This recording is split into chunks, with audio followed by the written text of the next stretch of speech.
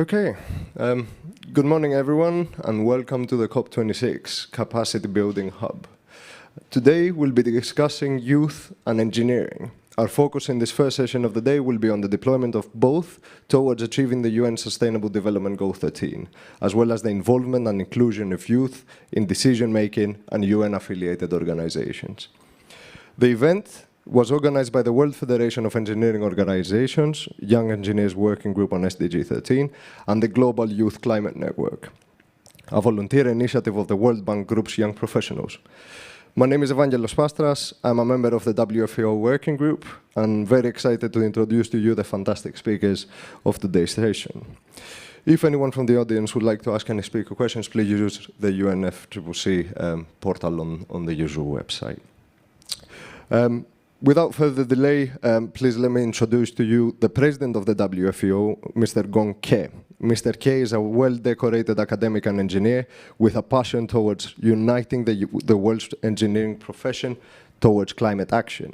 He has been awarded the Chinese National Award for Technical Inventions and Teaching Excellency. Served as a member of the Scientific Advisory Board to the UN Secretary General from 2013 to 2017, and was the president of the Tianjin and Nankai universities in China successively. Let's hear from Mr. President on video. Dear colleagues, welcome to the Deploying Global Youth Capacity in the United Nations Organizations and Engineering for SDG 13, hosted by the World Federation of Engineering Organizations. Advancing the United Nations Sustainable Development Goals through engineering is the key mission of WFEO. Founded in 1968, WFEO brings together more than 100 national and regional engineering institutions from all over the world. WFEO is an accredited partner of many UN departments and organizations, and leads the multi-stakeholders major group for scientific and technological community, together with International Science Council, to provide high-level advices, inputs on the issues that involve science, technology, and engineering to United Nations organizations such as ECOSOC, UNESCO, UNIDO, UNEP, UNDP, UNDRR, FAO, ITU, and others. Climate emergency presents some of the most serious issues of our time. Young engineers and the whole engineering society have the crucial role to play in confronting these issues and proposing innovative and feasible solutions to address both mitigation and adaptation in climate change. The magnitude of the threat of climate change to the world's infrastructure is enormous, and vice versa. Our major infrastructure system as of energy, transport, water, waste, as well as telecommunications account for the large portion of greenhouse gas emission. We engineers must step up and shoulder our responsibilities for reversing the trends of climate change, especially by keeping the global warming within 1.5 degrees Celsius. The second UNESCO engineering report, Engineering for Sustainable Development, launched on this year's World Engineering Day, the 4th of March, points out that the key to addressing climate change lies in engineering innovations. To achieve the goal of carbon peaking and carbon neutrality, and to accelerate the transition to clean and low carbon energy will be arduous but necessary, which calls for great efforts of engineers to find proper solutions of green energy, water, and digital technologies being efficient, reliable, affordable, and sustainable. WFEO highly values capacity building for young engineers, especially young female engineers, to understand, quantify, and adapt to the climate changes so as to minimize the impact of increasingly severe climate crisis. Young engineers with imagination, passion, and energy should be the game changer of climate change and the key contributor to build the green and sustainable future. Thanks to the WFEO's Young Engineers Committee and its working group for the SDG 13 for preparing this event, trying to unleash the great potential of young engineers. WFEO calls on all governments, NGOs, and the international community to attach more importance to capacity building and STEM education for young engineers, especially for girls, and to truly transform this profession to one that female engineers share equal representation and opportunities, so that join all human efforts, men and women, to rescue the planet and ensure the sustainability of mankind and the earth. Thank you and welcome you again. Thank you to Mr. President.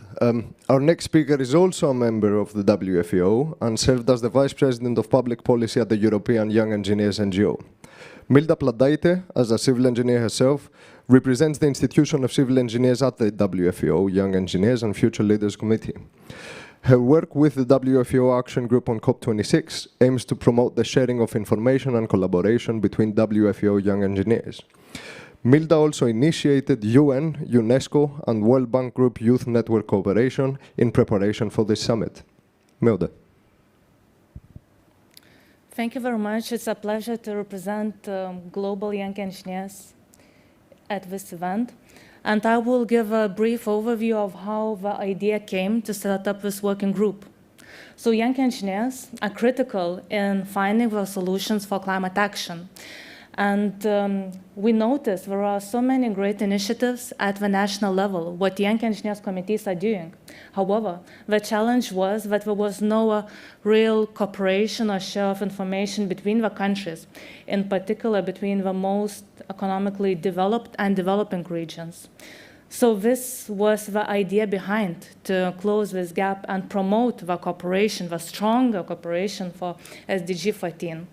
And we've been working with more than 15 volunteers. We reached out for more than 60 engineering organizations from 60 countries around the world to promote and connect them, not only to share the information and initiatives between the young engineers committees from various countries, but also to help young engineers to connect with policy making at the national level. However, representing young engineers and with a vision to add tangible value to SDG 14, it was obvious that we need to also cooperate and work together with main youth networks within UN. So this is why we initiated cooperation with UN key networks such as YOUNGO, UN Secretariat General Youth Advisory Group on Climate Action, and also GYDI, which is volunteering initiative of professionals within World Bank Group. And I'm very glad to also have many volunteers in this working group. And one of them is Michelle, who will give more information and the concrete examples about our working group and our aims.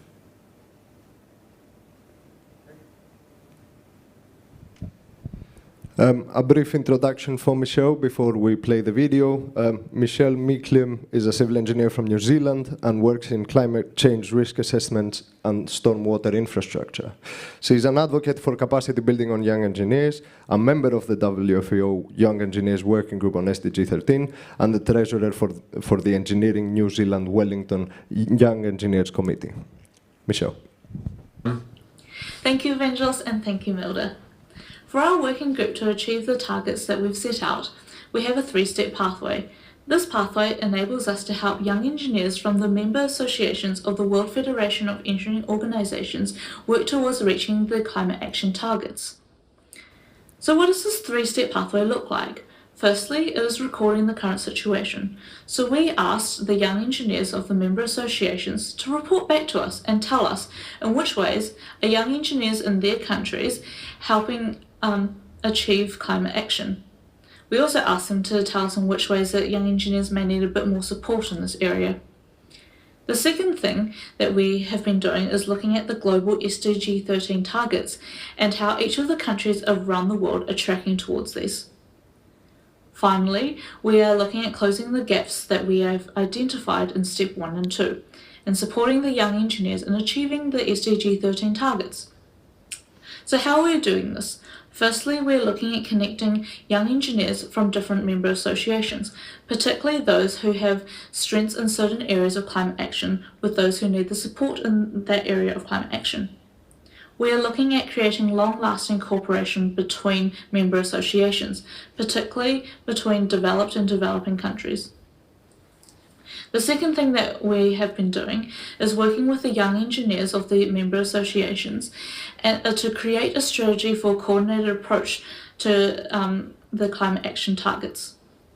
Finally, we are looking at ways at showcasing how young engineers have the capacity and the ability to effectively and meaningfully contribute to policy making.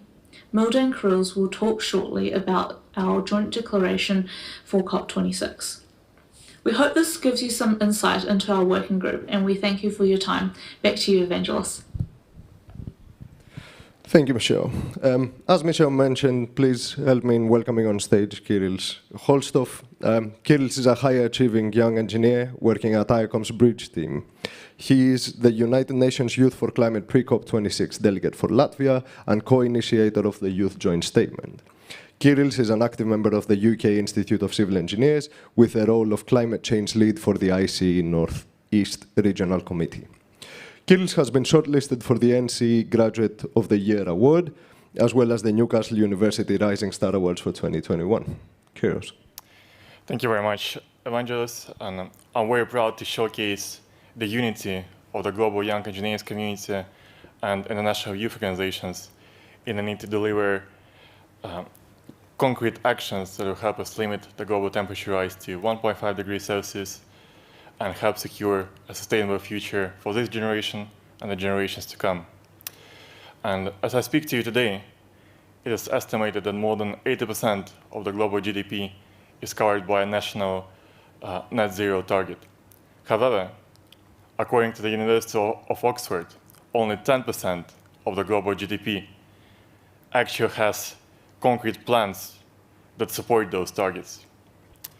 So the joint statement calls the parties not only to adopt legally binding targets of halving emissions by 2030 and reaching net zero by 2050, but also ensuring clear roadmaps for every sector to do so.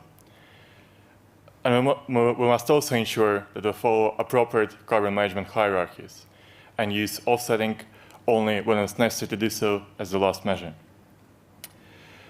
We need to deliver decarbonization as rapidly as possible, and we need to remember that the difference in fractions of degrees actually could mean the very existence of some nations and species. In that regard, I welcome the commitment of more than 100 countries to reduce their emissions by 30% by 2030, and we encourage more countries to join this pledge and back it by appropriate strategies.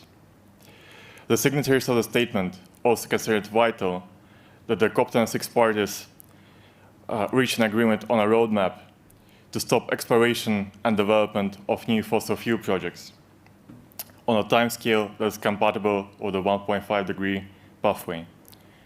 We call for the phase-out of fossil fuels to be rapid, but also just. The vulnerable communities around the world shall not be left behind, and their just transition should be ensured by appropriate planning. We also want to highlight that climate change has already progressed, and we're seeing increasing risks and consequences and real damage today. Therefore, we call the parties to prepare national adaptation plans and start their implementation as soon as possible and no later than 2024, with meaningful and inclusive participation of local communities. It is our duty to ensure protection of public health and livelihoods, with a particular focus on vulnerable groups. We strongly encourage international cooperation so that developed countries contribute to protection of developing countries, communities of which often have done the least to cause the dangerous effects of climate change, but will suffer the most from them. And backed by the global engineering community, we also want to stress the importance of introducing built environment regulations that align infrastructure projects with the 1.5-degree climate targets and provide effective protection to infrastructure users. The regulations shall also ensure no net biodiversity loss and appropriate consideration of nature-based solutions in climate mitigation and adaptation efforts.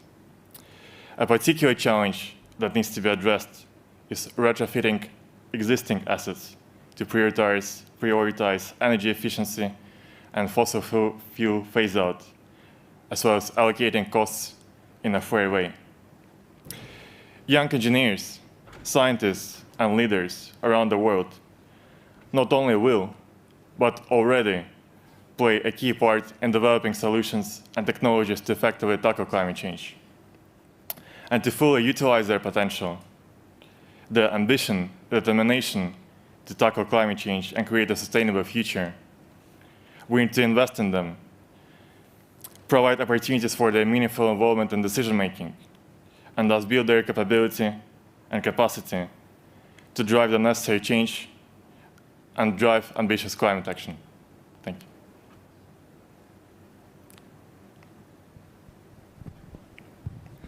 Thank you, Kirill. Let me introduce to you the last speaker of the first half of our session, Dr. Alona Kazantseva. Dr. Alona is an energy and climate specialist working at the World Bank since 2017. She supports high-level policy dialogue and the development and coordination of country-level programs in the energy sector. Dr. Alona is also a co-chair of the World Bank Group Youth Climate Network and served as the youth representative of the World Bank at the Y20 Summit in 2019. She has been involved with numerous projects in developed and emerging economies and led sustainability-related endeavors in Europe, East and North Africa, and the Arab region. Let's hear from Dr. Alona on video, please. We are in a climate emergency, which is caused by human activity and threatening the way we live right now and the future of our planet. The impact of climate change is felt hardest by millions of the most poor and vulnerable people across the world. Without any doubts, climate change is the biggest challenge of humanity. And this challenge is calling for the global youth involvement in both addressing the impacts of climate change and leading climate action, but also in today's decision-making process that will affect the future of tomorrow. That is why at the Global Youth Climate Network, we provide a platform for young people to amplify their voices and amplify their messages on the climate change and the climate action. Global Youth Climate Network, the GYCN, is a volunteer initiative of the youth-to-youth community of young professionals at the World Bank Group. In February 2021, we started our new initiative, the Climate Action Position Paper. Why did we start this initiative? 1 month earlier, we kicked off our flagship program, Global Climate Ambassador Program, which is basically a 9-month online leadership and educational program that aims at connecting, inspiring, and empowering young people to lead climate action in their communities. This year, we selected 160 climate ambassadors from 109 countries. These people have been competitively selected out of 2,400 candidates. When we start working with these young people, when we heard their stories, when we learned about their initiatives and about different solutions and recommendations that they see needed to be implemented both like in their communities and in their countries, but also globally, I just realized that we need to do something with that. We need to make sure that these bold ideas are going beyond the cohort of 160 young people. Together with my colleagues from the GYC and other co-chairs, but also volunteers from the 2021 cohort of climate ambassadors, we started brainstorming on how we can make sure that these ideas are brought to the attention of the relevant stakeholders and key decision makers. This is how we started our work on the climate action position paper. The purpose of this document, of this position paper, is to bring the youth perspective to the global climate discussions, but also to influence the decision-making process at various levels. Not just at the global level, but also at the regional, national, and local levels. We rely on the network of our climate ambassadors and their connections with local communities and various decision makers in promoting the results and findings of the GYCN position paper. The paper right now outlines the major challenges that young people are facing, like both in their communities but also in their work. Most of our climate ambassadors have from 5 to 10 years of professional experience in climate-related sectors like energy, transport, agriculture, food systems, and others. So these people, they do know these challenges and they have the ideas how we can address them. And I'm very proud that Gopal, one of the climate ambassadors and one of the authors of the GYCN position paper, joins us today to share his insights about the role of technology in accelerating climate action. Together with Gopal, around 60 other young people have been working to produce the content of the GYCN position paper with the support and guidance from various global experts. Today, GYCN paper outlines solutions and policy recommendations across 7 thematic areas, including economic recovery, energy, transport, food systems and agriculture, cities, sustainable innovation, and climate education, with climate finance and technology at core of accelerating and delivering climate action. We believe that we need to focus this year in the climate debates on restarting economic restart of economies, but also on sustainable transitions across all the thematic areas, which would require allocation of sufficient financial resources if we want to deliver climate action. We truly believe that any delays of any decisive measures would endanger our chances to address the impacts of climate change. That is why we need to act individually, but also collectively. And we need to act now. Thank you so much. Thank you, Paula. Before we move on to the second half of our session today, please let me introduce and thank my fellow moderators for this event. Rachel Skinner on my left and Paula McMahon on my right, that's just walking up on stage. Paula is the Regional Supervising Officer for Sir Robert McAlpine's Northern Region and oversees the development of future Institute of Civil Engineers members. She is a Chartered Fellow of the Institute of Civil Engineering and Fellow of the Women's Engineering Society and Royal Society of Arts, Commerce and Manufacture. Paula is the Chair of ICE Northeast, an Honorary Editor and Panel Chair for the flagship ICE Proceedings Civil Engineer. Paula championed the first ever proceeding special issue with a climate theme and was awarded the prestigious European WIC Lifetime in Engineering Award for 2021. Thank you, Paula. Rachel Skinner is a very well-decorated engineer with an exemplary career and background. She is an executive director at WSP, co-founder and patron of the Women in Transport Not-for-Profit, fellow of the Royal Academy of Engineering, honorary fellow of the Society for Environment, and served as the 156th president of the UK Institute of Civil Engineers. Rachel has also been awarded as one of the top 50 influential women in engineering in 2016 by The Telegraph, Best Woman Civil Engineer of 2017, and one of the UK's top 100 women in engineering for 2019 by the Financial Times. She is also a chartered engineer and a transport planner. Rachel. Thank you very much. And can I just add my thanks to all of the presenters we've heard from so far.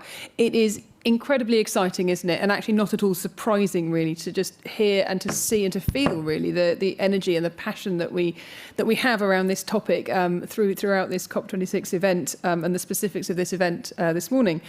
If I had to just comment extremely briefly before we go into the panel discussion around what we've heard so far and why it matters, to me, COP26 is giving all of these influential youth groups a reason to come together and a reason to work together and a reason to realise that actually when it comes to the shared goal of climate action around the specifics of SDG 13, they have an awful lot in common. And we know from previous COPs that great things can actually happen when groups like this do actually find each other and start to pull together in the same direction at the same time. I'm hopeful actually from Stacey in just a minute we might hear a bit more about things that have launched at previous COPs, which actually now are still alive and growing and thriving as we go through. I know that all of the people you've just heard from there are working really hard throughout the whole of the COP26 event to bring the youth action statement that you've just been hearing about to the attention of the various different country delegations and teams, and to really think about ways that those policymakers can in fact start to embed some of these calls for action into the reality of policy making across the world, so we can start to see the change from climate talk into real climate action.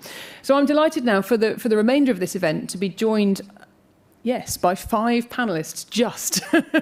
We have actually got everybody here. By 5 panellists who are very, very keen to share their thoughts and ideas around this joint youth statement. But beyond that, to help us to think about the how, in terms of how we take this from a call to action, and as I say, some very fine climate words, and turning it into something which in the short term could really start to make a real difference in engaging and inspiring young people all across the world in terms of realising that in fact there is a voice, there is an opportunity, there is a way to engage and to bring things through.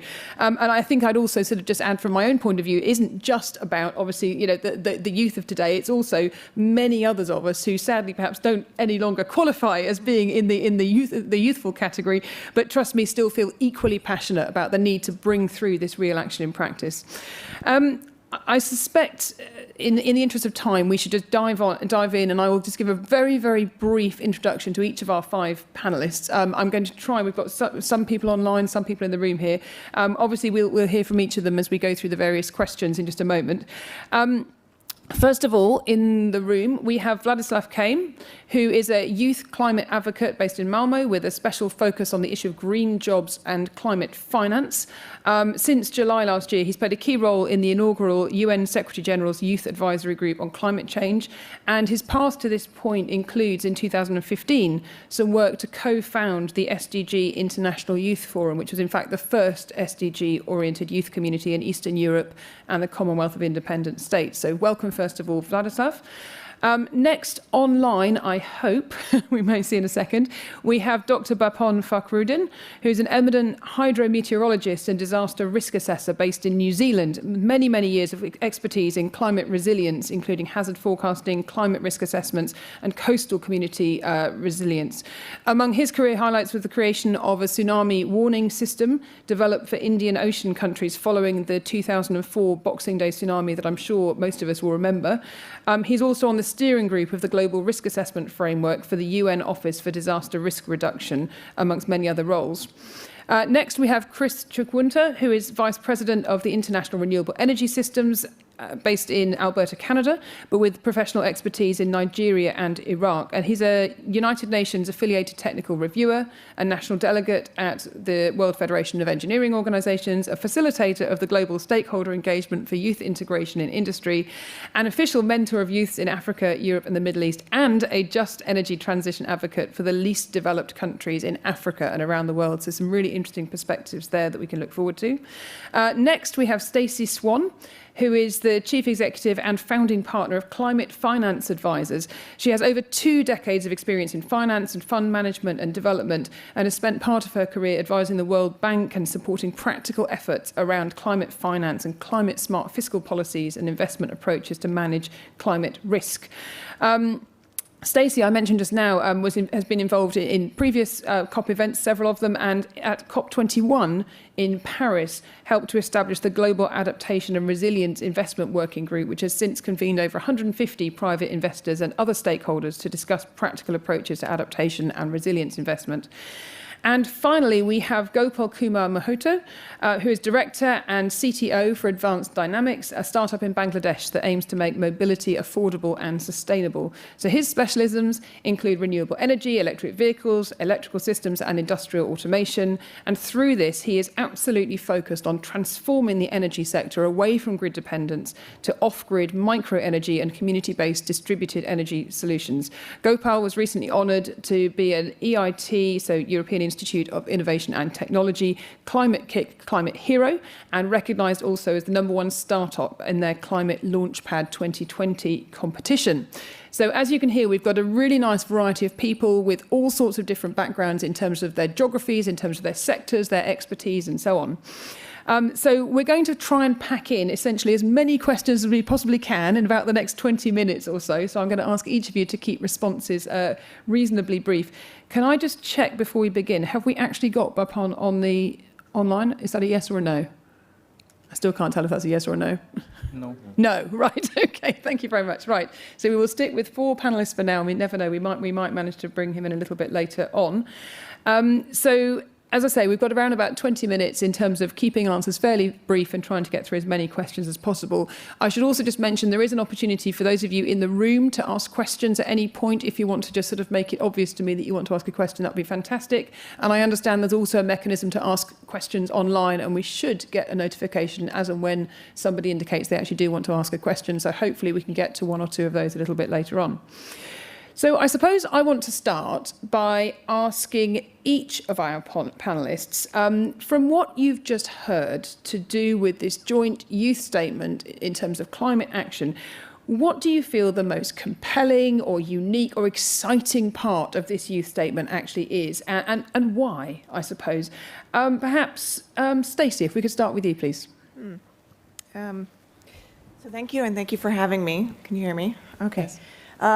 So I'm really happy to be here. I want to say, you know, I have been to many COPs, and it feels like this COP has become one of the most inclusive COPs in terms of representation, not just from the youth, but from across a number of different sectors. It used to be that you would go to a COP and it was policymakers, some economists, some scientists, and over the years you've had increasing representation from different types of stakeholders, which is very important. So I'm very excited about the youth statement. That was very inspiring, and I'm really excited about the fact that the youth are showing up not just as a youth movement, but also in very specific sectors. Engineers, very important. Finance folks. I've met a few young professionals who are looking to work on climate finance this week, really trying to figure out kind of where can I apply my interest in accelerating the financial kind of support for changing the trajectories we're on, and across all different sectors, agriculture, transportation, clean energy. Obviously, clean energy has been a constant theme throughout kind of the COPs over the years. But, you know, it really is the case that at this point, we're addressing the climate challenge from all sectors. And from my perspective, the financial community is very important.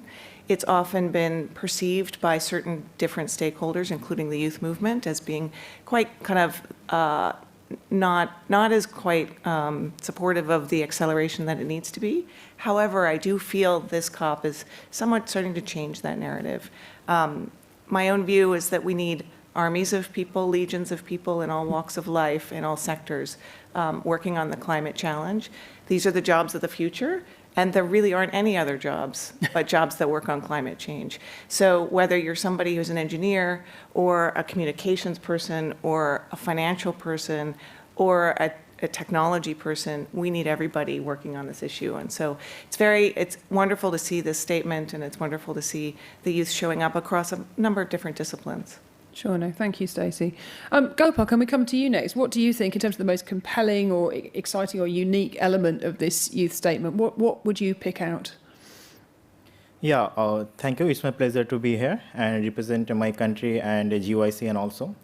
As Alona said, in the GYCN position paper, we all worked from different time zones and different regions.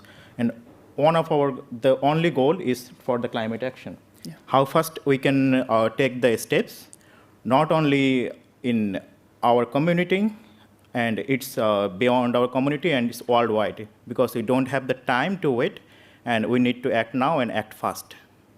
Thank you. Yeah, fantastic. Thank you very much. And nice and brief, that's fantastic. Chris, can we come to you next, perhaps, for your thoughts on that same question?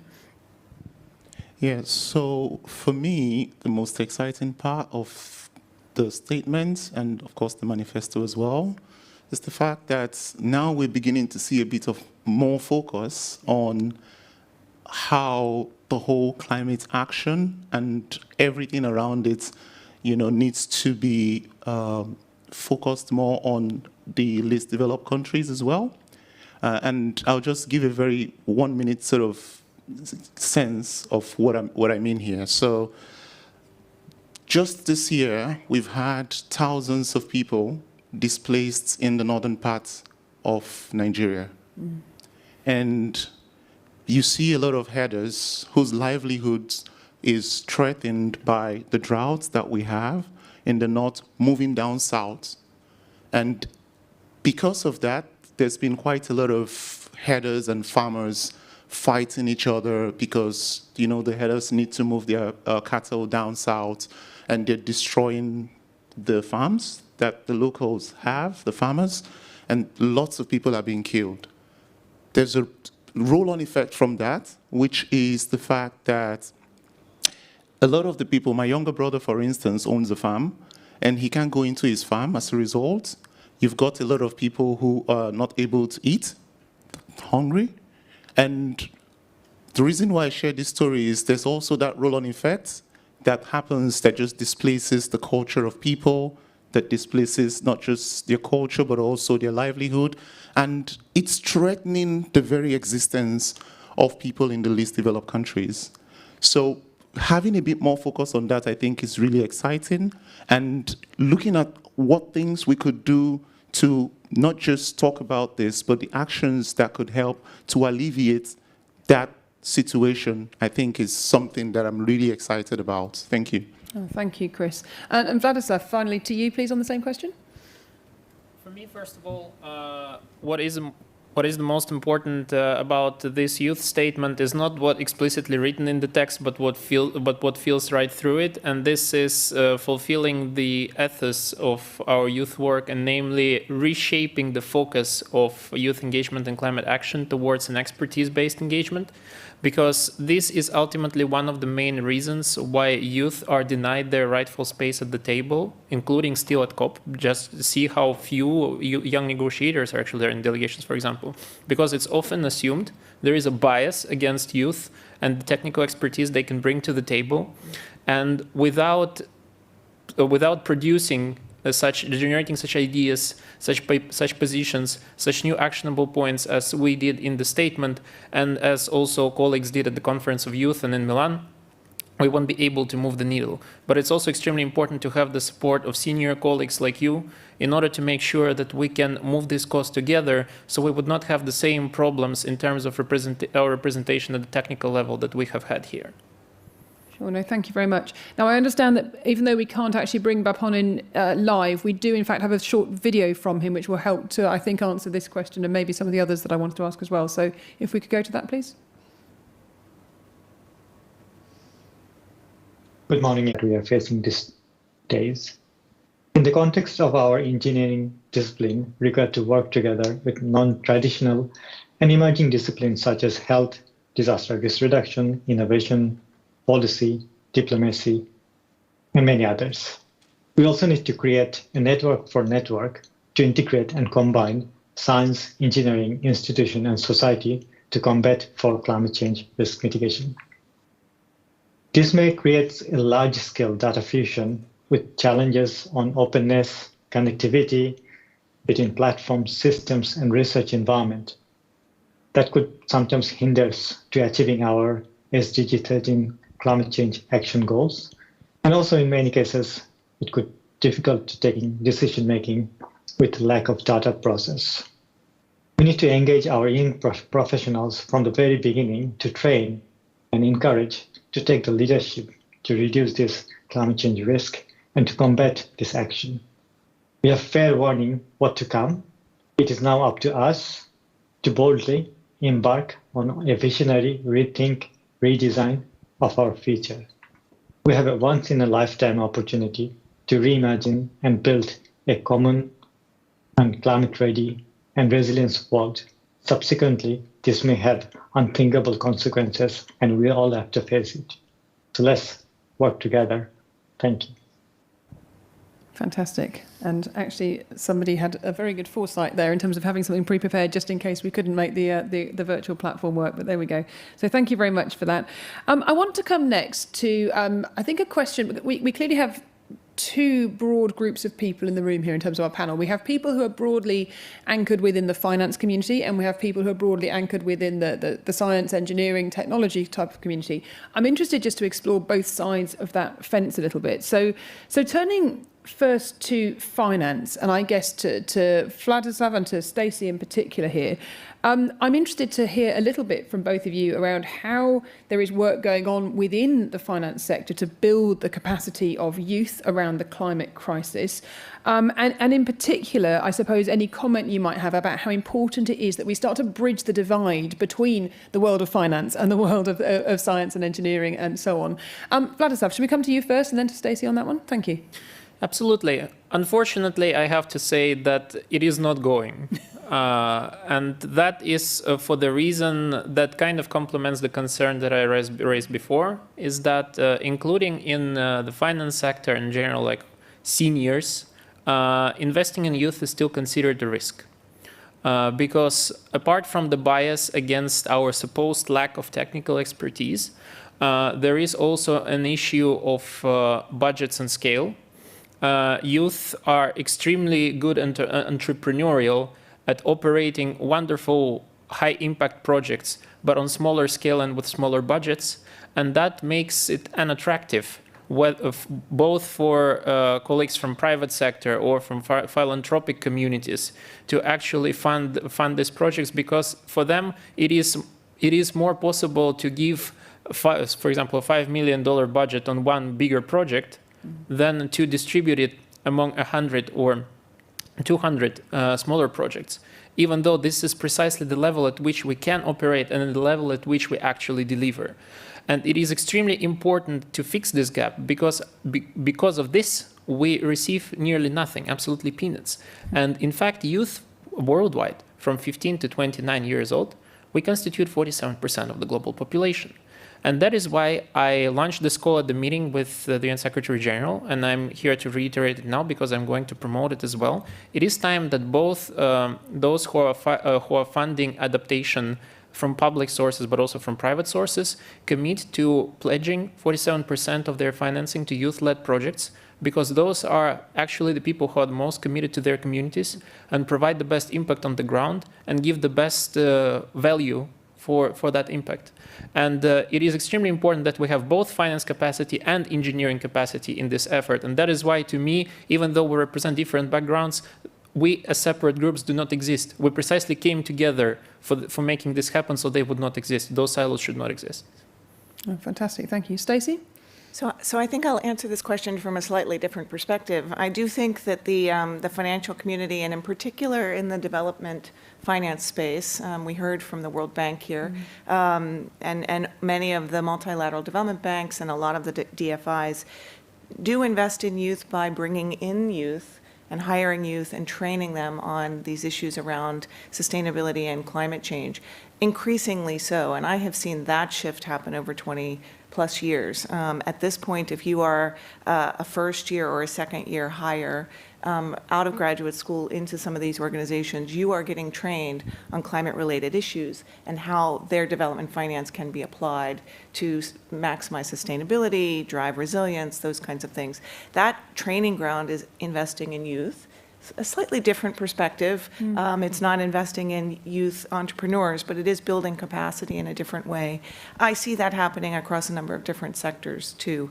As I mentioned in my opening comments, these are the jobs of the future, and youth is the capacity of the future, and that's how I see a lot of the industry kind of starting to build that capacity.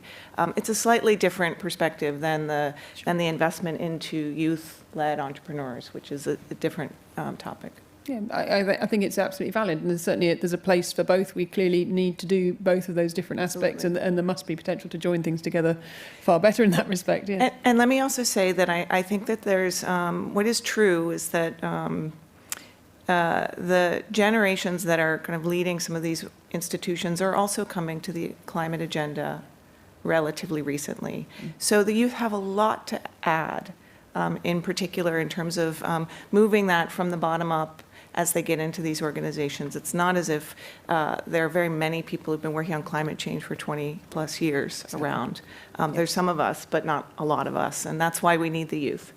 No, I would absolutely agree and echo that, absolutely. So if we come now to the engineering, the science, the technology side of life, and I think Chris and Gopal, to both of you in particular on this one, I suppose a similar sort of question. What do you see going on at the moment in terms of that capacity building side of things for the young people coming into the industry, and the way in which we're investing on the science and engineering and tech side of things? And again, do you see a need to do things differently, to join things together differently in that respect? Gopal, perhaps we come to you first.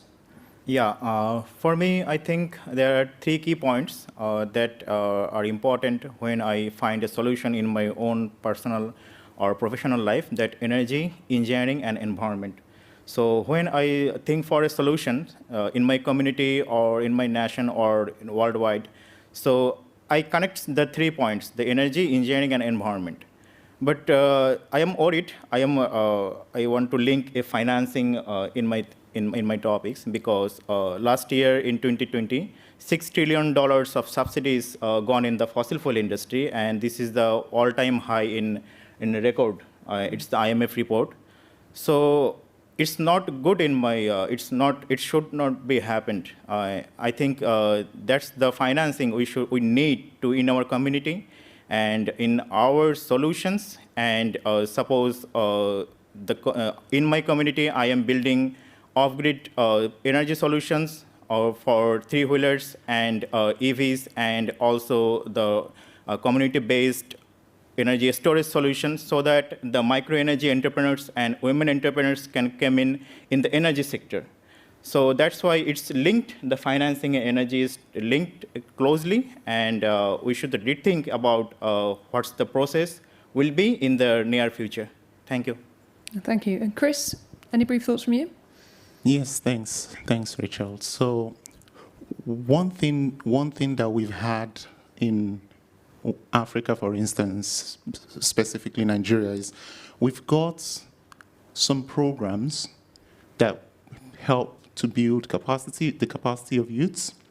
The problem that we've seen with those sort of programs is the translation of those programs to meaningful development, right? So I'll give another instance. So technology in itself, when you build the capacity of youth, once you're able to translate that to technological growth, then that helps to grow finance, and then it's symbiotic. Then finance goes back to drive more technology growth.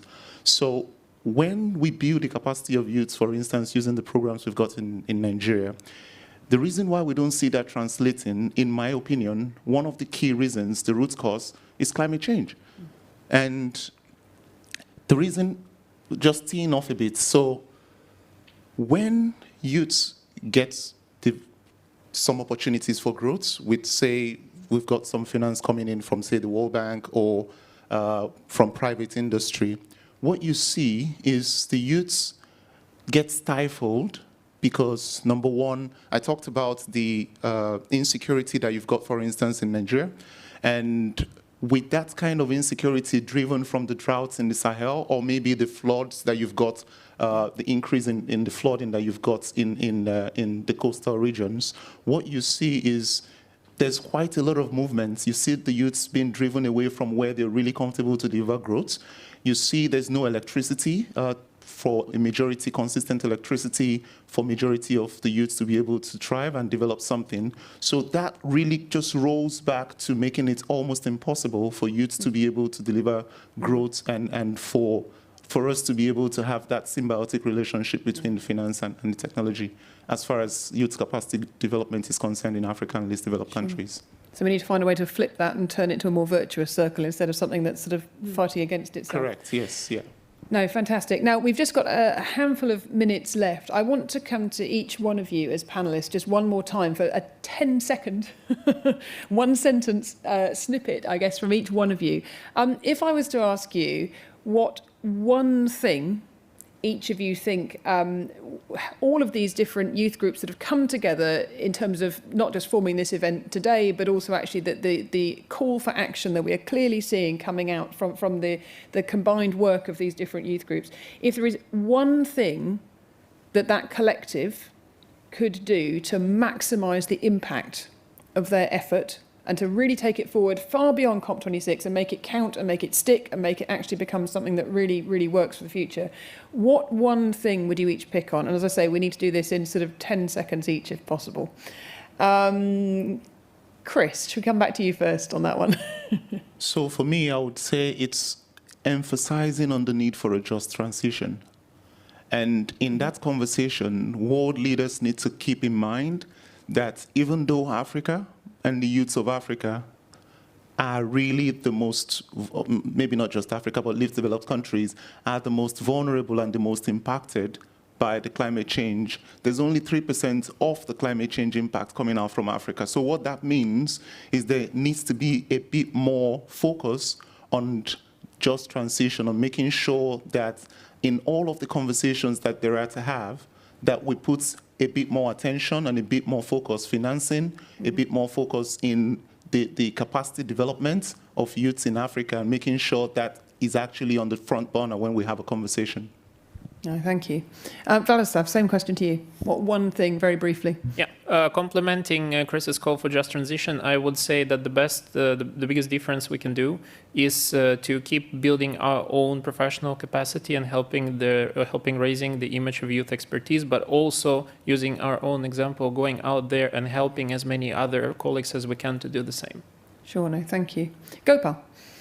Yeah, I would say it starts from me. Then in my community, and then beyond. But the youth will drive the future, and we have no time to wait for our other policymakers to do or implement some new policy. So we will go and we will act how faster we can, and the youth will drive the future.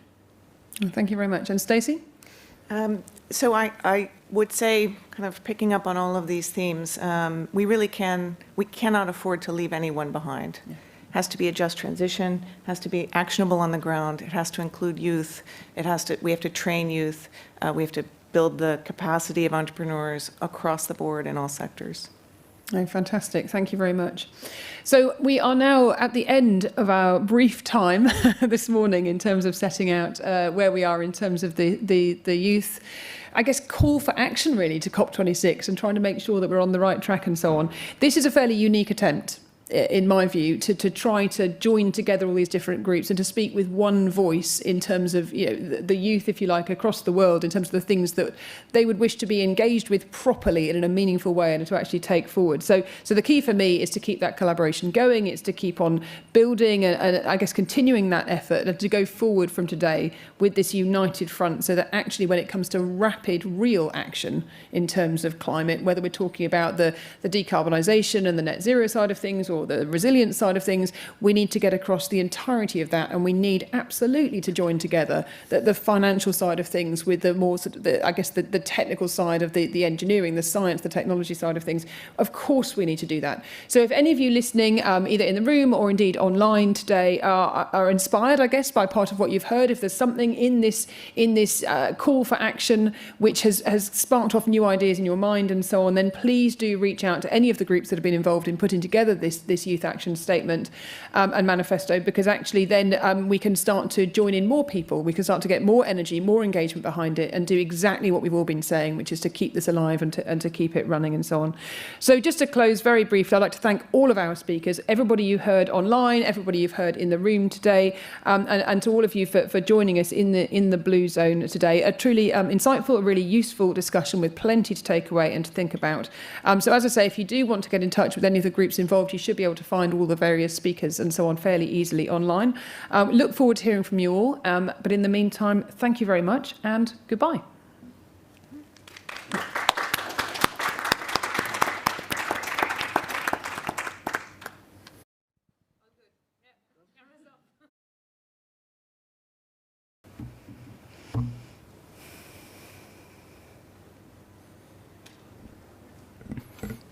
Welcome, everyone. Thank you for joining us here at this event with the third Capacity Building Hub. We're very appreciative of having this opportunity to bring you an event on a very crucial topic, which relates to finance and how we're able to pay for doing capacity building work and also activities in the context of Action for Climate Empowerment, ACE.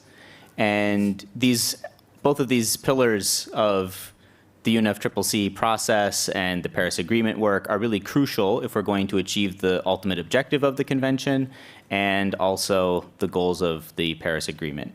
Because if you can't pay for it, you won't get it done.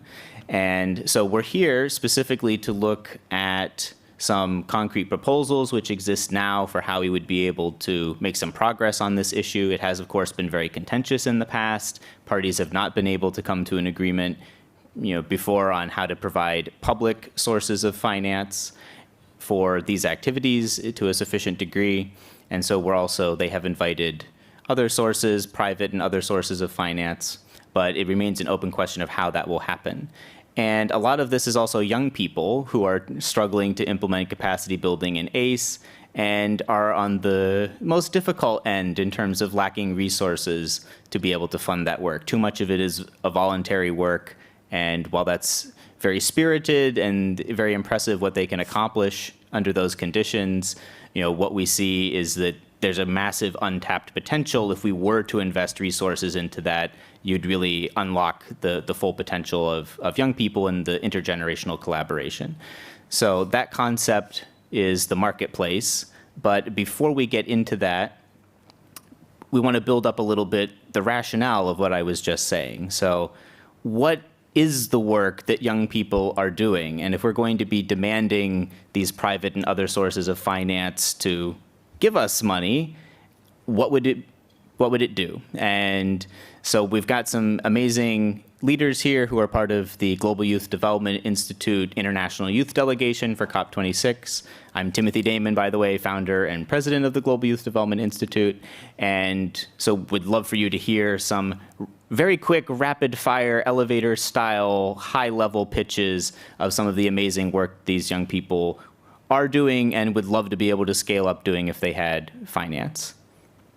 So with this, we will go, how about we just go in this order? So why don't we start with Jean Tanaka? Okay, can you hear me? And I'm going to time you. Oh, so okay, thanks so much. Please stick to the elevator pitch kind of time frame. Okay, thanks so much. Should I start? Yes, go ahead. Okay, thanks so much. So, this is Jin Tanaka. I'm from Japan. And today, there are many issues for the climate change. Is often talking about the greenhouse gas reductions and try to make some reductions for innovations to deal with the green technologies. But I'm convinced that the oceans and water conservation will help to the climate change issues as well. Certainly, the world's oceans has a high potentials to absorb about 30% of the carbon dioxide emitted. But however, recently, if we continue to pollute and try to raise the heat for the oceans, it's going to lose to the ability to absorb the carbon dioxide. That's why, as an organizer, I'm working for the Youth Forum for Asia Pacific Water Summit, and to be held in Japan next April. And I would like to convey importance for the group carbons to use around the world. Then I want to create a framework for the youth to train the blue carbons, to make the frameworks, to collaborate and make the public awareness, and include to any countries, SIDS, LDCs, Arab, any countries. I would like to add on these frameworks, continues to the 4 years. And then, to the end, I would like to offer the opportunity to provide more blue carbon education and workshops to the youth from around the world. And I'm sure, I can make the climate change with providing to the ocean solutions. And also, I will say, see you in Japan next April. Thanks so much. Thank you. Definitely engaging young people in water conservation and climate change issues is a critical piece of the solution. And so more capacity building, training, ACE activities for that, very important. So moving right along in efficient fashion, we have Disha, who will be moderating the latter portion of this discussion for the event. But for the moment, you are giving us a pitch of your project. Thank you, Timothy. Hello, everyone. I'm Disha Sarkar. I'm from Assam, the northeastern part of India, which is inhabited by the most vulnerable communities, indigenous communities, and the rural people. And we see that although they are the most affected by the effects of climate change, however, the kind of accessibility to resources or any kind of opportunities about any jobs are very scarce.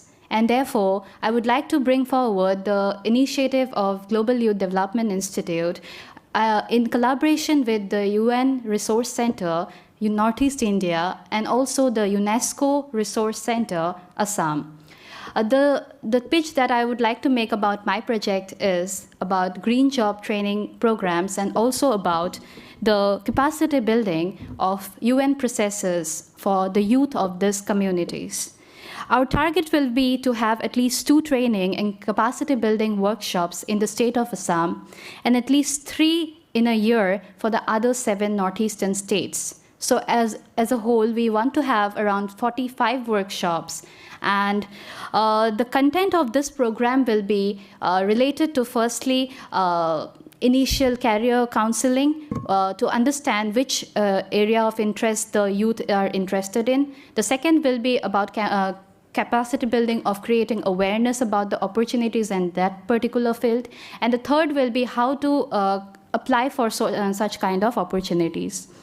The resources that will be required for this program is remuneration for the resource persons, the venue cost is involved, digital support for this program, which leads to access to tablets or laptops, and the administration cost. And the estimated cost of this project is somewhere up to $50,000 US. So I would like to have positive response in this regard and let us know your response. Thank you.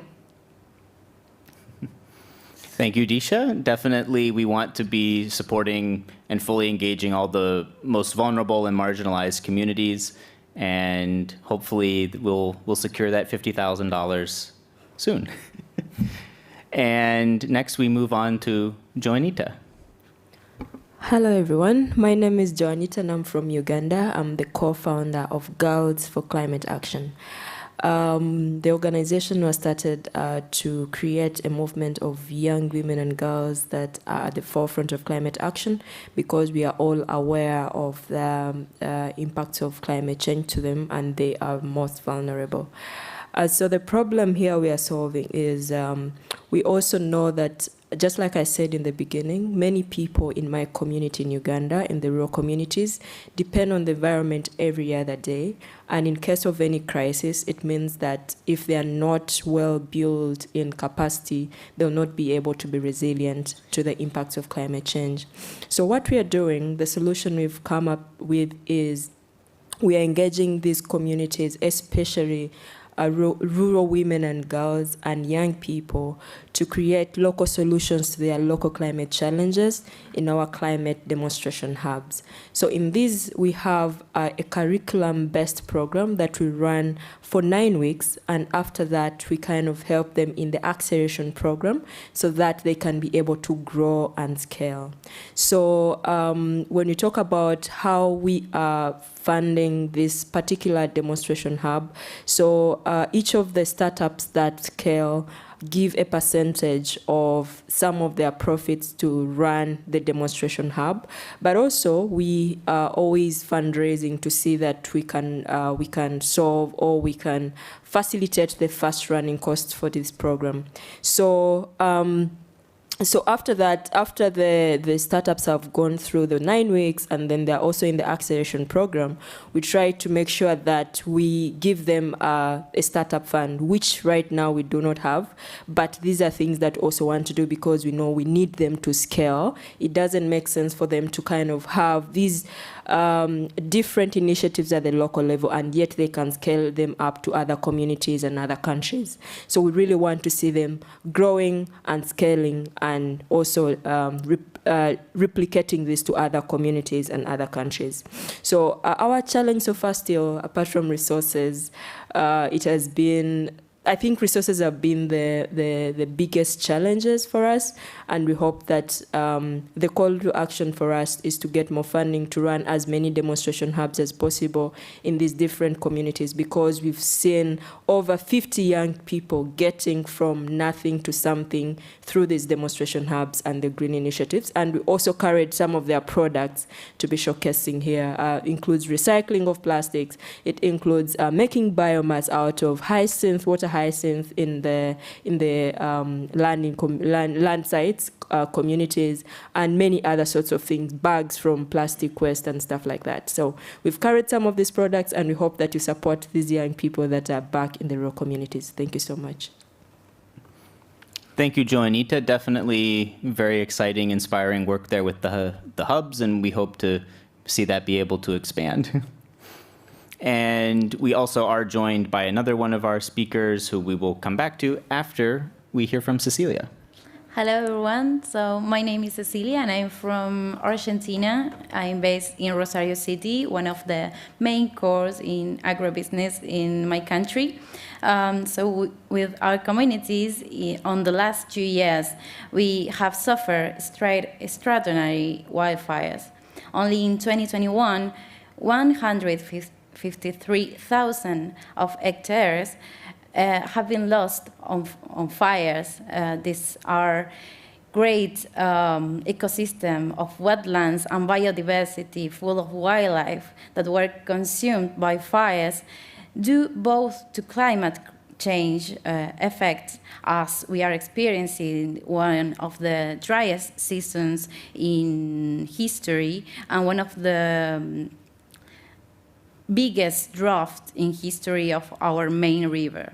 And the human greed, because many of these fires are pushed to expand the agriculture and meat production in our country. In words of the local environment observatory, the National University of Rosario, the provincial government only assigns 0.12% of the budget on environment and climate change. What I'm bringing is a project led by young people that are already working very hard to tackle this problem and who are devoted to restore the wildlife, along with scientists that have already measured the damage of the territory in a framework of the National University of Rosario, and along with indigenous people that are suffering the effect of this fire and are in the front lines. I come from the climate youth activism, and we need to build our hope. We need to transform this eco-brief that we feel from all this scenario into action. Talking about ACE, this project is a platform for forming new climate advocates that could spread the word about climate crisis and the importance of conservation and nature-based solutions. Thank you so much. Thank you, Cecilia. Definitely need to tackle that aspect of climate change as well, and do so in a way that is going to respect and promote and help the indigenous communities and not follow other models of how to address those issues which have utterly failed in that regard. And now we will come back over to hear from another one of our amazing delegates. So Camilla, please go ahead. Thank you very much. First of all, apologies for being late. The queue outside was quite difficult to get through. First of all, it's really important, and I'm going to hang on to what Cecilia said, is one of the largest barriers and one of the most difficult barriers for the youth to be involved in activism and in lobbying is awareness. And I'm not talking about awareness to politicians and to delegates from governments, but I'm talking about awareness of how to get involved in activism and how to get involved in lobbying. In the sense, we are working in a local project. Right now, we are working on a pilot in Mexico City, but we are working on a project that aims to bring this information to civil society, particularly the youth, to get involved and take the first steps into political activism and political lobbying. We are working, this project is focused on youths, particularly between 12 years old and 28 years old, to get the first toolkit or the first set of tools to get involved in politics. We have so much information today, and we have so many courses, online courses and in-person courses, yet all of this information is exclusive to those who do not have the means to reach this information. So there are very important barriers to reach these basic first steps that are needed for more youth to be included in the political discourse. So this project is particularly focused on the youth and people who are not yet involved in political lobbying and political activism. So this project is dedicated to do that and to get all of that information to the hands of the people that need it most, in this case, the youth, and the youth that don't have the means to reach that information. Our kind of college or institution would be divided into various subjects ranging from basic organization of strikes, organization of protests, all the way to negotiations and the basics of public speaking. Now, I know this quite the basic toolkit, but for many, many people, especially the youth, it is the most important barrier to really come from doing absolutely nothing and having nothing to do with politics to taking those first steps in activism. Thank you very much. Thank you, Camilla. And what's very exciting about this is helping a lot of the youngest climate activists to be able to jump into activism and balance that better alongside of school and making the transition to being adults and so forth. You know, we really need this to be all hands on deck, fully intergenerational, and not just, you know, the sort of older young people who more easily become entrenched in this process and get all caught up in the politics perhaps and are not delivering action on the ground or, you know, making it smoother to find that pathway. So with that, we conclude the quick pitching round of, you know, justifying the work that young people are doing and how finances would help to scale that up. So we return then to quickly presenting what is then this concept of a marketplace for capacity building and ACE. And as I had noted earlier, parties have directly invited, in the language of the negotiations and the decision texts, these private and other sources to contribute to this work. But we don't have a mechanism for that to happen. And so we are essentially setting, the marketplace would be providing that mechanism and what it could look like. And this has a lot of scalability. So what I'm describing could be done in a very simple way and built up to a more advanced way. The simplest way would be, we already have from the UNFCCC a submission portal. So you could simply have a dedicated online submission portal where parties and especially the non-party stakeholders, including youth, NGOs, and so forth, could upload their projects. And then you have the climate champions, the executive secretary, the presidency. You draw upon all of the clout which is available from the process to go out and recruit from those private and other sources to say, we urgently need to get the Paris Agreement done, and a pillar of that work is capacity building in ACE, and here's where you can go and you can find these projects. And of course, it's up to you to pick from this catalog essentially of, what aligns with the mission of your foundation or your specific, regional corporate social responsibility obligations and so forth. So it's very flexible for those potential funders, but they should be able to find something there that would align with them. And now they're connected. And meanwhile, on the user end for the project seekers, you would be able to better connect with what's going on with who has a similar project or is trying to work on something in another area. And so this would help the broader problem that we're seeing with this work from both capacity building and ACE, that there's not enough cross-pollination, so to speak. And there's not enough centralized reporting. It's hard to know what's going on necessarily in a particular place. And there's even been direct requests to have finance flows be better understood and tracked and reported upon. So if you are using a centralized marketplace, it's going to be much easier to see where has money gone, and is it going evenly across, for example, the 6 different elements of ACE? Because right now, it would be most of it, the focus is, of course, on education only, to the neglect of public participation or access to information.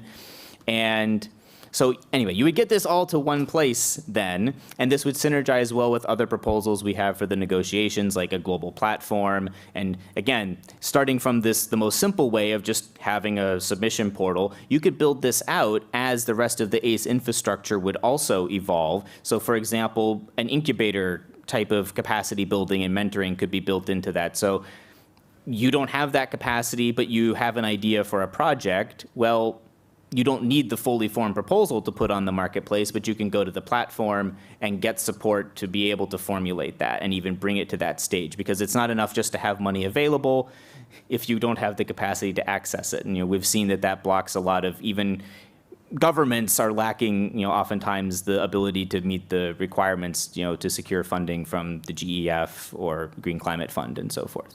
So this is really going to benefit everyone, parties and everyone else.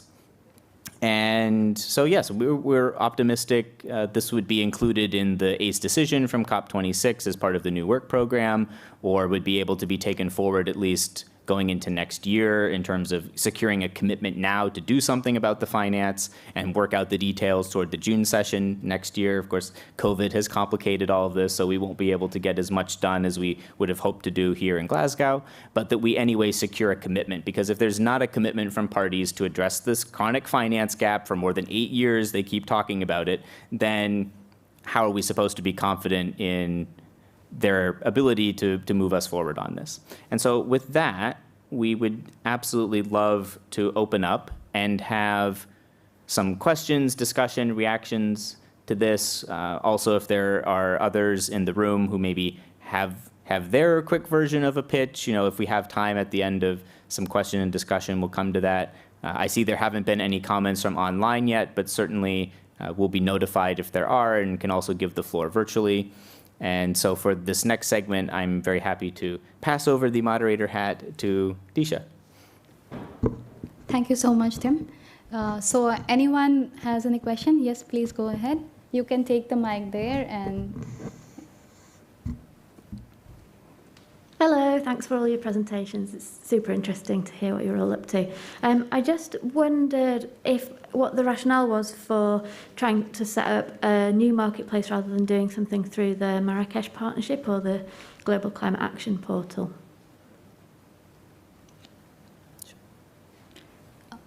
Yeah, I would like Timothy to answer the question. Yeah, so this is a very good question. Thank you for the very technical aspect. So what we've seen is that we need ACE to have its own dedicated platform overall. And while the Marrakesh Partnership and those other areas certainly are a useful part of the ecosystem of all the alphabet soup in this process, they're not explicitly driving on ACE or driving on capacity building. And so this rationale of having a new and separate marketplace is in this broader context of ACE as a whole and capacity building as a whole need more of their own dedicated infrastructure and to be more targeted in that respect. And of course, I'd also like to highlight the excellent work of, for example, the Paris Committee on Capacity Building, of course, hosting the hub, but also the network, the PCCB network that they've established. So again, there's another fora in which stakeholders are able to gather and discuss. So we're not trying to duplicate or replicate with these things, but we do see a clear need to have a constituted body or some dedicated structure on ACE. And so the marketplace would ideally fit under that umbrella. Yeah. But very, very good question. Thank you. Thank you, Tim, for the response. I truly think that the streamlining of ACE activities is very essential, and ACE Marketplace comes to address that. Any more questions from the audience? Okay. We could go for some guiding questions for the audience, and you could respond to that. So our first question is, how do you think we could best implement the ACE marketplace, or what are the concepts that you think needs improvisation? So what are your views on it? Please go ahead, take the mic and...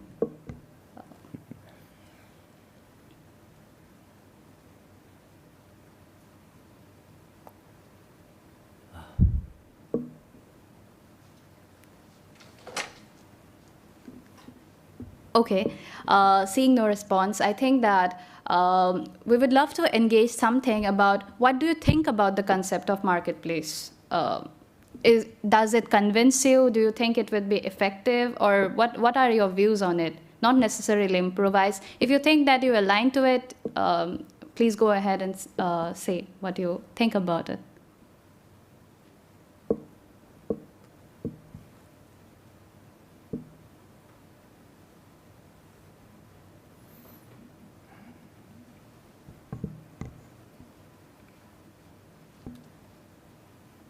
Hi, I'm Haley from the US. I'm with the US ACE Coalition. And I think one of the things that really is exciting about this and new about this is something Tim mentioned briefly, the fact that the marketplace not only connects funders to projects, but also projects to other projects that they could potentially work with or learn from or create coalitions with to bring ACE across nations or to form groups and regions that could work together. So I think that's a really cool and kind of under-recognized piece of this work that could really accelerate ACE with the funding as well. So there's two pieces of it, the funding and also that capacity building and relationship building through the network. Thank you so much, Haley, for your response to that. Some of the other guiding questions that I would like to ask our audiences, how do you think that we better mobilize the funds that are available, maybe from the private sources or any other funding sources? Or what do you think could be the potential way, or what are the potential barriers to it? Why are we not being able to channelize the kind of funding available in the space in the proper streamlined action for climate empowerment related work? So, or this could be a question to our panelists also. So Juanita, do you want to go ahead and say what could be the barriers for not having the streamlined access to funds, etc.? I think also, someone coming from the rural communities, when we say getting funds, sometimes when you're a youth-led organization, when money comes in, maybe Green Climate Fund or any finances from the government, it's very difficult for youth-led organizations that are doing climate empowerment to get these funds. One, because the criteria is quite hard. So I think there is an issue of access. So it's very hard to access these funds. One, because you're just a youth-led organization and you don't have so much experience like these other bigger development partners. And yet sometimes as people in these communities, you're doing initiatives that can even be very scalable if actually trusted with funds and really funded.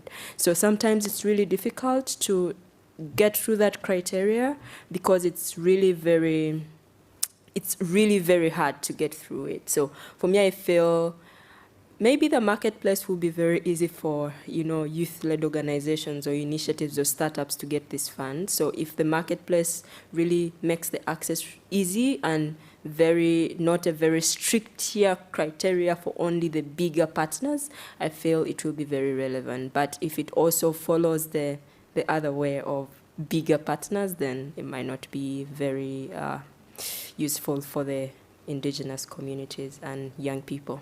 Thank you. Thank you, Juanita. I also feel that we should bring forward the aspect of capacity building related to the ACE marketplace, because we see that the rural communities, as Juanita had mentioned, they lack the capacity to apply for such kind of opportunities or apply for any funds available in the space. So in such a scenario, the ACE marketplace will not just provide the platform to access those funds, but will also provide the capacity required to apply for such funds. And this definitely addresses the lack and the gap between capacity and access to any kind of opportunities. I would like to ask this question to Camila, because she has been working with the youth and the community. So what are your views on how the ACE marketplace will address the issues and concerns of the youth, especially the youth below the age of 18, because you are very young. So go ahead. I definitely do think, and I'm going to follow up on what Juanita said, which is when competing with big corporation and the big players, our voices, particularly as youth and as small projects from the youth, our voices get kind of lost in that narrative. So when having a stage and when having financing and project funding, that is when we really are able not to compete, because we don't really match that level of money that we could have. But we definitely are trying to fill the gaps that are left open by these big players. And it is, in a sense, our responsibility and our jobs to fill those. But when we do not have the resources and when the information is not accessible, then we are unable to fill those gaps and thus unable to make proper change in short and long run. Thank you, Camila, for your response. I see a question from the audience, so I would like to ask you to go ahead. Yeah, what would be the impact of implementing ACE as a national mandate financially to local grassroots organizations doing the climate work in their communities? I would like Timothy to go ahead and respond to that question. Well, so thank you. This is a really critical question. And in fact, one of the longstanding recommendations that was part of the Doha work program on ACE from 2012 to 2020, and that's why we need a new work program, was that governments nationally should have an ACE strategy. And this would be where they've really thought about how are they going to implement these activities, have a whole of government approach with them, and integrate that all the way down subnationally to the grassroots level. And this is, of course, not very many parties have done this yet. It's a small list of parties that have an ACE national strategy. It's an even smaller list of parties that have included ACE at all in their nationally determined contributions, their NDCs. these are parallel goals that we have and things that we push for from a lot of the civil society stakeholders. But this is where it becomes politically challenging. And there is no binding mandate from this process, to make countries do that. It still is voluntary, their own sovereignty. So what we really need to see, though, is how would governments do that? And this is where we then get into the challenges, young people, as Camilla was saying, probably, are not going to be able to have that kind of access to their national government necessarily that would let them be stronger in that strategy or have more of an equal partnership. So other proposals like having youth ACE focal points, which would be a supplement to the ACE national focal points of governments to allow more of that direct collaboration to happen. So there's these other proposals that come in. But the short answer is that we desperately need what you've asked us for, in that national governments, if they're going to be serious about this work, need a national strategy. And, this is something also, I know from some other audience members, there's some other initiatives and frameworks that are going on to try to help push certain parties in that direction where the national government still hasn't caught up to where we need to be. But it's very important. And we'll continue building our momentum toward that. And again, I think if we have the marketplace, I'll take the opportunity to respond as well to some of the marketplace questions. This is where I do believe the marketplace would be more accessible for youth and youth NGOs to be able to call attention to their work. And again, in the simplest version of it, if it's the submission portal, at least that youth organization is going to be able to get noticed by the big, foundations and potential funders or corporations, whereas normally they wouldn't even be visible. And they might still have some capacity hurdles that they need to overcome. But I think as long as the core idea and passion that they had was appreciated by the potential funder, they might then be more flexible or willing to work with them or support them. And ultimately, again, the long-term vision would be that you have a global platform that marketplace is part of, and then you have the dedicated capacity building support piece of that. But just again, looking at how this would work from today, because we need this urgently. We can't let the perfect be the enemy of the good, so to speak. So it's like, how can we hit the road right now and then see already these ways that we could scale it up? Thank you so much. I had a question from one of the audience that what is the cost efficiency of this marketplace, or what will be the budgetary implication of this ACE marketplace? How do parties implement it? What are your views on that? Well, so I think the budgetary implications, again, depend on the scale that we're talking about. To do the simplest version, you maybe need to hire an extra person to do some programming and make the separate portal, but they already have the submission portal, so this should not be too arduous at all. I mean, we're talking a relatively very small technical amount of money to set this up.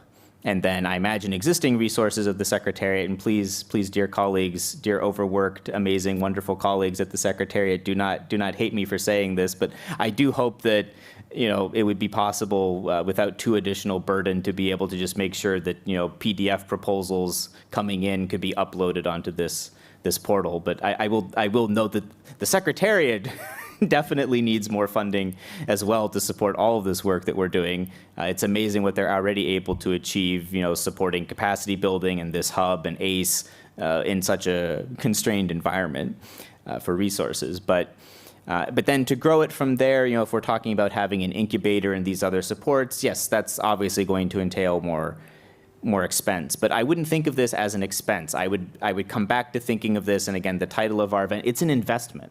And I'm going to make a bold statement here. I think that investment in ACE and capacity building would by far have the best return of any investments that we could make into climate action, because it really is the essential neglected pillar of what we're trying to do. And people need green jobs, and that also for everyone, even if people are more skeptical of climate change in some contexts, they want jobs. And young people are demanding jobs and need jobs. So this is, how do you get those jobs? Well, education, training, capacity building. That's how people are able to do that.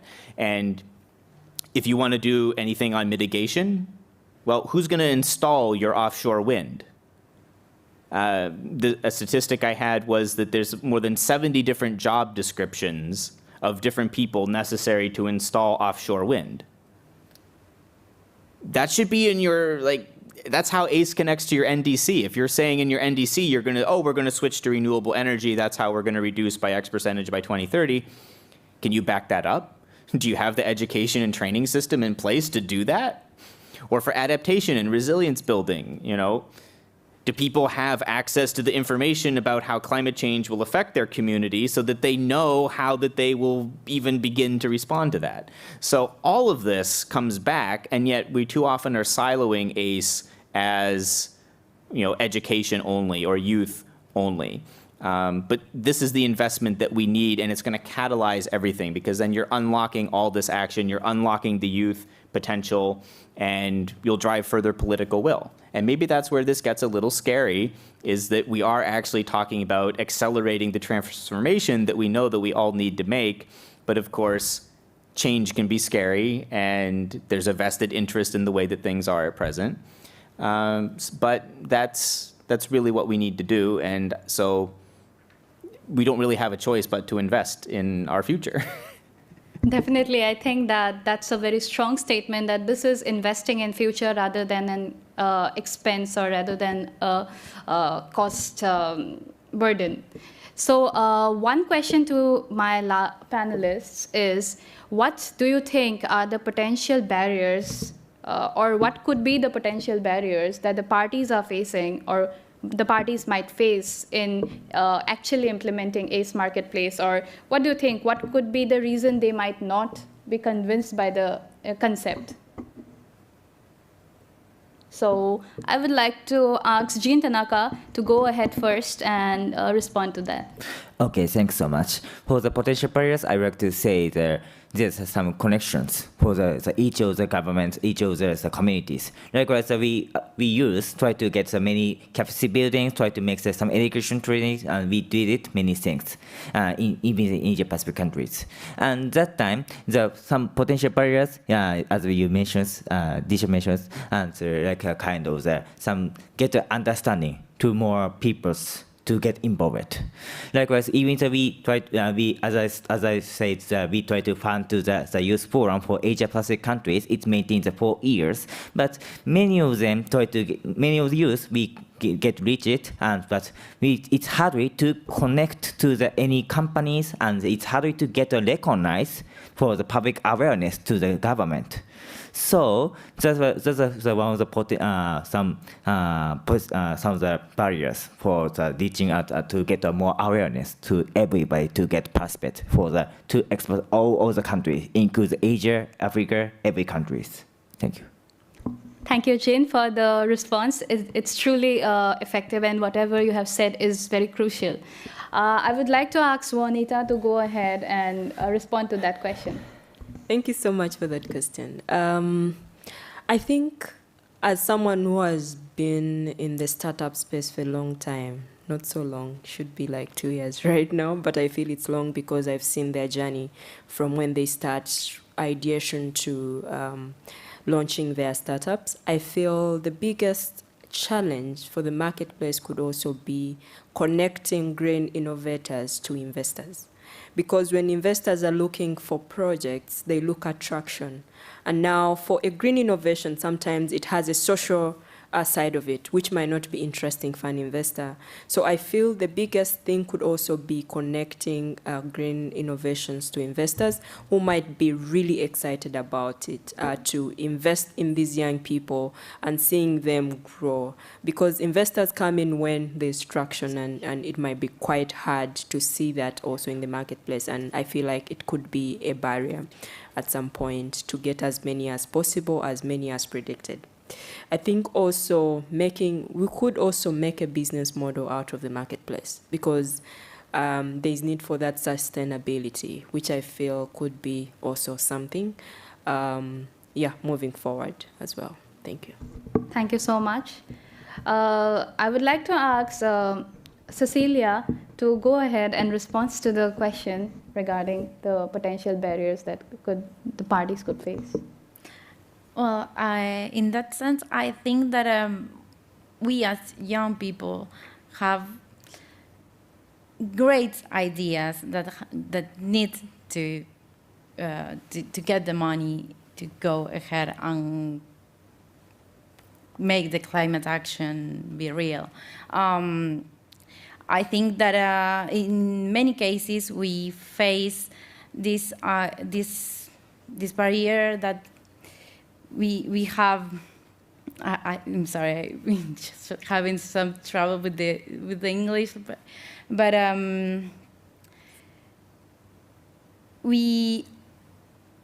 when we get the money from some places, it's like we have to owe them what we are getting.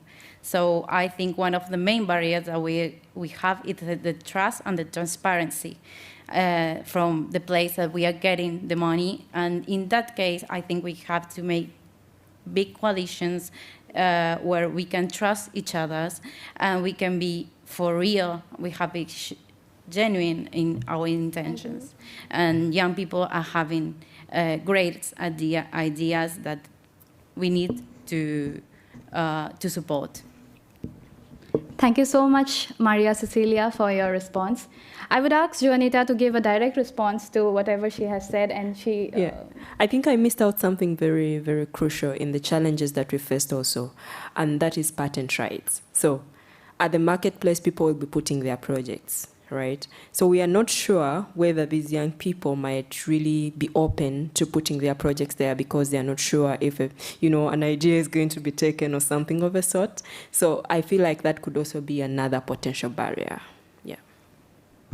These are extremely important and crucial technical details that you have highlighted, and definitely I think this will definitely improvise the entire concept, because it's always important to incorporate the suggestions and whatever views everyone has, and that definitely improvises the concept.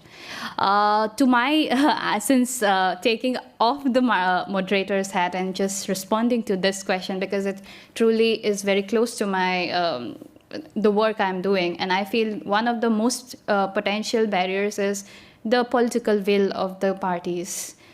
Do they want it to be that transparent? Because the marketplace does not only address to the problem of climate financing, but also addresses the concern of proper monitoring and evaluation and reporting of the entire thing. From previous sessions of the UNFCCC process, we have seen that many countries and many parties have mentioned the need to properly monitor how the funds are being utilized. And this marketplace could definitely be in response to that. And as much as this has a positive aspect, but this could also be a negative thing for the ones who does not want the process to be that transparent. And this could be a very major barrier, I believe. And So for the last question that I would like to impose to all my panelists is, if you are supposed given today a $50,000, what would you do with that money? Suppose you are given that, and what would you do with it? First, I would like to go to Camila and want you to answer. You have $50,000. Use it. Goodness, that's too much. The truth is that with financing, it's not something new to know that money makes the world go round, and that's the truth, especially for small projects and small startups like ours, which just helps us. That much money would really help us not only get through more young people with social media and using that money to get through all of these young activists that want to begin their journey as activists and start a journey in politics, but we would also be able to reach companies, and we would be able to reach all of the governments that without that loudspeaker, which is money, we really are not giving the space to talk to them. So in that sense, that would be the major advantage of actually having funds to be able to open those channels of communication with the people we want to get to. Thank you so much, Camila. Jean Tanaka, please go ahead. Okay, thanks so much. If we fund it, I will say we can make to the I would like to make all the youth to transform the more capacity building, and I would like to make them to make some more social economic social contributions. Not to criticize, not to the complicated, not to the to beyond to the conflict. We need to be collaborate with the companies, all the industries to get more innovative. Now, the request in the Asia Pacific countries, we have more than 100 companies who are eager to collaborate with overseas countries for the social entrepreneurship, for the climate change, for the trainings. And I will say, if we get it, we can make the frameworks to collaborate and to get the fund for focus on for the climate change, ocean conservations, everything. And we like to make the more sustainable workings. And make the co-created to enforce to reach out to all the Paris Agreement. So that's my what I have to say. Thanks so much. Thank you so much, Jin. Timothy, do you want to go ahead? I will pass for the moment. Yeah. So, Juanita, what would you do with the money if you are given that? Okay, cool, sure. So I think when I'm given the money, we shall open up more climate demonstration hubs in over 50 communities or more, depending on the amount of money that we have. We shall get more trainers to train the young people that are doing green innovations, but also we'll be able to fund at least $1,000 for every startup for scaling. Thank you. Thank you so much, Juanita, for being so specific about your intentions with doing with the money. Maria Cecilia, please go ahead. Yes, so we are doing a lot with $0. So I think if we had at least an amount of money that we could invest in the action that we are already doing by volunteering and putting the money we have in our pockets, we could do way more from the social civility and from the young people that are working in the front lines. And I think it is important to invest in education and in young empowerment. So if I had the money, I would try to support young people, but in a network that involves intergenerational peoples and with nature-based solutions and science-based solutions. Thank you so much, Maria, for the response. I also feel that the youth are doing a lot, and all of their work is voluntary, and the kind of remuneration that they should get or the recognition that they should get is somewhere lacking.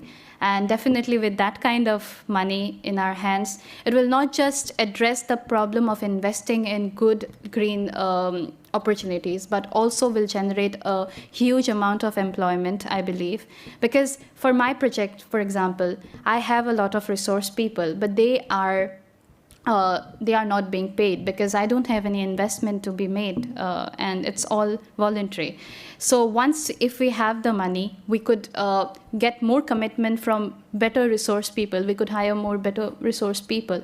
And also, with regard to my project, I would feel that it's not just having such kind of money, but actually implementing it in the ground. And there are very small nitty-gritties of the kind of costs that are involved. Just to put a banner also, we require a money, and that every time goes out from our own pocket. And saying this very sadly, that at this age, we are searching for jobs as well as doing this work, fighting for climate action. This is too much of work. Everything needs to be recognized, and for those reasons, if we have a support, then definitely we could do better. We are already doing better. I think youth are doing tremendous work, and if we are supported, we could amplify the work by hundreds, and I don't know how much. So definitely. On the ending note, Timothy, do you want to go ahead and say something about the entire thing? Sure. Before wrapping up, to summarize, or as a way of segueing into that, to answer this question, of course, right now, as the Global Youth Development Institute, we aren't in a position to be funding any of our delegates. And in the past, we've supported other projects in collaboration with Youngo, the official youth constituency, and others who have helped to provide money to bring young people into these spaces.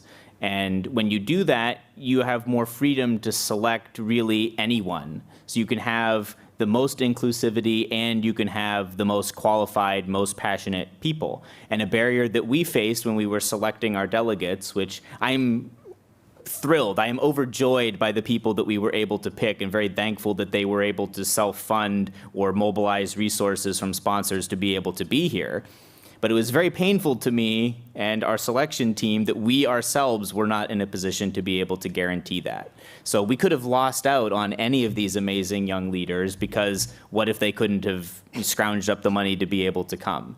And so these are the kind of people you could be missing out on. But of course, it's not only about bringing young people to this space. It's the ground level work that desperately needs to happen. And even in the past where I mentioned, there was some support to Youngo to bring young people, we often see that that's where the support stops. It's like it's very exciting for governments to be able to say, oh, look, we funded these young people and they're here at the COP and we sent them to press conferences and side events in our pavilion. Aren't we great? But then when those young people go back home, they're facing all of these barriers again that we've already been talking about. And so what we really need is the funding for the work that they need to do on the ground. The work that isn't generating more air travel emissions to come to a COP, but the work that is actually reducing emissions or building resilience. And that's why we need this marketplace or the whole set of tools that could be available to us to mobilize the finance into this area. And that is what really is going to get us there. And as GYDI, we're part of that. And we love to be supporting all these project ideas and to be having this on-ground presence because, again, it's not enough just to come and be active in this space. But it is valuable to be in this space because you do have the sharing of best practices and the ability to network. And if we're really going to talk about bringing these projects to scale, and I would like to talk about a much bigger scale than $50,000 per project, I'd be like, suppose you had $1 million you could do on your project. I'm sure we could scale all of these ideas up. I mean, the more money you would be able to invest, the more these are readily scalable. You could have the toolkits be easily scalable. You could have the hubs be easily scalable. You could have the trainings be scalable. You could have more reforestation and cover more areas and do more of all these things. So we need to build up to that point and to get there. And yes, so that essentially is where we need to get to and what we're going to be supporting and why we need the investment. So with that, I see that we do technically have time. If there would still be any final questions or comments from the audience. Yes, very, very quickly. And we haven't had any virtual participants, but if you are out there, please. Yep, but yes, go ahead. All right. So my name is Solemi Hernandez, and I work for Citizens Climate Lobby in the U.S. So my question is, what we as advocates and grassroots organizers can do to advance the ACE agenda?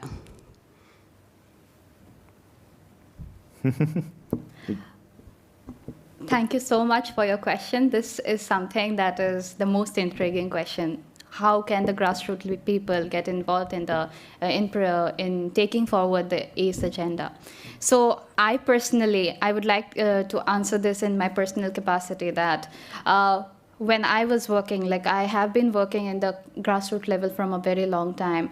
And we understand that the people at the grassroots level are not at all aware of this kind of international space, what is going on in the negotiations. They are not at all well acquainted with the entire thing. They just are doing their work in their own space in the most raw form that could be possible. But now, if we talk about what the grassroots people can contribute to this is, firstly, we should go down to them and talk with them, build their capacity so that they understand what are the processes. If no one would have come forward, if an organization like GYDI, Global Youth Development Institute, had not come forward to help someone like me from the very grassroots level to build their capacity to understand the process, because the UNFCCC process is a very tedious one. You just cannot be on the ground and understand it without any guidance. So in that case, organizations like this, which are working in the international space, it's their responsibility to come forward and help the grassroots people in the initial phase. And once they are aware of the situation, once they are aware of what is going on, I believe they have the capacity to just do the wonders that they can. I am very fortunate that I came across this organization in the last few months, and then the kind of capacity building they had done to me and the kind of impact that had in my overall impact is visible now. I am able to talk about the entire process because I know and I have learned about the process. But this does not end here. I cannot be happy with just me being in this space and just understanding the process. What about the people back in my community? And therefore, I want to go back to my community and work for them, bring them also together in this space. And this requires commitment. This requires help, support. And therefore, I believe that the local communities, they have the potential. It's just the gap between their understanding of the entire thing. And there is a major role of, be it GYDI or be it any youth networks, it's their role to go forward and help this local level people to understand the entire process and get involved in the overall ACE agenda keep rolling. So yeah, thank you so much for the question. This definitely needs to be answered. If Camila would like to address to that question, please go ahead. Yes, thank you, Disha. Just adding on to what you just said, there is a huge issue with accessibility of this information, and that is the issue that people from the grassroots level of activism are able to help us. I also came from a grassroots organization. That's how I started in this work, and the truth is that there's a lot of people, especially from the global south, from countries like mine in Mexico, that are not able to reach this information. There is so much work trying to get this information there, but it only stays there for a couple of months, and then it dissipates in the general narrative. So it's definitely something that us activists, people from grassroots organization, can help keep the speech alive and have these all of this information reach the people that need it most, and that is people that are in the very front line of the fight against the climate crisis, which would be native communities and nationalities, people that don't have access to a stable internet connection, people who are not able to fund coming to these events. So it's definitely something that we have to open this pathway and keep it open. That is the most important issue. So always keep pushing for that information to come through from these events to the people who are outside. I have a response from the audience. Please go ahead and take them. We're out of time. Please be concise because we are almost on the... I'll be very brief because of time. I'm a delegate from Kenya, a party delegate. And in our group, I push for action for climate empowerment. I second the fact that science has been done. We have a lot of data. We have a lot of processes. But the call to action, it is complicated. It is multidisciplinary, transdisciplinary, and we need stakeholder engagement, partnerships, the 6 elements. I don't know whether there is an expert who can do all the 6 at the same time. And I think that's where the interesting part is, and that's your question, what can the citizen control do? I think we work together, everybody hands on deck, and you pick something, you ensure there's a call to action. That's what I can say. Thank you. Thank you very much. And with that, we are at the extent of our time. Thank you, everyone, for joining this Finance and Technology Day. Again, we really appreciate the organizers, and hope to make progress on this issue and keep all of this momentum and energy moving forward. And please connect with us afterwards. Take care.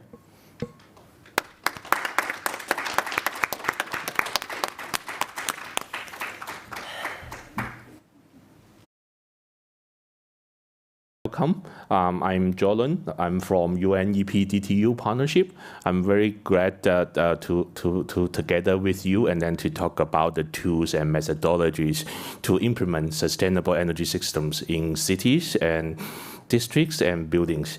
So in this section, actually, we are going to give you an overview of the energy systems based on our work and also the work from our partners, DINA and Germany Energy Agency and Danish Energy Agency as well.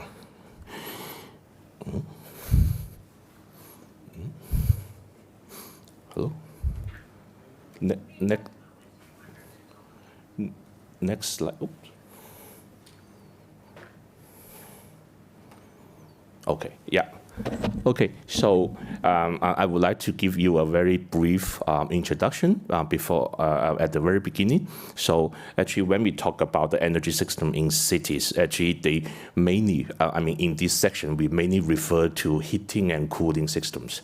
So actually, at the picture of on the left side, or yeah, on the right side, sorry, from your point of view, actually we see that there's district energy system, meaning district heating and cooling system that they can produce heating and cooling in a centralized platform. And then on the right side, on the other side, top, actually that is majorly referred to the heating and cooling production sources. They can be either heat pump, waste heat, or other any kinds of sources. And then it can be centralized plan, or it can be decentralized, meaning that they can locate it in the building as well. And then also when we're looking at the district or region, and then we can also look at the building itself. So inside the building, what is the energy system? What is the district heating and cooling system? So as you can see, maybe in this building, that they have like a cooling or ventilation system on the roof, on the ceiling, like if you look up, and then also they have like lighting system. They have heating radiators, essential. So actually, that is three components. We say that like the heating and cooling production resource, distribution system, and then also the building system itself.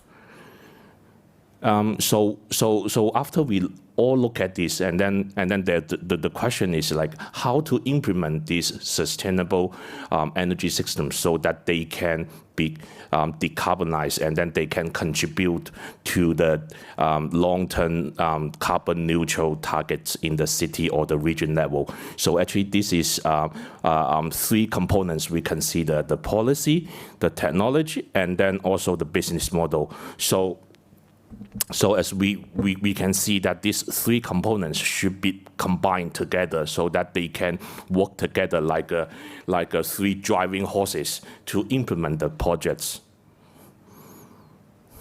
So then based on our work in the developing countries and emerging economics worldwide, actually we summarize some of the capacity building needs for developing countries. First of all, I think that the first priority should be the raise awareness on national or subnational government level, so that they can understand what is the key drivers, and then what is the benefit can be, and then how this kind of system can be implemented, and then how they can contribute to the sustainable goals no matter in the national level or in the subnational level. And then the second one actually is how to build up the local expertise. So here actually as UNEP-DTU partnership, and also with our partners that present here, like the DINA and DEA participate online. Actually, we are talking about train the trainers program, so that we train the trainers in developing countries and emerging economics, so that the trainers can go back to the country and continue to train others. And then the last but not least is to standardize the process. For example, we know that like when we start to develop projects or start the implementation process, actually normally there's a huge data gap especially in developing countries, and then we need to standardize this process, provide the local government or local stakeholders with suitable or standardized tools, methodology, so that they can understand how to do the data collection, how to do the energy mapping, how to do the analyze in the early stage of project development. So here is the introduction of the section. Actually, in the section, we will have 3 panelists, including me. Yeah, and then we will talk about the with different angles of the energy system. Like I mentioned, the district energy level, the energy mapping and planning level, and then also the building level. And then we trying to come in the different levels so that you can understand like the whole process. And then what kind of tools, methodologies, and what kind of best practice are there outside. And then first of all, I would like to introduce Anje from German Energy Agency. She's leading the international city and building efficiency. Sorry, yeah, program. And then also there's another panelist joining online. Last from Danish Energy Agency. He is the team lead of district energy program. International Cooperation of District Energy Program in China, and then myself, I come from UNEP-DTU partnership, and I'm leading the district energy work in the UDP as well. Yeah. So first of all, I will give you a presentation on tools and methodologies for early stage of project development, how to do the rapid assessment to find out the potential of district energy system in the city level, and then based on the potential projects, and then we can go a little bit deeper for the pre-feasibility study, and then last, from DEA, he will talk about their experience on energy mapping and planning to accelerate the implementation of the energy system. And then also he will talk about the tool DHAT they developed to help cities to verify to make the long-term energy planning.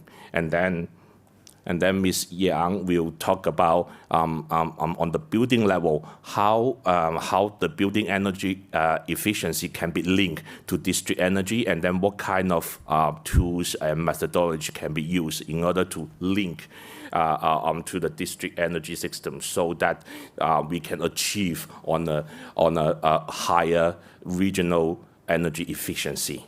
So and then by the end we can have Q&A section if there's any questions on site on the side here or on the virtual platform. Okay, yeah. So please start the second presentation. Please start the second presentation.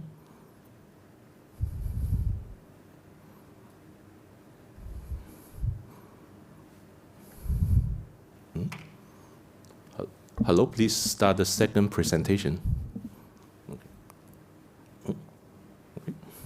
No, it's the end. Okay, yeah. So my title will be tools and methodologies for developing district energy projects. So this project actually is mainly mainly from our side, UNEP-DTU, and then it also supported by the UNEP-led District Energy Initiative, and also by the Ministry of Foreign Affairs of Denmark, and also the GEF, the Global Energy, Global Environmental Facility as well. So like I mentioned, why we look at district energy system is that, like, when we switch the focus from one building and then to a larger area, and then we found that some of the technologies that may be not viable, maybe not technical or economic viable in the single building level, but when you see a cluster of buildings, and then it can be viable, and then as a result, they can either increase the regional energy efficiency, but also can reduce the GHG emission or air pollution, essential. So that we are not only looking at one buildings, but we are looking at a cluster of buildings and the regions. So that is why. And then this figure shows that what kind of systems or what kind of components the district energy system should have. And like I mentioned, they have end users that is building, and then they have distribution network, and then also they have energy or heating and cooling production. So I have to say that district energy system, it is not a simple system. Actually, it depends on how good the building efficiency, how good the building it is, and then it is also depends on how well the heating and cooling network was planned or designed or operate, so that all these high efficiency on different components can reach the whole system efficiency. Okay. So here actually there's some very key definition. Actually, the district energy system should use local energy resources, and then these resources, if you don't use it, and then it will lose in the sky. And then also we are trying to find out the cost-effective alternative for regular or traditional heating and cooling solutions. So and then we go into the tools and methodology development. Actually, that is some background here. So actually, this is we have been working in over 16 developing countries and more than 50 cities during the past four years under the support of the GEF6 projects. And then during our work, actually we summarize and develop and also use some of the tools and methodology to help the city and help the government, national government to aware the potential of district energy project in terms of technical potential, environmental benefits, and also economic viabilities. So based on this work, actually we try to develop these tools and methodologies. So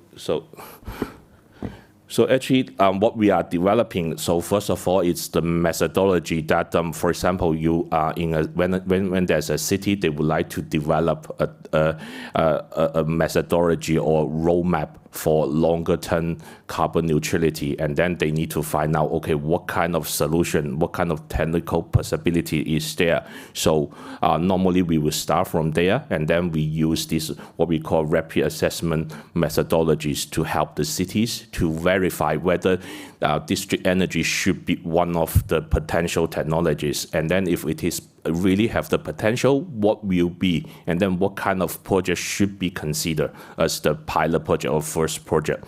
Yeah. So here actually under the UNEP District Energy in Cities initiative, and then we suggest 10 steps for rapid assessment, and then we adapt these 10 steps to different countries like India, China, Chile, Argentina, Colombia, Malaysia, Indonesia, Vietnam, etc. So that every country in the platform, they have their own adaptive methodology for rapid assessment.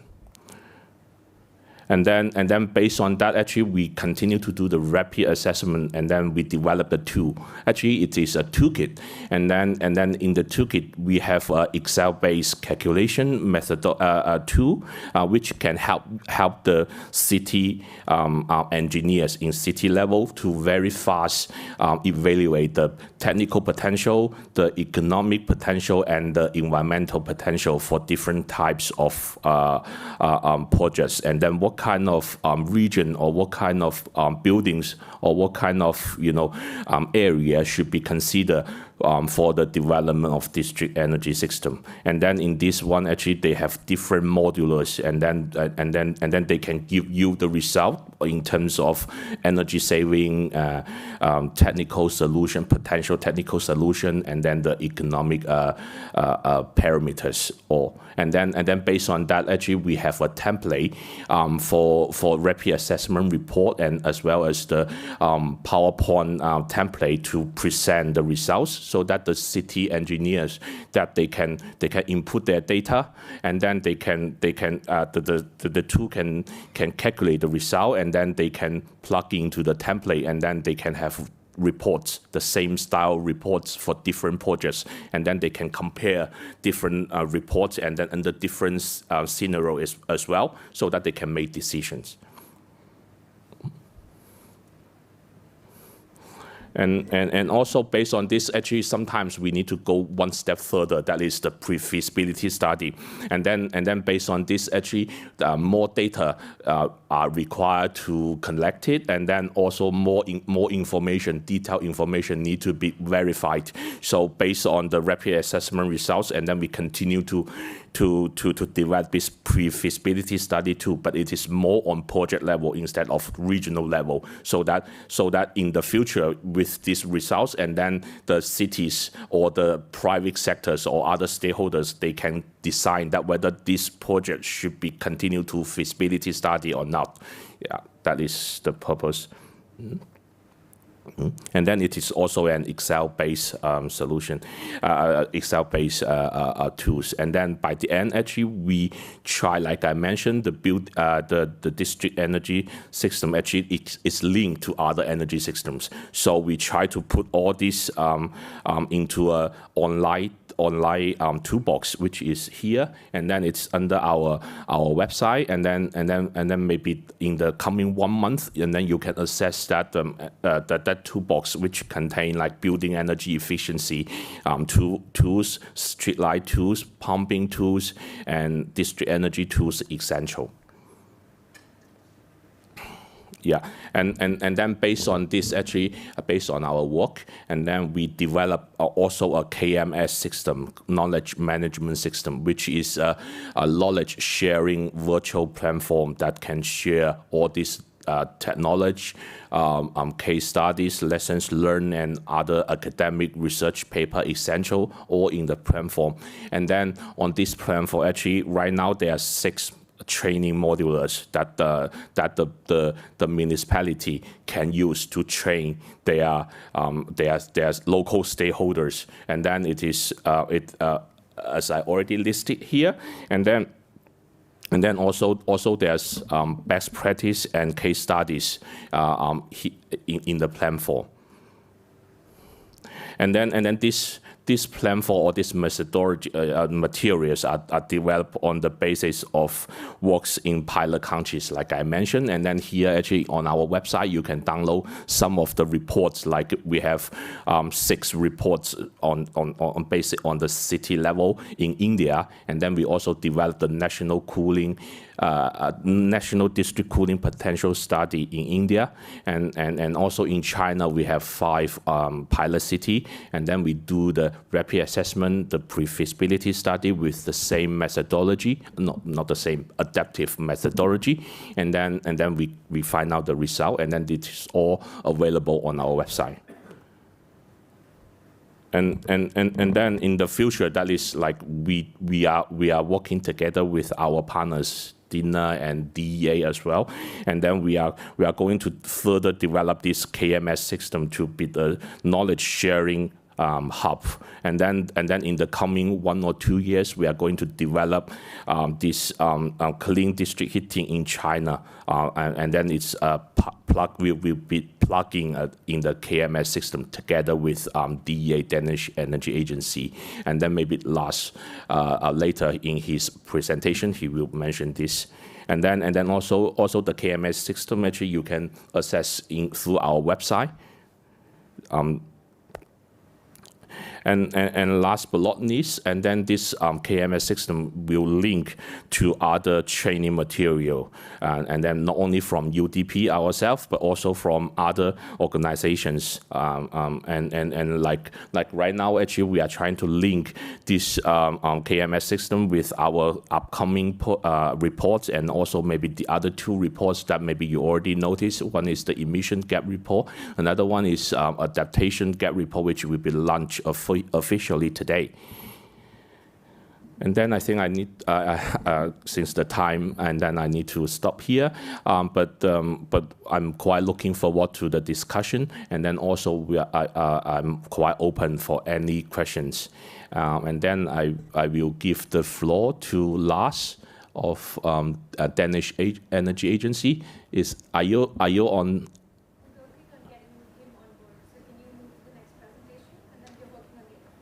Okay, great. Okay, so sorry about the network thing. So maybe we can give the floor to Ms. Ang Ye to talk about the building energy efficiency. Please open the number 4 PowerPoint. Yeah.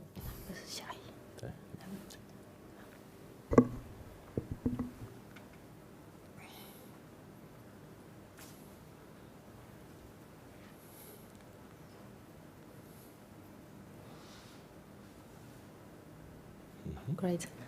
Thanks, Zoran, so much. And I'm very glad to be here today to share our experience in the field of building energy efficiency in Germany and also abroad with you, and looking forward to exchange and discussion with you. So as Jolan already mentioned, we work together with UNEP-DTU partnership together. We are the German Energy Agency. We belong to the federal government, 4 of the ministries, and the KfW bank. It's kind of development bank, also belong to the federal government. And we define us like a center of expertise for energy transition, energy efficiency, renewable energy, and system integration. So our approach is to make energy transition happen in an integrated manner and in an applied manner. So we work very intensive together with politics, private sectors, science, and civil societies. And we also generate pilot projects, because our understanding is if we want to give a very good policy consultancy, advisory, we need to work on concrete projects and develop standards and to make the market develop on its own. So let's have a look at the building energy efficiency development in Germany. As you can see here, Germany has the overall aim for energy transition or climate protection to be climate neutral to 2045. The EU aim goal is 2050, I think. And in the case of Germany, we see that till 2030 we still have a lot to do, especially in the building sectors. So how can we make that happen? We have in Germany a very important instrument. This is the KfW Bank. On behalf of the federal government, they give subsidies for building sectors.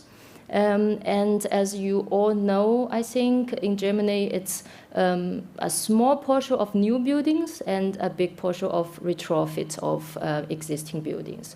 So we have, as DINA, German Energy Agency, has helped the federal government and KfW to set up this system, how we can evaluate and certificate buildings and to define the energy consumption. So to make more transparency for the market. That means if somebody wants to buy a new building or an existing building or rent a flat, they will get to know in advance what will be the energy consumption in the future. So we defined a system of subsidies for building sectors, as you can see here. In the previous title, I think from Jordan, we talk about the PHPP. That's indeed a tool from Passive House Institute. That will be here, in this case, the Efficient House 40 Plus. That means that will be the highest standard at the moment. But this system is also has evolution in this way that every 2 or 3 years you have a new standards, because the standards is always going higher and higher, and maybe someday is the passive house standard one of the middle field, maybe. But at the moment it's still one of the best. And how we make this, for example, or how we introduce the capacity buildings. For this system, we need a lot of certified, qualified experts who can give the developers the certification. They have the proper education, and we as DINA, we are managing this database on behalf of KfW and the federal government. We introduce or we instruction the experts where they can get courses, they can get certifications, and also for developers, they can easily find an expert near them to do this homework. And we also conduct random checks of the work. So if some expert cannot meet the quality requirement, and they will be canceled from this list. So till now, we have already 1,300 members all over Germany, and mainly they are architects and engineers, and they have helped a lot for the building energy transition. So, and we have also tried to transport this kind of system to China or also other countries. We have started over 10 years ago and work with the Building Construction Ministry in China. And in the foreign countries, you always need a strong partner, the local partner. So this is the starting point of all our pilot projects. And then we need to work hand in hand on concrete projects to find out where was the crucial problem. How can we deal with that? So in China, we found out that the experts from planning institutes and architects, they are really quick in learning. But the clue or the problem in China was that the building construction quality is not that good.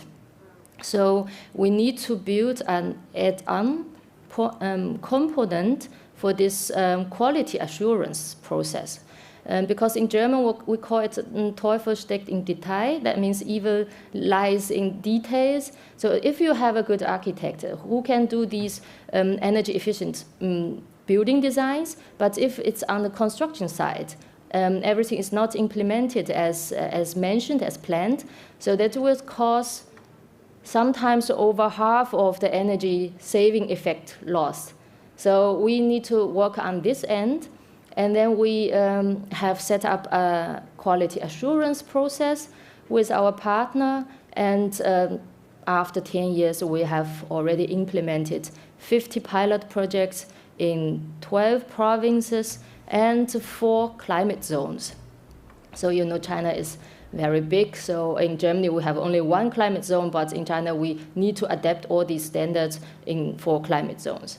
And from basic on this experience, We also contribute to the higher Chinese building standards for the building ministries to tell them in which climate zone which is achievable, and so on. So we give also input on that way.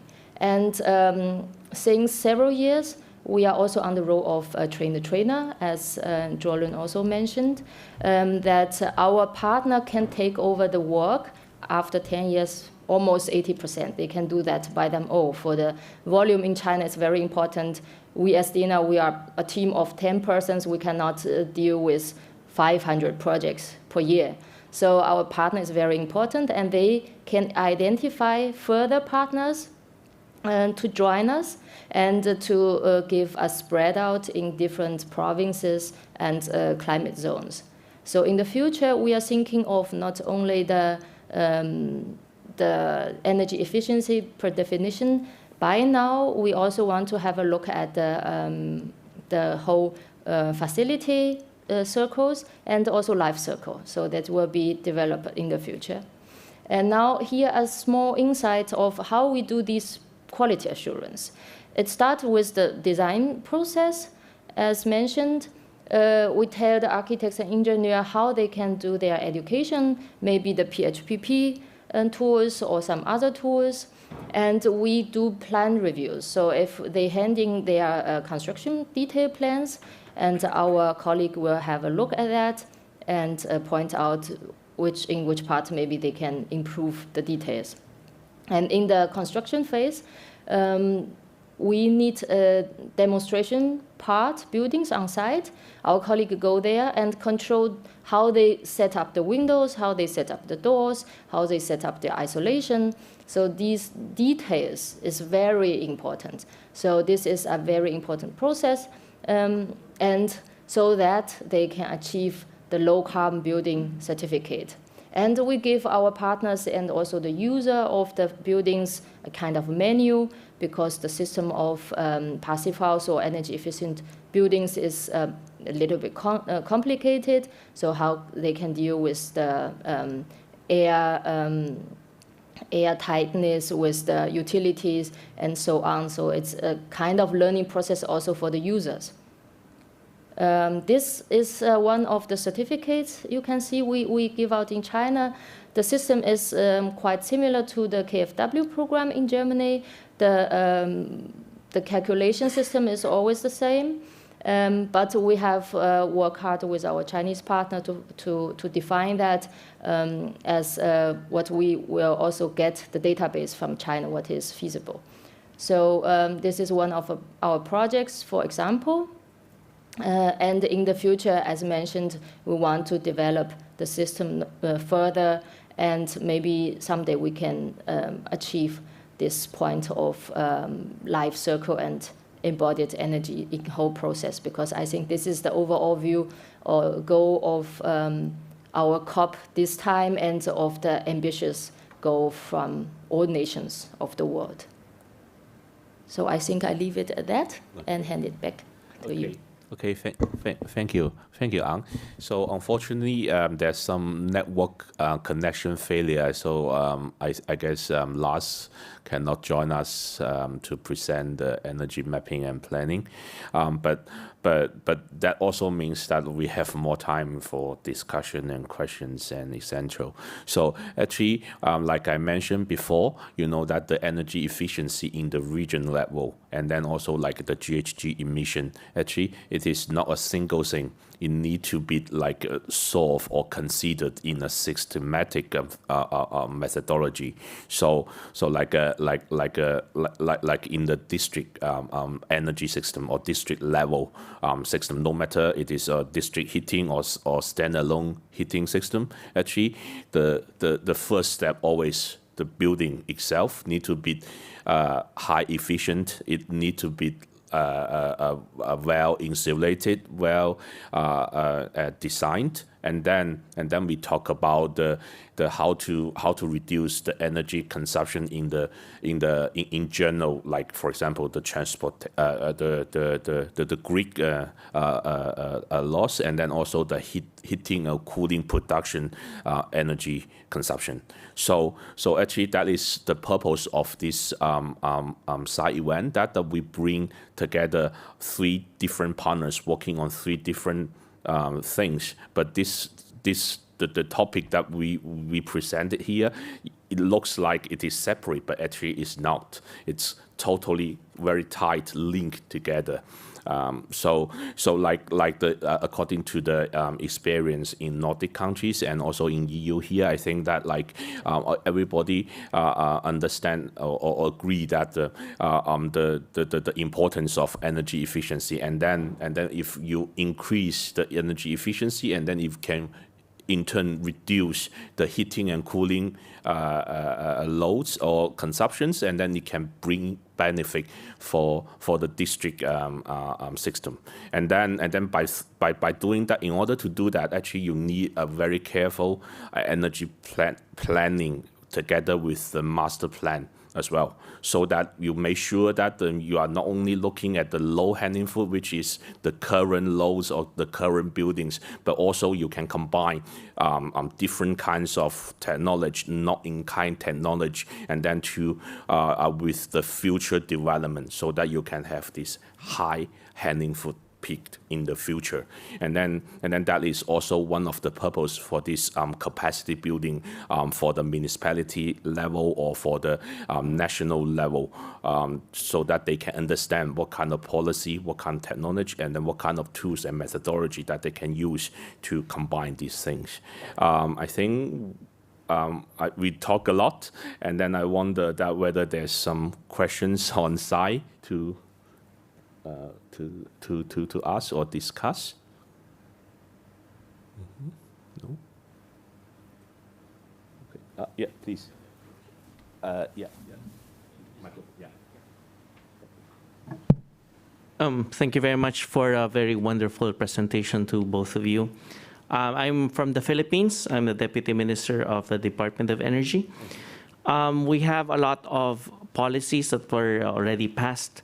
The energy efficiency law was signed by our president, and we have a formula of having business as usual plus energy efficiency comes first, and renewable energy and other energy systems come in next, before we introduce the ICT, the Information Communication Technology, and resiliency. If that is our approach, what would you say as far as that formula is concerned? Because that is already embodied in our Philippine Energy Plan. So it's business as usual plus EE plus RE plus other energy technologies plus ICT plus resiliency. And if there are further instructions or further studies that you could introduce, we would like to have access to these publications of yours, as well as what are the links that we can look into, so that we could implement not only the detailed design, not only the policies, but implement the proper construction so that we achieve our goal. Okay. So, yeah, actually, thank you for your question. Actually, yeah, I'm very glad to hear that Philippines is already, implement or thought about, implement these different kinds of technologies. And then actually, what we have been working currently actually is for example, in the national level, and then I guess Philippines maybe mainly on cooling, not heating, right? So it's both, because we have certain areas that are also cold, like Baguio City and Tagaytay. Okay. Yeah. So actually, on one side, actually we can consider the heating or cooling action plan. And then we have the highest level, national level on this plan, and then we can break down to province level or state level or city level, so that the city will know that what is their task to achieve this no matter energy efficiency through heating and cooling, or like carbon emission targets. And then based on that, actually in the city level, actually what they should do is that they should have this energy planning to be integrated with their master planning. So it's not a short term, I'm talking about long term, like 5 or 10 or even 15 years, so that they can know that, okay, in the future 5 years, what kind of solution, technical solution they are available, and then what kind of energy consumption will be, what's the location in terms, not only in terms of the location, but in terms of the amount. And then they can find the best solution. And then some of the technology, maybe right now it is not economic viable. For example, the cool roof.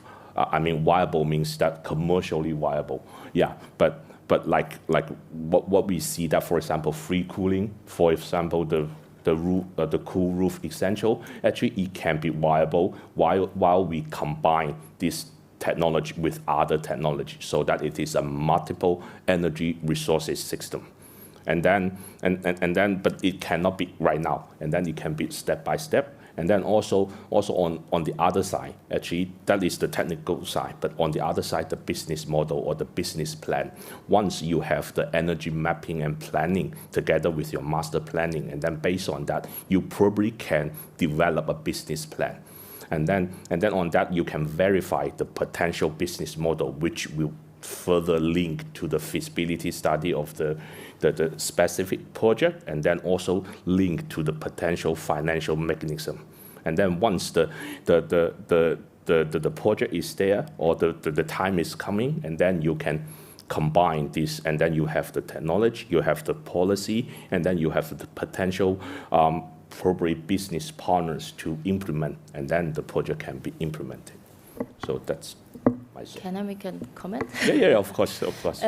I think from the side of building sectors, actually you can start already right now from our experience, because you need a lot of experts and to set up the standards and maybe to look after the subsidy systems. This is things or techniques what one can already implement. It's not a rocket science part.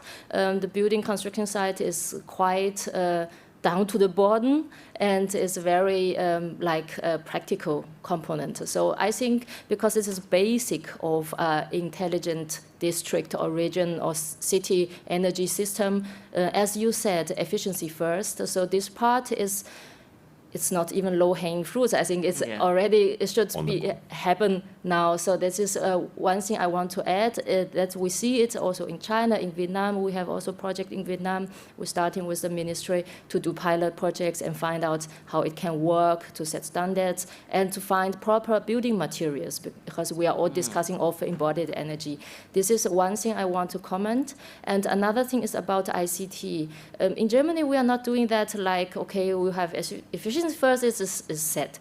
But after that, it is a little bit complex. So if you have a very good building stock, and you have some kind of BIPV, building integrated PV, for example, the buildings can very easy to be a plus energy house. So that it means you need already, maybe in short term, is a kind of multi-directional energy system for the district. So we will not wait for the step one and then add on the renewable and then after that to implement the ICT. So ICT component, maybe not that smart in this way, but at least some component you can already integrate it in your consideration. And also, as mentioned, consider it in district area, because sometimes between the buildings, you have different functions. Some is residential. The demand of electricity varies so much. So if you can combine different functions together, and you will have easily to find out some pilot areas to be almost net zero in short term as pilots for other to follow that and to learn from the experience. That will be my comment. Yeah, thank you for that. First of all, I commend you for coming up with pilots. pilot projects because technical assistance, as we have been discussing here in COP, should not be sufficient. It should be backed up by tangible results that will really point us towards that direction of achieving our common goal. But just in detail, we already have that policy of integrating our energy plans into the local development plans, which includes the spatial plan, the comprehensive land use plan. So it identifies where the renewable energy sources are in a municipality. So it's already there. The problem is, if we can look into studies, is how we implement the same. How we can look into experiences of certain countries where you have a partnership with already. And secondly, I think it's more of the business plan, because the policy of coming up with standards for buildings or guidelines on how we create buildings, new buildings, and how we retrofit buildings, maybe the standards, it's easy to be done by government or policymakers, but the implementation and also the financial design, because what we are seeing right now is we have a different financial structure or design for a building itself, for applications of loans before the banks, and we have another system or another evaluation of the energy system, whether it's energy efficiency plus the other technologies towards the zero emission that we are targeting.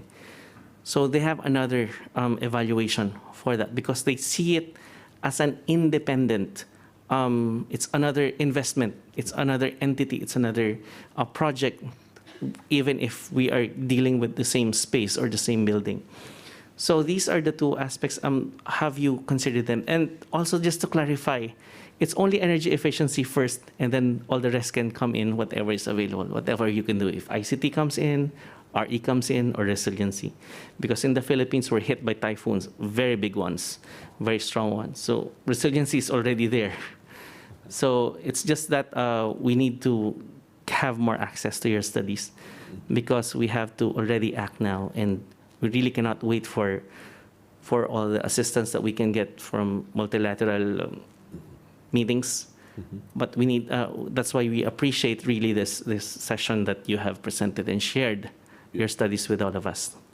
Thank you. Yeah, thank you. So first of all, the KMS system, I mentioned the knowledge management system actually is already there on our website, but it needs to be like further developed, and then all our reports, all our lessons learned, everything is already there. So you are quite welcome to look at that UNEP-DTU partnership. If you Google it, and then you can go there. And then secondly, I totally agree with you that when you do something from study to really implementation stage, actually the business plan or the business model will pop up.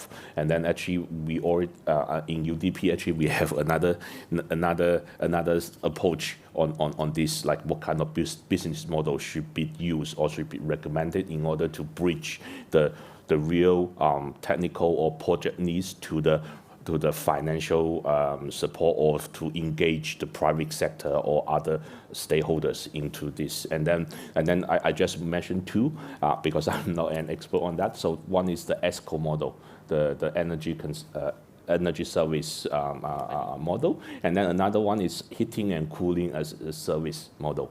So these two models are very common, say, in some of the countries, and then they really bring some of the project, like from the pilot project to scale up projects. So that's one thing. And then another common business model we are using is the public-private, partnership. But under this PPP model, and then there's a lot of like adaptive model to the country level, and then we also have some reports and studies, and also cases that we already implement the projects in the energy sector in different countries, and then you are quite welcome to look at it in the KMS system as well. Yeah, for the building sector, I think it's quite a good question what you raised regarding the standards and the finance of that. So I will have a deeper look at this building passport system, what we have in Germany or Europe, because the KfW has proved that, like, it's not only subsidies. Also in Germany, if we would do this, the aim is always we put €1 from the federal government. We generate €8 at the private sector. So that means these subsidies is like give them a small push, and the developers say, oh, okay, I get some inputs or support from the government, and they will do something more. And the whole market, because before that, you don't have this efficiency marked in building sectors, right? You have the standard, and everyone was saying, oh, why should we do that?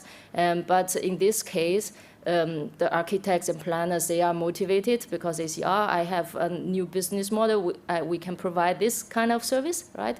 And for the developers, they have better qualities. They can prove that they have this certification, and for all these inputs of the public money, you have better outcomes. So I think it's quite a good system. You can have a deeper look, or if you have some question, you just contact us, because we have helped the federal government to set up this system. We know how it works, and we can surely give some support or help. Yeah. Thank you. Thank you. Thank you for all the questions. And then I think due to the time limitation, and then actually we need to come to the end of this side event. And maybe I would like to say that like I mentioned before, actually this in order to achieve the carbon neutral cities or communities or regions, and then we need to work together. So work together is not only work together with like government and different stakeholders, but also work together with different kinds of energy systems. So that is why that UNEP together with, is collaborating or partnering with Germany Energy Agency, DINA, and also Danish Energy Agency, so that we can provide the technical support, not only the technical support, but the support from the whole chain of the energy system in the district or the region or the city level, from building, from distribution network, and then from the energy production. So I think that's very important when you develop this kind of energy system, and then you think from the beginning, and then longer term planning as well. So hereby, I thank all the audience to participate, and then if you have any other follow-up questions, you are quite welcome to contact us, and I wish you a very good day in COP. Thank you very much.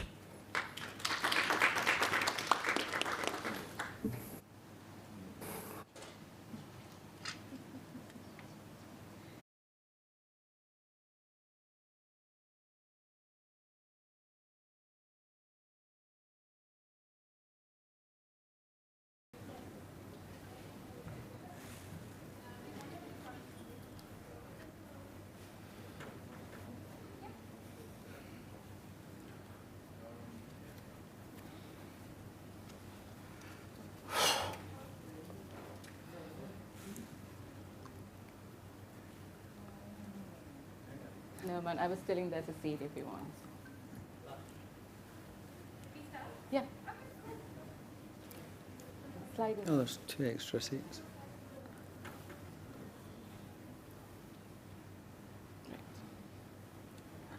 Good afternoon, everyone. Thank you to everyone who's joining us in the room as well as outside. I'm Vasita Vijayanayaka, who will be moderating today.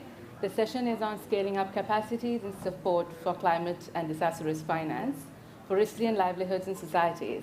And SLYCAN Trust, where I work, is hosting this with the PCCB. So we have a lot of speakers, eminent speakers today here with us. We will have an interactive session, but to open the session, we will have a speaker who's very experienced on the topic, who's from Sri Lanka, and who's also the Minister of Environment from Sri Lanka. Honorable Minister Mahinda Amaraveera, if you would like to speak first. Good afternoon, Excellencies, ladies and gentlemen. Sri Lanka is a country which is highly vulnerable to climate change, and many of our economic sectors are implemented by losses and damages which are induced by climate change. I believe for countries to build their resilience to face climate and disaster risks, it is very important that countries which are vulnerable to climate change, their people who face adverse effects, are capacity built to climate rises as well as disaster risks which are aggravated by the changes due to climate change. Those who are vulnerable to climate impacts are the ones who are dependent on natural resources for their livelihoods or who face existing socio-economic vulnerabilities. This includes farmers, fishing community, women, youth, children, as well as those with special needs and elderly in the communities. It is important that developing countries, key stakeholders in the countries vulnerable to climate impacts and the communities facing climate threats are well informed on the impacts which will help them to address climate risks. This includes having sufficient data for developing evidence-based action, being equipped with sufficient support, both financial and technological. In Sri Lanka, we have already established climate and disaster risk finance options, which have been in existence for decades. For example, Sri Lanka has one of the oldest crop insurance schemes in the world, which focuses on addressing floods, drought, and other natural disasters. The funding allocation for this scheme is through the national budget as a developing country. It's a tremendous contributions focused on ensuring that the community and its people are resilient to face climate risk and disasters. However, with the increase of climate impacts, the need to scale up existing mechanism is high. Therefore, it is important supporting finance and technologies as well as technical capacity is enhanced for the country to address the needs of those vulnerable to climate change. This also includes the engagement of all stakeholders in efforts to scale up action to address climate and disaster risks through improved systems and solutions, through collective, inclusive and participatory process which will benefit those who are at the forefront of climate impacts. Thank you. Thank you very much, Minister, for that intervention. Now we would like to move to a different session with the panelists. We have 2 questions we'll be asking the panelists. If we could have the slide of the next speaker. So we have 4 speakers. Dr. Astrid Zwick from Issue Resilience Global Partnership, then Mr. Stephen Ramage from GEO, Mr. Duncan Williamson from Nourishing Food Systems, and Mr. Kavindu Indiravira from SLYCAN Trust. So we have 2 questions for them. If we may get the slide for the questions on the screen, if that's possible. Thank you. So we're looking at how capacities and support can be scaled up for climate and disaster risk finance. And then how can data and technology enhance and support risk finance for resilient and livelihood development of societies. So we'll be looking at vulnerable communities, inclusive aspects and participation, and then also what are good practices which relate to the 2 of these aspects. We'll then have the questions thrown at you, the audience here, and those who are joining via online platforms. Do join us in sharing your inputs as well. So I would like to ask Mr. Ramage to go first, and I feel the Minister wants to go. Thank you, Minister, for joining us. Thank you very much.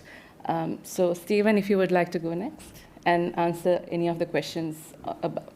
Yeah, sure. Hi, everybody. I'm from Glasgow, but I live in Geneva, so hence I've got my iron brew. I'm getting my fix while I'm back. If you haven't tried this, it's like sugar in a bottle. It's really good, but this is the diet version. So GEO, the Group on Earth Observations, is an intergovernmental organisation that works with almost 120 countries. We probably work with about 700 or 800 national government agencies. Some of you might have heard of them, like NASA or European Space Agency, JAXA. So we're working, and we're also working with ministries of agriculture, ministries of environment, so lots of different types of government agencies around the world. So I want to take the second question first, because really what we've been doing since about 2005 is working on open data. So we've been working on open data, open standards, open source, and more recently open science. And we badge all of that under open knowledge. And so that's what we're doing for the next 3 to 5 years. That's where we're focusing, and that's where we're helping the countries. And what we do with the countries is help them understand the value and usefulness of Earth observations. So Earth observations can be sensors in, on, around the Earth. So that could be soil moisture, groundwater, ocean salinity, or it could be satellites with space imaging. So it's not just satellite imagery, I want to make that clear. It also includes in situ and modelling. So in terms of the work we've been doing, maybe the best way to describe it is we have a work programme that has 66 other additional activities in it, and some of those are programmes on their own.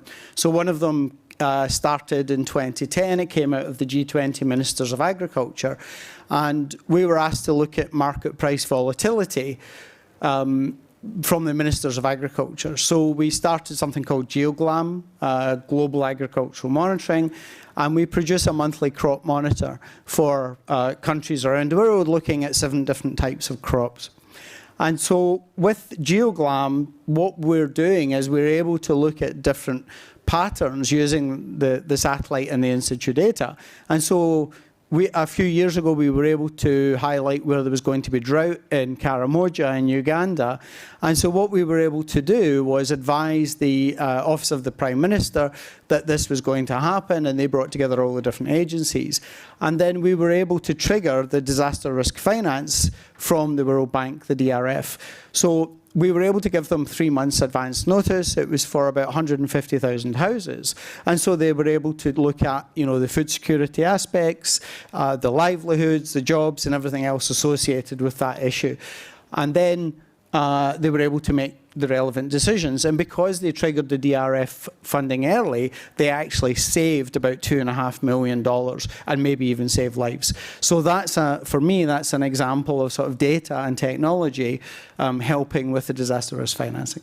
Thank you, Stephen. If you have any questions to the speakers, do write them down. I will take them after all the speakers have made their first intervention. We are trying to get Astrid via the connection of PCCB online while we wait for her, and hopefully she'll be able to join us. I'll pass the questions to Duncan. Would you like to go next? Yes, thank you very much. So I set up Nourishing Food Systems a couple of years ago, and I've spent most of my professional career working with international NGOs. And since I set up Nourishing Food Systems, I've worked with people like WWF, and currently I'm developing the climate change strategy for action against hunger. And so I reached out to them to find out what they would want from the first question around capacity building. So, and this is, I'm synthesizing the answers people from their missions in the Global South came back with. And the first thing that they kept coming up with was they are concerned about how siloed and fractured international relations are, international mechanisms are, but also how things like international NGOs don't work cross-sectorially. So we were talking about the fact that, you've got to have the 3 COPs working together, so the desertification COP, the biodiversity COP, and the Climate COP. At the moment, they're three separate institutions. You've got to work together, because if they work together, you can enhance the capacity building and stop people doing the same thing in different spaces. Then there's also things like the disaster risk, so the Sendai Framework, the Climate Change Act, and the SDGs. They should be working together as well. They shouldn't be three separate areas, because they're all about resilience building. So they should be put under one area. And then they also talk about international NGOs, and I felt this quite powerfully, because they don't talk to each other. I worked for an environmental NGO for 11 years, WWF, and they never really spoke to the social NGOs, and we never spoke to the humanitarian NGOs. I'm working with the humanitarian sector at the moment. They don't really talk to the environmental NGOs, a little bit to the development ones. So talking to people, they were like, we've got to work cross-sectorially. And if you work cross-sectorially, you can enhance capacity and learn from each other, because as we move into the climate change impacts, people talk about nature-based solutions. So the humanitarian sector are talking about nature-based solutions, and the environmental sector have been working on nature-based solutions for 50 years. They just call it something else. So work together. So, and then going down onto the more micro level, the things that kept coming up were, when you're developing projects and capacity building, you need to think long-term, not short-term. So build resilience into every single model you do, and look at the modelling that can come out around what are going to be some of the climate impacts, the impacts from sea level rise. There's some great tools out there, such as the NASA tool. So it's long-term planning, not short-term reactiveness. And local level planning must be embedded at the start of everything. It must be embedded within financial mechanisms. And it's got to support locally led adaptation. It's really important that you start locally and you don't have the international bodies, you don't have the international NGOs coming from whether it's France, Rome, England, telling them what to spend the money on, and actually listening to what people need the money for, because they work a lot better. And when you do that, it has to be just gender responsive. And it's got to be really important that your planning is gender responsive and is informed by gender and informed by women, not just by the men in this. And then finally, if you want to get massive bang for your buck, as they say, everyone talked about early warning systems. Invest in early warning systems. Start putting the technology into early warning systems. If you invest in that now, you're preempting the problem and you're not reacting to the problem. And even all the evidence comes out that it will save billions. And so the UNDRR, the UN Disaster Risk Reduction people, said that if you spent 800 million now on early warning systems, the potential savings are between 3 and 16 billion. So it's a bit of a no-brainer. And that comes on to the final thing, that when you're talking about these figures, there's a lot of money becoming available, not just through climate finance, but also through loss and damage and through biodiversity. The biodiversity COP, we know money is going to come available. So the money's there, but we have to stop global bodies and governments double counting and reallocating money, because that money needs to be separate forms of money so that we can have the right funds in place to make the savings in the future. Okay, thank you, Duncan. Next, I will go to Kavindu. I know you've been working a lot with youth and also working on food systems and farmers on the ground. What would you like to share in terms of climate finance, risk management, inclusion, and needs of the farmers in food systems?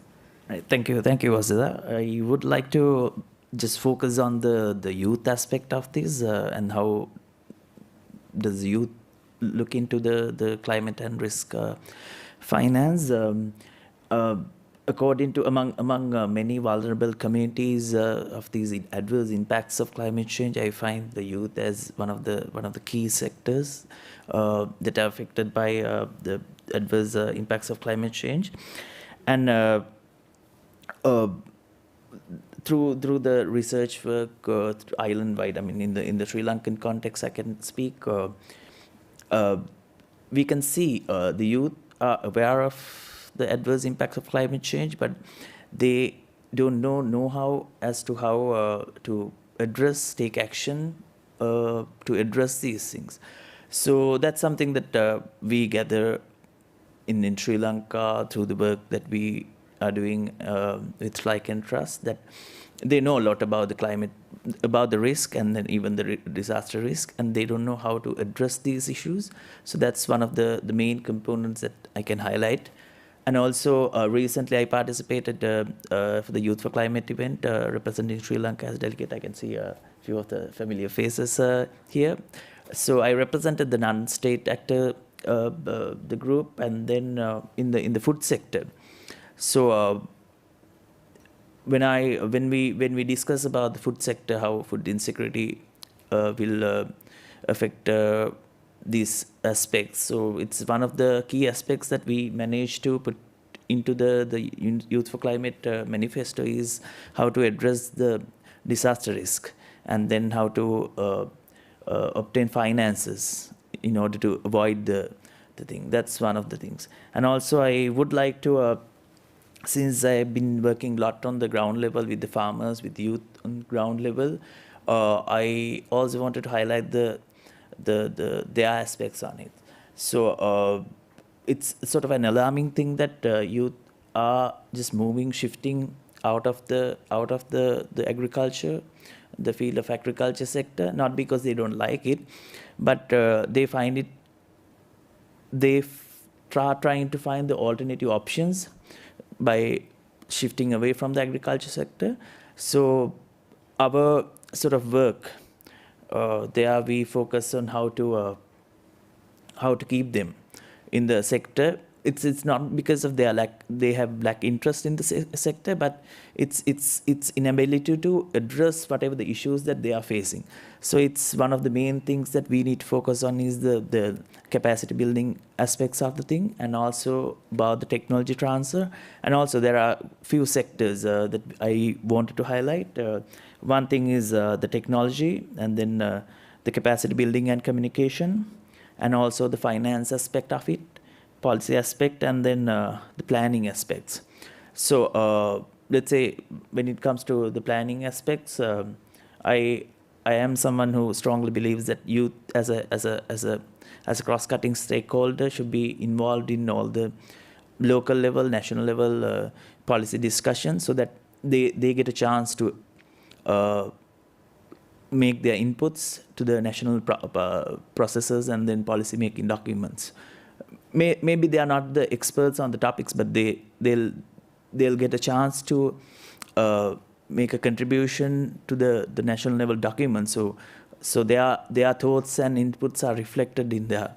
And also when it comes to the capacity building, as Duncan mentioned, these early warning systems, importance of working on the early warning systems, and as also in Sri Lankan context, it is very important to obtain the trust of the farmers on these data and information. They are used to a particular system of things that they work on. But with these adverse impacts of climate change, they can't really necessarily believe and based on their indigenous knowledge. It's very important to work on the indigenous knowledge, but with these adverse impacts, we need to get their trust as to if we are making any contribution with data analysis, and then with the experts. So we need to obtain their trust in order to make it. Also, we also need to sort of strengthen the community-based organization related to financial aspects. One of the key examples that I experience related to finance aspects, it's the best, as our Minister Amarveera mentioned, that we have one of the oldest legislations on the crop insurance and agriculture insurance things. So we need to, it's one of the oldest legislations, so we need to sort of expand the new elements, such as the climate aspects of the thing. We need to incorporate sort of those aspects to the new legislation, and we need to expand by amending the thing. That's one of the things that we identified during this research work.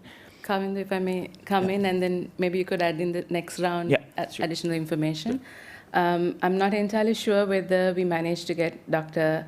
Speak via online platform, not yet, right? And I think one of her colleagues is trying to get into the room from another corner, so hopefully she'll make it before we wrap up.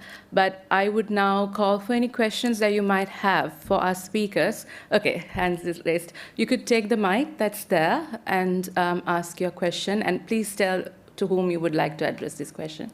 Thank you. Hello. Sorry, one thing. Please also introduce yourself before speaking. Thank you. All right, thank you so much. My name is Pius from Uganda. Oh, sorry. Thank you so much, moderator. My name is Pius Chizadumba from Uganda, and I work with Girls for Climate Action. My question is to the panelists. Is it that the finance that is put in disaster risk management, can it be revised in a form of putting it in line with warning systems? Because when you say that, because what happens in governments is that they come to action when there is a disaster that has broken out. And that really tells it all that it's just to wait for the disaster to happen. Yet we would work rewinding the process of warning such that we do not lose lives, we do not lose property. So using technology, because I, for one, we work we're developing an innovation that is a warning system using mobile phones, even if there is no internet access, but just by receiving an SMS, because it is really frustrating to, whenever there is a disaster, they all come to evacuate people, or people are put in camps. We're having so many climate refugees. And I think that if the investment would be put in line with these warning systems, we wouldn't have climate refugees. Thank you so much. Okay, thank you for that contribution and input and comment, I think. I feel this is a question for Stephen. Would you like to take it? Or? Sure. Thank you for your question. So it's a bit like what Duncan was saying. There are systems that already exist. I mean, one of the big ones is CRUISE, which is being run through WMO, the World Meteorological Organization, with UNDRR. So there's a system, and it's getting tens of millions going into it, but it's just one. There's the Risk-Informed Early Action Partnership that's looking at early warning. There's the Anticipation Hub with the German Red Cross. There are a number of these, and I think it's the disconnect between the local and the global that we've talked about. And that's one of the things we're doing on the youth side is we're creating a youth community of practice so that we can actually start to share some of these activities with grassroots initiatives. And we also have an Indigenous Alliance, the Geo-Indigenous Alliance. So we're trying to find different ways to work, like the Minister was saying, with underrepresented or marginalised communities to do that. But there's something called Frontline SMS, which kind of does what you're doing. The government of Taiwan, I was in Taiwan when an earthquake happened, and every single one of us got an SMS message. So these systems do exist. It's just a case of getting the policy makers to understand it and to implement it. But there is actually a lot of money swirling around in the system. It's just trying to target that money. Thank you, Stephen. And I think it's important how the distribution of weather data would be also. I think in countries like Taiwan, they have the private sector also distributing this information, as opposed to some of the developing countries having only a central base which runs the early warning as well. So maybe having this distribution and stakeholder engagement in the processes of early warning. And I think now the private sector is also giving a lot more, like in terms of free licenses, in terms of open data, in terms of less restrictions. So especially if it's for digital public good, there's a lot more happening there. Thank you very much. Duncan, do you want to add to that? Yeah, I mean, I'd just also say there's a growing frustration in the whole climate finance world, because climate finance, as we know, is about 100 billion a year. That was the commitment. And it was meant to go equally to things like adaptation and mitigation. But the donor governments can decide where the money gets spent. So a lot of it has gone to mitigation, a lot of it's gone in the forms of loans, which is questionable. But so it is possible for donor governments, the more they're here, to actually decide where the money goes. They can help finance it towards even the early warning systems. But that hasn't happened so far. It hasn't been the preferred way of spending the money. And there is a growing anger and frustration from countries and international civil society around how the money is being spent or allocated. So I think there are opportunities to increase the pressure. And there's also, when the loss and damage funds are looked into, there is money going to that, and that should be going towards things like the early warning systems and helping countries build resilience. That's what they should be doing. So my advice is, and I know international NGOs starting to look at it, is that they're going to start trying to hold governments to account on this, to say, how are you spending the money? So not spending it on, I don't know, clean coal fire stations, which one government's been doing, but actually spending it where it's needed to make the most impact. Okay, thank you, Duncan. Is there anyone else who would like to take the floor? Okay, so here and then maybe you. Could you take the mic, whichever mic that's closer to you? Please introduce yourself. Hi, first of all, thank you for a great panel. My name is Alex Zaretich from the University of North Carolina in the United States. And Duncan, this is related to specifically what you were just talking about in terms of how to hold governments accountable. Specifically in the case of indigenous people and subsistence farmers, what are the mechanisms to make sure that financing reaches those people directly instead of going through other means? Okay, I think that's for Duncan. So I can start, but it's still early days for me. We're only just now looking at the financial flows, and so you've got some great people like OECD, Overseas Development Institute, Oxfam are starting to map where the financial flows are going, and that's it's just really complicated to know where the money is going, and I'm not going to say it's deliberately opaque, but it's just very, very hard. But there is this mapping is creating a great data set, which means we now know that the money is not going to the right place and continues to not go to the right place. So what needs to happen, as far as I can see, is because they're all slightly different, the sets I've seen, they all have slightly different exceptionalities within them, but we need to try and bring them together so you can start going, this is where the money is going, but this is where it's most needed. We know where it's most needed. And again, I'm seeing a growing body of work and movement, particularly, say, my work of Action Against Hunger at the moment, where people on the ground are going, we want to have a voice in this. We want to actually be able to say this is how the money needs to be spent, not how you want to spend it. So it's not an ideal answer, but from what I'm seeing, it's early days, but it's starting to get there. And the more awareness is being raised around the challenges of it, the better, because it's just has to keep being raised up. So for so long, I feel climate finance has been such a complicated issue for many people, and there's been so many other big issues to look at, that it's been one that people haven't tackled yet. It's been more, that's what the economists can do. So it's flown a bit under the radar, but that is changing. Thank you, Duncan. I will come to Stephen, but before I go to you, I would like to ask Kamindu now. So you mentioned about the farmers and youth in communities engaging in actions and also accessing finance. From what you've heard during your work, what prevents them from accessing finance? What have been the difficulties for these communities to engage in action or access finance? What would be the challenges? One of the issues that farmers are facing is, one of the issues that they can go into is in order to address the climate-related impacts is, let's say, the agriculture insurance, where they have, once they cultivate, if they have the proper system, the systems are there. It's just the scope of the insurance schemes are very limited. So when the scope is very limited, then there are a lot of restrictions for those things. So they tend to not to go for even for an existing mechanism. So they have sort of lost the trust on the insurance schemes. That's one of the key things that any farmer can go and get it. So if they have they are saying that if they can tend to get more trust on the system, the existing framework, that will be very good. But from the experiences that they have faced, they tend to lose their trust on those systems.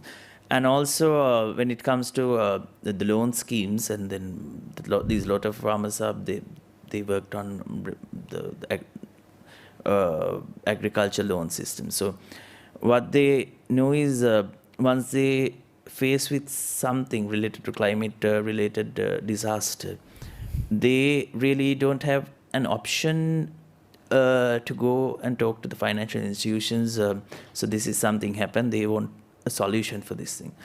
And sometimes when you speak to the financial institutions, they are very much okay to speak to these farmers and address. But there's this gap between the financial institutions and the farmers that they are believing that they might go into deeper troubles if they speak to the financial institutions. The financial institutions, on the other side, they are waiting for these farmers to come to help them to restructure and reschedule these loan schemes.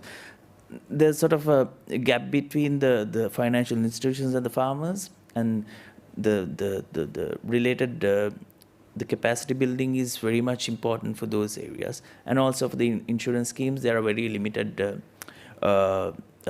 areas that the insurance, the companies, and plus the government are focusing on. They also wanted to expand the scope of the. Yeah, I think. So coming back to the insurance schemes, there is some activity happening on expanding, having understood that this is the case if you're talking about the context of Sri Lanka. Yeah. But if I were to sum up what you said, you're highlighting the need for awareness on finance, so more like financial literacy plus the coordination and communication among actors that would provide access to finance. Stephen, if I may come to you, would you like to add anything? Yeah, sure. So I have two personal examples. One is, since 2018, I've been helping a group of young women in Kibera in Nairobi in an informal settlement. And they were looking for about $10,000. And I went around everybody I know in the UN, and nobody was interested. They said the paperwork and the cost to raise that is it's too high and it doesn't fit. So we did a crowdsourcing campaign and we raised the money that way. And then the second one, I went to one of the big ministries of finance for something called Digital Earth Africa, which is something I've been working on for the last 3 or 4 years as well. And Digital Earth Africa is providing data, operational data, on a weekly basis. And at the moment, you can get water for the whole of Africa for free using water observations from space through Digital Earth Africa. So it's a stunning program. So I went to get the business case. John and I were just talking about business cases earlier, and I wanted to get the business case underwritten. So I went to one of the ministries of finance. I said, could I get £100,000 to put together the business case for this $50 million program? And they said, no, we're not interested. They said, come back when you get something bigger. So I went back to them for 20 million, and I've got it signed off. It's crazy. It's absolutely crazy. So it seems to be the bigger you go and the more ambitious and the more buzzwords you use, the easier it is to get it through the system. So like I'm working on 4 or 5 of our programs at the moment, and I'm trying to raise about 200 million. That's out of 66. So think about how much we're going to scale up all our work. And that's, we don't call it capacity building, we call it capacity development, because for us the capacity is there, so you're not building it, you're developing it. So that's a nuance, but it's important, I think. Yeah, thank you very much. And it's also good to know this, that the higher you go, the better it might be when you are raising ambition, I guess. Because people think small, thinking something might not be feasible, and then maybe a larger amount might give you access to things that you think might not be feasible if you put that number on it. Okay, any other questions? Okay, sorry, yes, and then Linda, and yes, there's another one there. Sorry. Hello, thank you very much to our panelists for your expertise on this. My name is Amy, I'm from American University in Washington, DC. I had a bit of a question. So disaster risk is often framed as sort of an impact analysis based on the causation of how nature is the attributing cause. But when we look through disaster risk through the lens of vulnerability, we often see that climate change is the trigger that we know scientifically has correlated into increased events, but causes a lot of the disasters that result because of the framework that has been societally structured in areas, especially vulnerable areas. How does this framework of potential vulnerability analysis change the way you approach any of the capacity building that you might be doing in your specialties? Yeah, thank you very much. Any takers for that question? Sure. Okay, Stephen. So there's something I've been part of for a couple of years as well called No Natural Disasters. Everybody talks about natural disasters, and there isn't such a thing as a natural disasters. There are natural hazards that become disasters because of anthropogenic impact. And the people who've been leading on that a lot is UNDRR. Duncan mentioned them earlier, the United Nations Disaster Risk Reduction team. And they're building something called the Global Risk Assessment Framework, the GRAF, and that's what guides our work. We try to follow what they're doing, but also work across, again, to Duncan's point. So we have GEO-LDN for land degradation neutrality, GEO-BON for the Biodiversity Observation Network, EO for EA for ecosystem accounting. And so as we're developing all of these different frameworks, my team works on each of these different areas, and my role is to sit and look across them and see where are the trade-offs, where are the synergies, where are we going to come up against problems, and where are the areas where there could be potentially duplication. So we're trying to use those frameworks and look across at the similarities. Does that answer your question? Yeah. Okay, thank you very much. I will park for a bit to check whether another speaker would like to take the floor. Quick checking. Tuga, would you like to take the floor? Would you come to the stage, or would Astrid be joining us? Right, okay. So let me know when Astrid is connected. Until then, we'll be taking questions. Would anyone else like to respond to her question, or can we take another question? Take another. Okay. Linda, yes?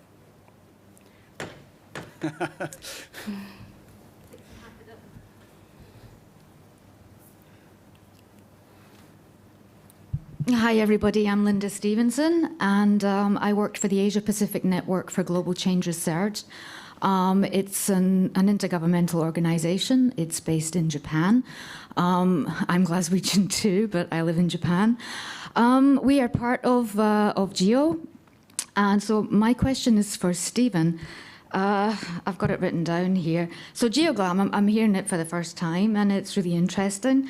And what I was wondering is what kind of capacity development is needed in developing countries in Asia. I mean, I'm hearing a lot about Africa, and whether the finance that you talked about. Philanthropic funds that we don't need to pay back so we can do more stuff.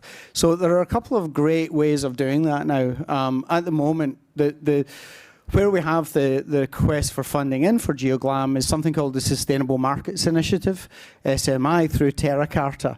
And there's a 10 billion fund. And then there's the Bezos Earth Fund. And so there are a number of these funds coming through. So we're not really going to the bank or other banks because we're trying to get more philanthropic funding. That doesn't mean that we're not working with the bank, because there are already mechanisms where countries have taken on the loans and have the work with the bank, and we are plugging into those. There's a really good example of what European Space Agency is doing with GYDI, and actually John can probably explain that better than me, but they're working with exactly those two banks you mentioned, putting funds into that and helping. From a GeoGlam perspective, GeoGlam has been more successful and more prevalent in Africa because there are feet on the ground. The winner of the Africa Food Prize, Catherine Akalembe, is part of GeoGlam. So she got that last year, and she's on the ground with a team from NASA Surveyor, with USAID. However, there is GeoGlam in Asia. There's Asia Rice, which is one of the big activities. And part of the issue is trying to find local champions who want to take it on. So maybe we can have a discussion afterwards. But it is trying to find the right people who have not just the right appetite and understanding, but who are willing to go into a sort of a long-term journey, because it takes so long to put these funding proposals together, to find the right people, and then to actually get the money and then deliver. And even sometimes, I mean, I've actually had people this week say to me, I don't know if I can spend this money. I've managed to find them some money, and they're like, I'm not sure I can spend it. And so we're now like, no, don't give back the money. We need to keep the money. So there's all sorts of challenges around this. And again, I hope I answered your question. Thank you, Stephen. We had a gentleman. Yes, would you like to take the... Yeah, thank you for the opportunity to ask these questions. My name is Peter van Hazel. I'm representing the International Society of Doctors for the Environment. And I have a follow-up question on the early warning system. From a point of view, and I don't know if it exists, is there some kind of system where you use indicators to identify, for example, ecological vulnerable areas or areas where there might be local tipping points that lead to total destruction. And also, as Duncan has said, such an indicator system, I don't know if it's in place, but that could help maybe to bring health, the social domain, and the biodiversity domain together, because then you have to look together which areas you would like to spend your money, and it might help also in the distribution. But I'm a lay person on this, so maybe you already have the solution for this. Thank you. Thank you. Would Duncan like to start? Thank you for the question. I don't know of all the systems, but I do know one that I particularly like. This is from Action Against Hunger. It's been going for about 6 or 7 years in the Sahel, primarily in Mali and Niger, but they're now looking at expanding it into other countries, like places like Senegal. And the pastoral early warning system is about early warning, early action, and they're using European satellites to map within a metre square of areas around these countries. And they're using it to monitor the feed availability of pasture, what's happening to the pasture that's available, and also to water resources. And then they use that information, I've got it written down here, they use that information then to identify where vulnerabilities are coming up, and where those vulnerabilities are coming up to then contact the communities, the pastoralists in those communities about these vulnerabilities. So that, and also then to try and point them in a direction of where they can move their animals to, so they can keep feeding them and they don't create an exhausted pastoral state. And this has been really useful because it's reduced the vulnerability of the communities, it's reduced the instance of malnutrition where possible as well, and it's also reduced instance of overuse of nature, of biodiverse, so pastoral systems, and also overuse of water. And that's been really important for soil and for protecting soil and reducing soil erosion. The next stage of that is going to be mapping on that to climate risk and climate vulnerabilities as well, so that they can start seeing which areas are more vulnerable to climate, because they've now got this 6 years of data and they can start to see how things are changing, and our area is getting better, our area is getting worse, and they can then use that to inform people on the ground. So that's kind of bringing together some of it. It hasn't fully brought together the health part, but it's something, again, they're interested in trying to explore how can you use that to measure health benefits. So for me, I think it's a great example of what can be done. Yeah, thank you, Duncan. And I think in national communications, when countries do submit the risk assessments, there are socioeconomic data that's included in the assessments, including numbers of malnutrition that have been listed based on the data availability, of course. So there is, in the process that's existing, these elements being taken into account. Stephen, do you want to quickly come in? Or? Yeah, so just on, we have another program called Rangelands and Pastoral Productivity, which is doing something very similar. Again, unfortunately focused in Africa, but it is something that's doing something similar. On the health front, we have EO for Health, which is kind of much closer to what you're looking at, and that's a global program that we're trying to link into what I mentioned earlier, the Risk-Informed Early Action Partnership, REAP. So those are kind of like the big science and data communities coming together with the health practitioners, and I think that goes back to Duncan's very early point about integration across communities, across platforms, across these different areas. So there are efforts underway, but it's really hard to keep up with all the different efforts and to know precisely what they're doing. Thank you very much. So we're still having difficulties getting Dr. Astrid Zwick to join us. Instead, we are having Tuga, who will come and speak on behalf of IGP. Yes? Yes, come. So we'll give it a minute. And after Tuga's intervention, we'd like to open the floor to the participants to share your inputs. So just be prepared if anyone would like to take the floor on the questions we had. So if you have any specific examples, I see a lot of parties in the room as well. So if you would like to give specific examples, challenges, help you need on these topics, do share your inputs in 1 or 1.5 minutes. Tuga, over to you. Thank you. And I'm so sorry to have missed this today because we have conflicting schedules, and it's just me here from the Ensure Resilience Global Partnership at COP. But I understand you've been talking about building capacities and what's needed. So the Ensure Resilience Global Partnership was established in 2017. We have over 100 members from government, private sector, development partners, NGOs, and academia. And the idea was to develop this common vision to scale up disaster risk financing and insurance. And at the heart of it, what we do is we look at what the gaps are. And so capacity building is a very big area for us, looking at what is needed to incentivize and to create that appreciation of disaster risk financing and insurance as solutions.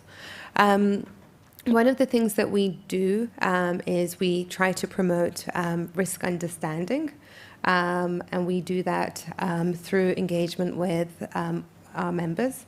And also to create, so we have a knowledge hub where we try and bring together all the learnings from our members around their experiences with disaster risk financing and insurance. And one of the areas in which we work very closely with Visita on, which we're pretty excited about, is next week we will be launching the Centre of Excellence on Gender Smart Solutions. And with that, there's this recognition through members of our partnership that there is quite a bit that can be done to build the capacity both of those designing the projects so that we all understand where the gender gaps are, how to design our initiatives. I mean, one of the things we've been working on is monitoring and evaluation. And it's, you know, the number of times I've heard people talk about, let's have sex disaggregated data. But what does that mean? Are we just counting how many women benefit from a project? Or are we actually formulating a framework where we could ask questions that actually focus on true engagement and gender informed approaches. So this is how we work within the Ensure Resilience Global Partnership. Through our members, we try to really create that understanding and then to try to convey that and convert that. So again, looking at the gender perspective, one way we do that is we have a scholarship program where you find women in leadership positions within insurance regulatory bodies in the Global South. And they get to participate in this program, looking at leadership and diversity and issues like that. But what's interesting is they also bring a policy reform initiative with them to this course. And the idea is that they get to develop this, and then when they go back, those are the blocks to build capacity and create the transformation that we hope to see. So that's just a snapshot, and I really would love to comment on what the speakers have said before me. I believe this is recorded, and I will definitely be tuning in because it's a very important conversation for us. Yeah, so I'll just ask a question from you based on most of the questions that have been asked about finance accessibility. I know that you have a solutions fund as well. How do you make sure that those who are at the forefront of climate and disaster risk are the ones who get funded, or like those who work with them get funded? That's a really good point. So while we're the Ensure Resilience Global Partnership, we do have other partners specifically working towards this goal. And what you mentioned is the Ensure Resilience Solutions Fund. So they're a partner working towards the goal of Ensure Resilience. They provide grants to initiatives that engage private sector, but they also are initiatives that are stimulating some sort of innovative initiative to scale up disaster risk financing. And the way that that grant is used is there is a grantee, but then there's also a partner that comes aboard from the private sector that provides some kind of support. In this way, I think it incentivizes working locally, building capacities locally, and not just always bringing, you know, an international partner to come and work on that. And in terms of ensuring the benefits reach those that are targeted, this week on Monday, we launched what we call the evidence roadmap, the Ensure Resilience Evidence Roadmap, which is a very important step. So we have our vision and we've got the numbers that we want to reach. But what does that actually mean if we're to zoom in on impact? And so the evidence roadmap sets up a framework to measure impact of disaster risk finance and insurance, and really looks at how this fits within a broader resilience framework. Not all disaster risk finance and insurance projects will have the same impact. Some might even have harm. And so that's the thing that we're also looking at closely. What does good look like? We're not just looking at scaling up numbers, we're looking at how those that are intended to be targeted, those that need this solution, are benefiting. Okay, thank you, Tuga. Thank you for your inputs. So we have 8 minutes. I think we can have 3 speakers before we close. If you do not mind, I would like to ask others who might have not taken the floor, and they will come to you. Please, sorry about that. Would some of the parties in the room like to make any comments on the challenges you face on the topics that we discussed, or opportunities that you saw, or any questions you have? So if you could take 2 minutes each. If anyone would like to take the floor, do please raise your hand. And the floor is yours. I'm looking at a few of you, but would anyone like to take the floor? If not, I can go back to Uganda. I didn't catch your name. Yes, you could quickly make the intervention. Yes. All right, thank you so much. I wanted to really also input about the innovations that are locally developed, because I don't want us to undermine the knowledge of the indigenous people, because what I was really talking about, the innovation that I had brought on board about the warning systems, and I must commend what Doctor was asking to the panelists. It's not about the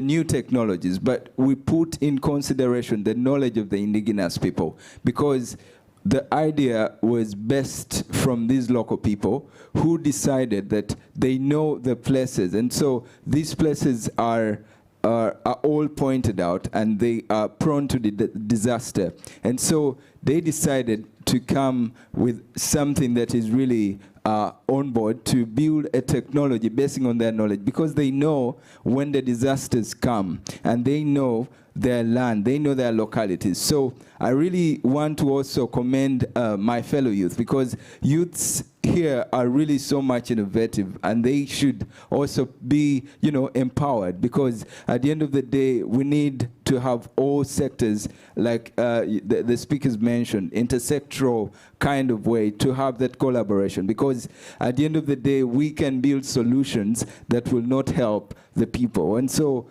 indigenous knowledge is really important, and that is what we're doing as Girls for Climate Action in Uganda, leading into through the climate demonstration hubs, which are locally based. These actually find challenges and tailor solutions based on the challenges. So indigenous knowledge is really important, and I think people in line with climate finance should have a way of easing access to this finance, because the grassroots don't know where the money is, because such beautiful ideas are there, but there is no money to implement this project. Yeah, thank you very much. Yes, thank you. And since you're very interested, I just want to make a note that SLYCAN Trust and Southern Voices did a country profile for Uganda a couple of months ago.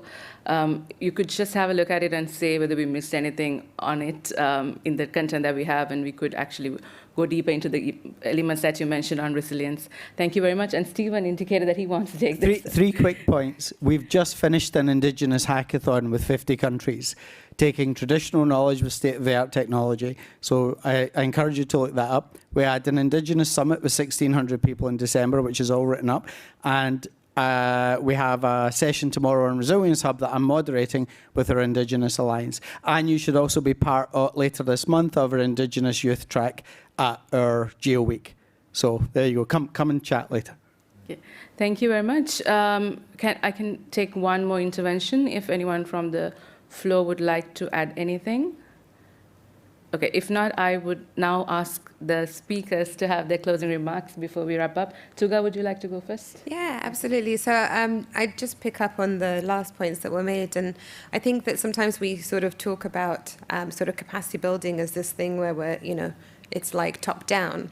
And, you know, there's some knowledge that comes from a big institution or some global north or anything. But actually, what we've found in our work through the Ensure Resilience Global Partnership and the members that we have is that that inclusive process is so useful for everyone. And so when we talk about our insurance models and the development of that, one example is the African risk capacity. What they do is they find that actually, yes, models are great and this risk analytics capability that's available is great, but actually it needs to be ground truth and sense checked. And there are certain agricultural practices that we will never know about sitting, you know, in an office in a city somewhere.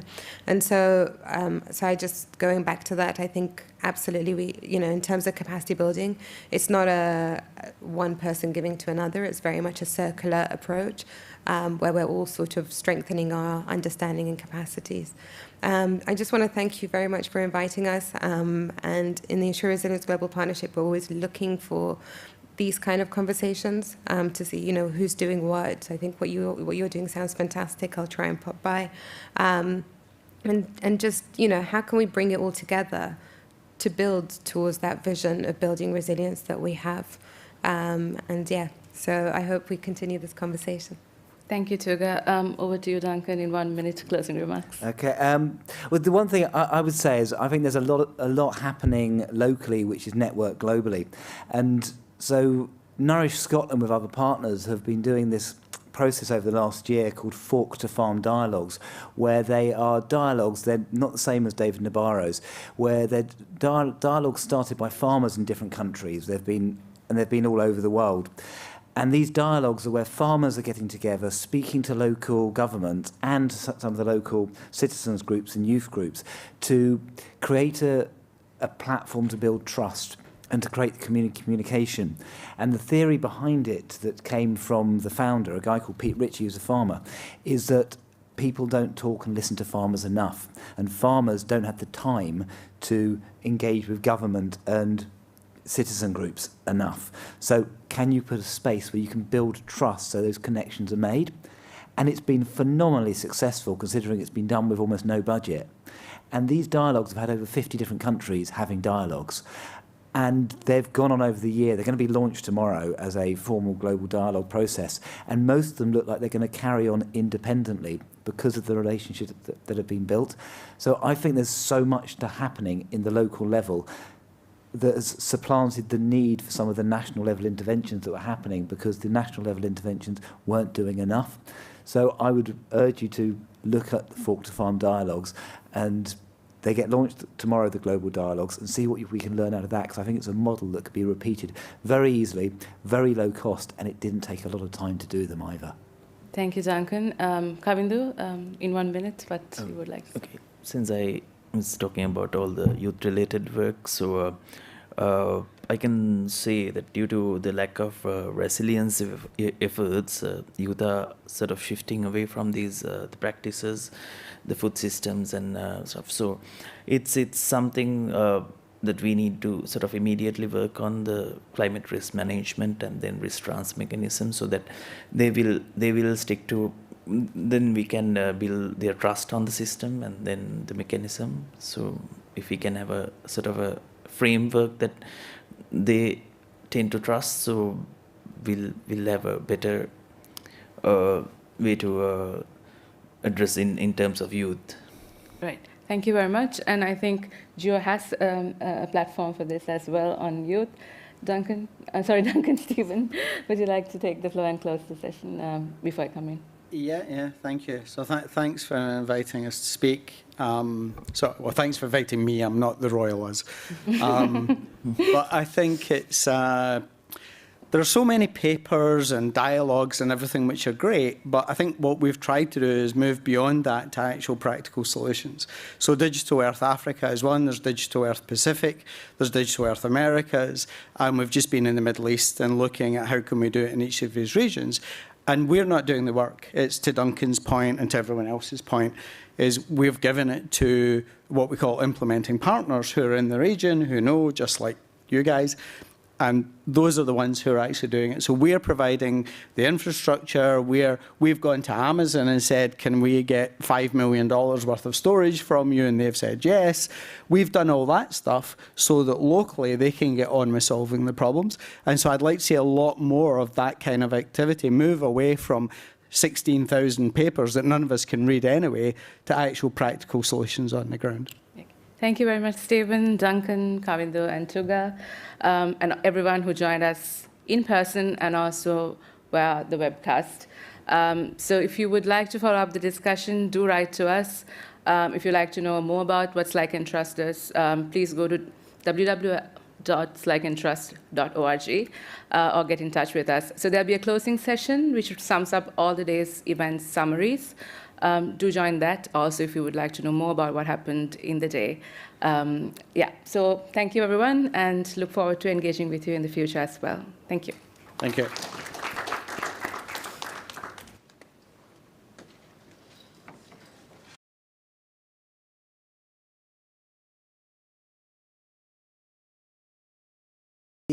Talking about one of the projects that we're working on, where we are using Earth observation data, the role of Earth observation data and tools for improving flows of climate finance experiences from Fiji, Solomon Islands, and Vanuatu.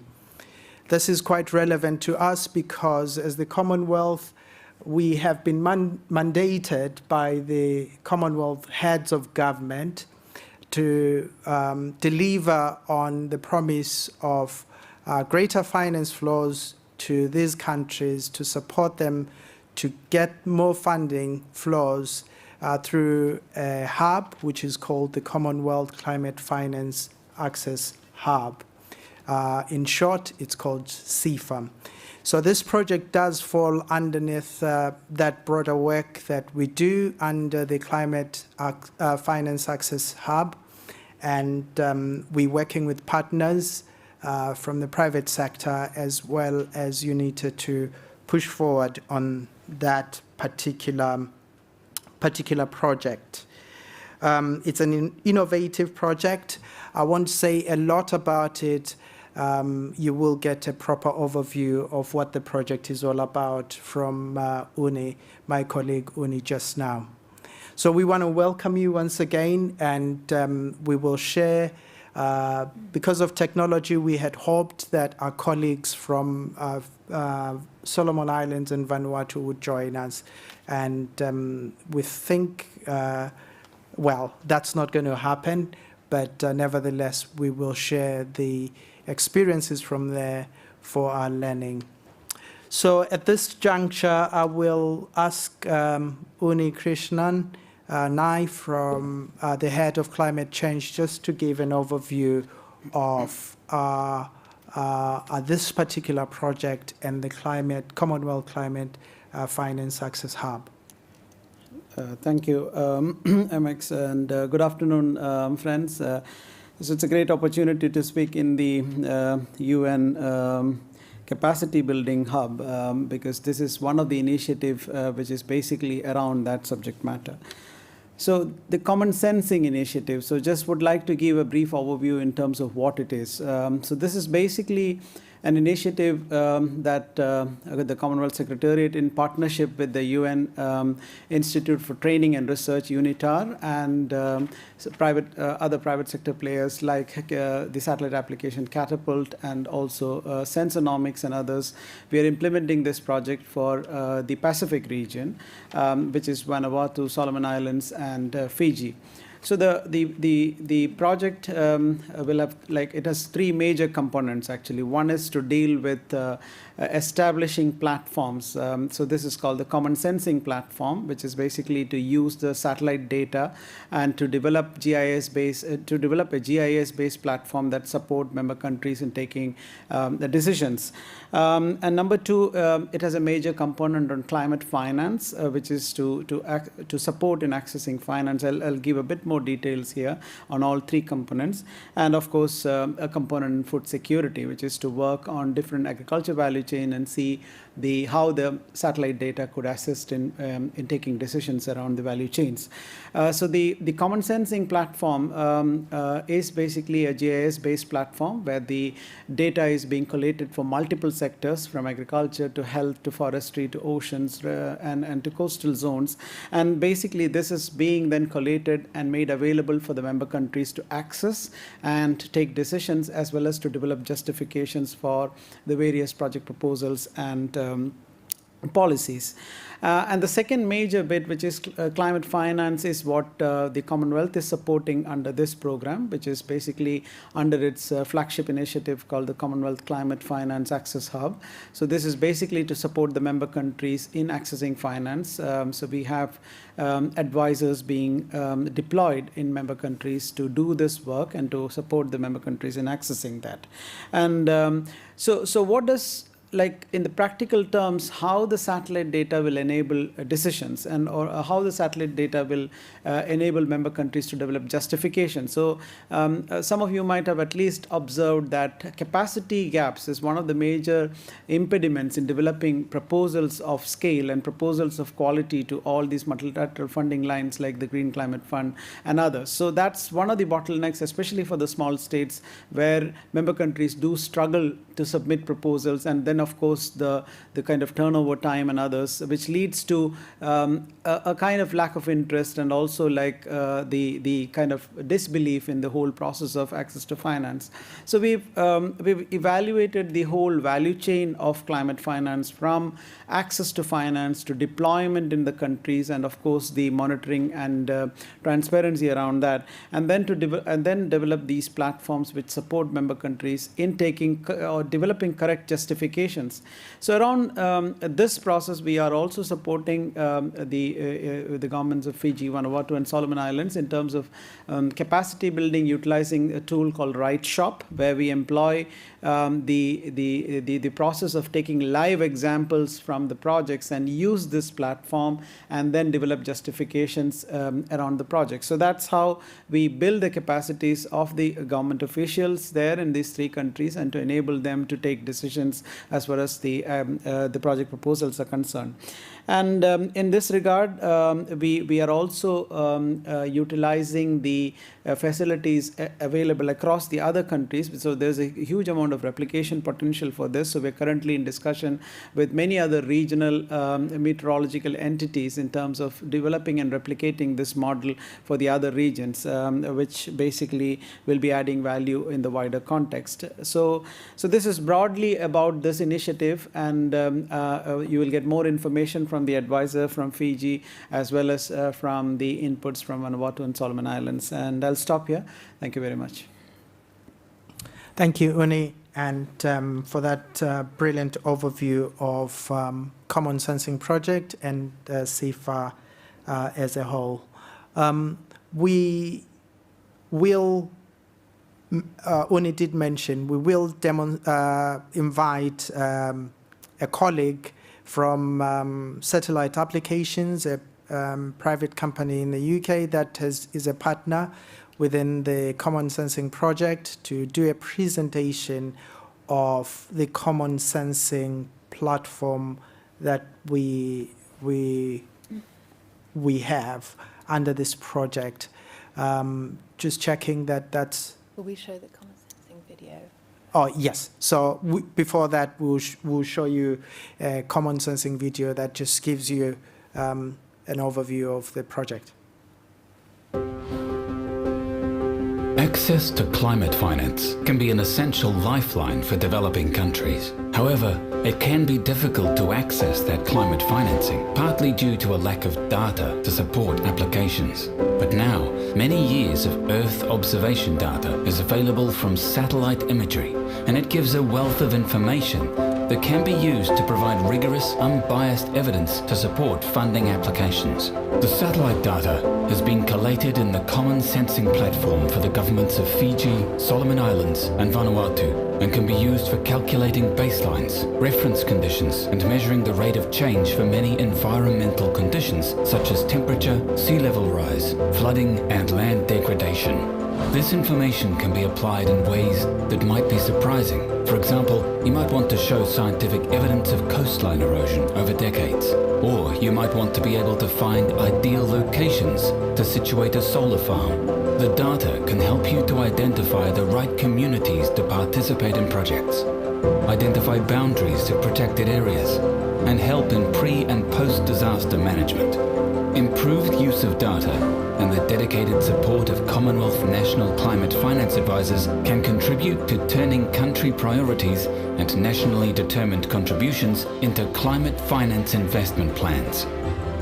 With more evidence, you can build stronger applications which improve your chances of gaining funds. This is especially relevant in the context of rebuilding economies in the aftermath of COVID-19.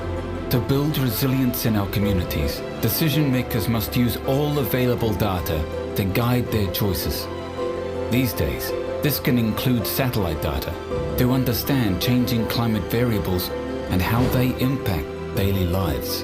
Learn more about how the Commonwealth Climate Change section, through interventions like Common Sensing in Fiji, Solomon Islands and Vanuatu, and the Climate Finance Access Hub, can help you.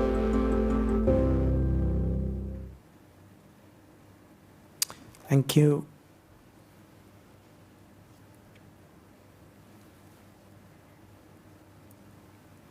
So you want to speak? Everybody, I'd like to tell you a little bit about the Common Sensing project, and specifically about the Earth observation and geospatial data tools that we have developed to support climate finance proposals and projects in the islands of Fiji, Vanuatu, and the Solomon Islands. This project is funded by the UK Space Agency through the International Partnership Programme and comprised a number of international partners in a number of countries around the world, including UNISAT, UNITAR, Catapult, DevEx, the Met Office, University of Portsmouth, Sensonomic, the Commonwealth, and Spatial Days. The goal of this project was really to help build disaster resilience, enhance food security, and support climate finance applications in Fiji, Vanuatu, and the Solomon Islands. And we chose to do that through two pillars, really. So the whole project is built on these pillars. The leftmost pillar is the geospatial and climate data and decision support tools that we would develop. And the rightmost pillar talks about capacity building. So we want to build capacity amongst the technical staff that are in country, show analysts exactly how to use the data and the tools that we've developed, and help decision makers get the right kinds of answers, the right kinds of value out of these data sets and tools. In order to do this project, we gathered data from a number of different sources from around the world. Some are in-country sources. In particular, in Fiji, we used the MLMR, the NDMO, and the Fiji Roads Authority. They provided us with quite a bit of data for this project. But we also obtained data from HDX, from OpenStreetMap, from PacGeo, UNEP, SPREP, JRC, JAXA, PopGIS for population data. And we also got data from the World Bank, census data from in-country census, and also Facebook population data. And we collated all this data together, put it into a standard format, and loaded it into the systems. And then we also created a number of data sets on the project. Different partners created different data sets. The climate models were obtained from various sources on the internet, and were processed into a standard form and parameterized properly, and then put into a form which could then be easily read into our climate app, so that all these climate models could be seen and interacted with and used in a standard way. We also did a lot of work on digital elevation models. There are a number of digital elevation models out there that are suitable. And what we did is took those data sets and then reprocessed them to remove artifacts and holes, and then processed them even further then to build some derived products from those models, such as elevation zone data sets and some slope class data sets. We also did some work on developing a relative bathymetry data sets for all three island chains, and this really shows the bathymetry down to 30 or so meters below sea level, and just shows how that bathymetry changes as you come closer and closer to the shore, which is obviously useful for tsunami and storm run-up studies. We also captured mangrove forest locations, sugar plantation locations, and then populated a software called the Data Cube, and populated that with satellite data from a number of sources, including Sentinel-1, Sentinel-2, the different Landsat satellites 4, 5, 7, and 8, and the SPOT satellites 1 to 5. We also then processed that data not just into an analysis-ready format or ARD format, so it's ready for further analysis by anyone who has access to these products, but also process some water mass products and some geomedian, cloud-free geomedian products, so that people can use these products as base mapping products as well. We then took some algorithms from the open source Open Data Cube community from the DCAL library, and used those algorithms to develop a series of products which can be made on demand using the common sensing tools. And these include geomedian and other median products, fractional cover product, water, vegetation and land change products, water permanency, water quality, mosaic indices, NDVI anomalies, and also shoreline extraction product. And these products are now available for people to use across Fiji, Vanuatu, and the Solomon Islands for particular areas of interest. This slide is an example of a number of our data sets that we've produced on the project. So working from top left, we have digital elevation data sets. Top right is a relative bathymetry data set showing how the seafloor is shelving upwards to the coastline. Bottom left is a derived elevation zones product, which just shows how the different, in fact that's slope zones, sorry, and that shows how the different slopes change as you move away from the coast. So the green pixels there are areas where the ground is really flat, and then as it slopes up it goes into sort of beigey color. As it gets more steep it goes orange, and then as it gets really steep it becomes that sort of dark orange color, which you can see along that river valley to the top left. Middle bottom you can see the shoreline extraction product. That just shows how the shoreline has been receding with time as global sea levels have changed. And obviously if you have a long-term satellite archive, you can see how that shoreline has been regressing with time. And then bottom right, we have our fractional cover product, which really shows how land and vegetation is changing, whether it's going from vegetation to bare soil or vegetation to urban as urbanization takes place. And it allows us to understand the changing patterns of vegetation and urban areas with time. In addition to the data that we developed on common sensing, we also put together a number of tools to make working with that data easier. The first one is the Esri Enterprise Portal, which we developed for Fiji, as they already had an Esri license, so we took advantage of that for them. And we've developed a sites homepage, which acts as a repository of all different information that Fiji users can get. A data catalog, which basically contains all the data that we developed under common sensing, which can then be searched and data can be found and discovered and used. And then we developed a number of apps to make best use of that data, including the climate information app, which is useful for looking at these different climate models and understanding how the climate parameters such as precipitation or sea surface temperature or whatever it is has changed over time. The Map Explorer application, which really allows users to work with the data, load in any of the data sets and compare them, contrast them, query them, and also launch data cube queries. And then the risk information application, which is really where all the natural hazard data sets and risk data sets have been put together in different themes.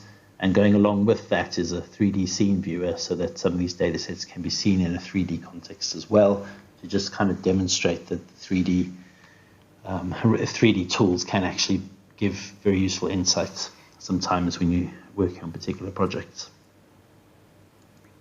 Going along with those tools, we have the Esri Arc Online Decision Support System that's been developed by UNITAR, and that's been developed for Fiji, the Vanuatu and the Solomon Islands. And that really helps government users understand which areas of the country are exposed to what levels of risk, and where different expenditure could be expended to mitigate or to best mitigate those risks.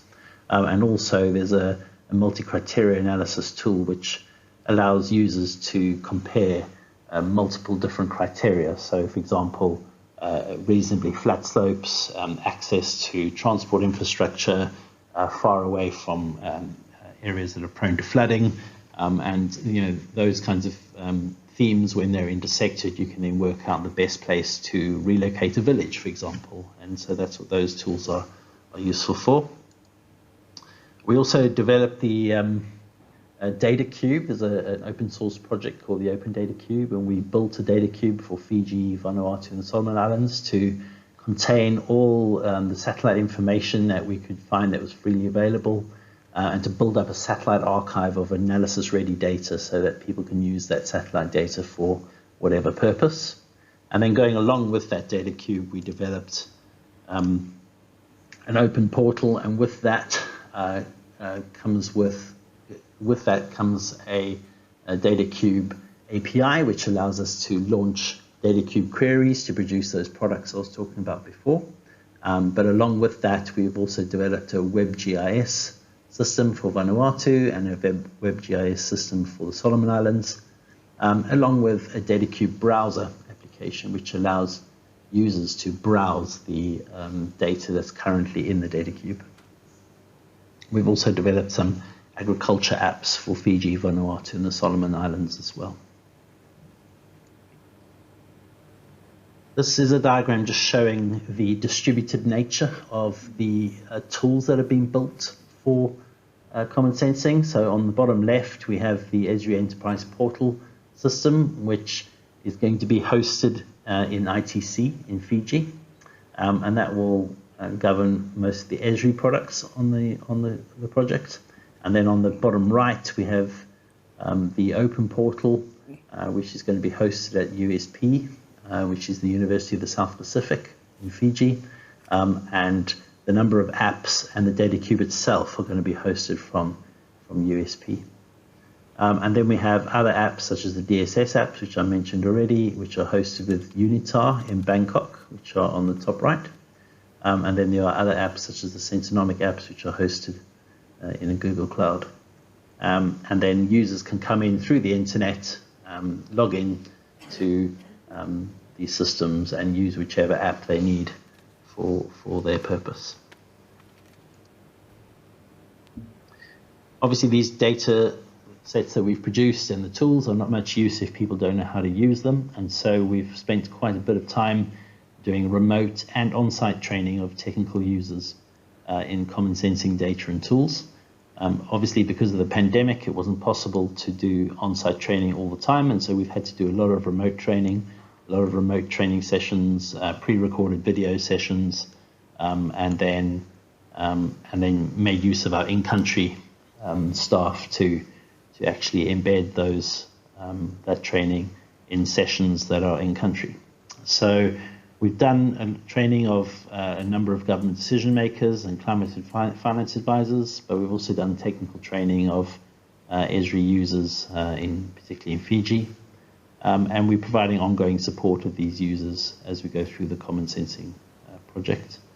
We've also developed a number of user guides, and by the end of the project we will have completed the operations manuals and provided a number of online resources which can be used to understand how these tools work and what can be done to make best use of them. Finally, just wanted to look at what the applications are for common sensing data and tools that we've developed on this project. And really, the data and tools can be used at all stages of a climate finance project. So they can be used at pre-feasibility stage when you're trying to justify why a project should be done. And you can use the Earth observation products to fill data gaps or to create data sets to illustrate something that hasn't been illustrated before. And also just to bring data sets together that haven't been shown together before in order to prove that, that an intervention is needed or a particular type of mitigation is needed. It can be used during the proposal stage to support a proposal. And there's a number of analyses that can be done there, including multi-criteria analysis, feature mapping, spatial queries.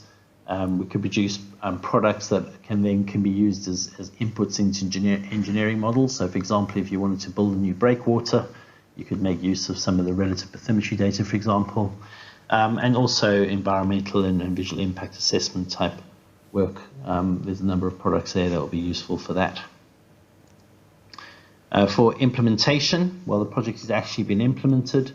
Common sensing data and tools can be used to establish a project baseline and then be used to then monitor that project as it takes place. So, for example, if you had multiple satellite images of the same area over time, you could see how a particular project was developing and what impact it was having on the neighboring areas or downstream areas, etc.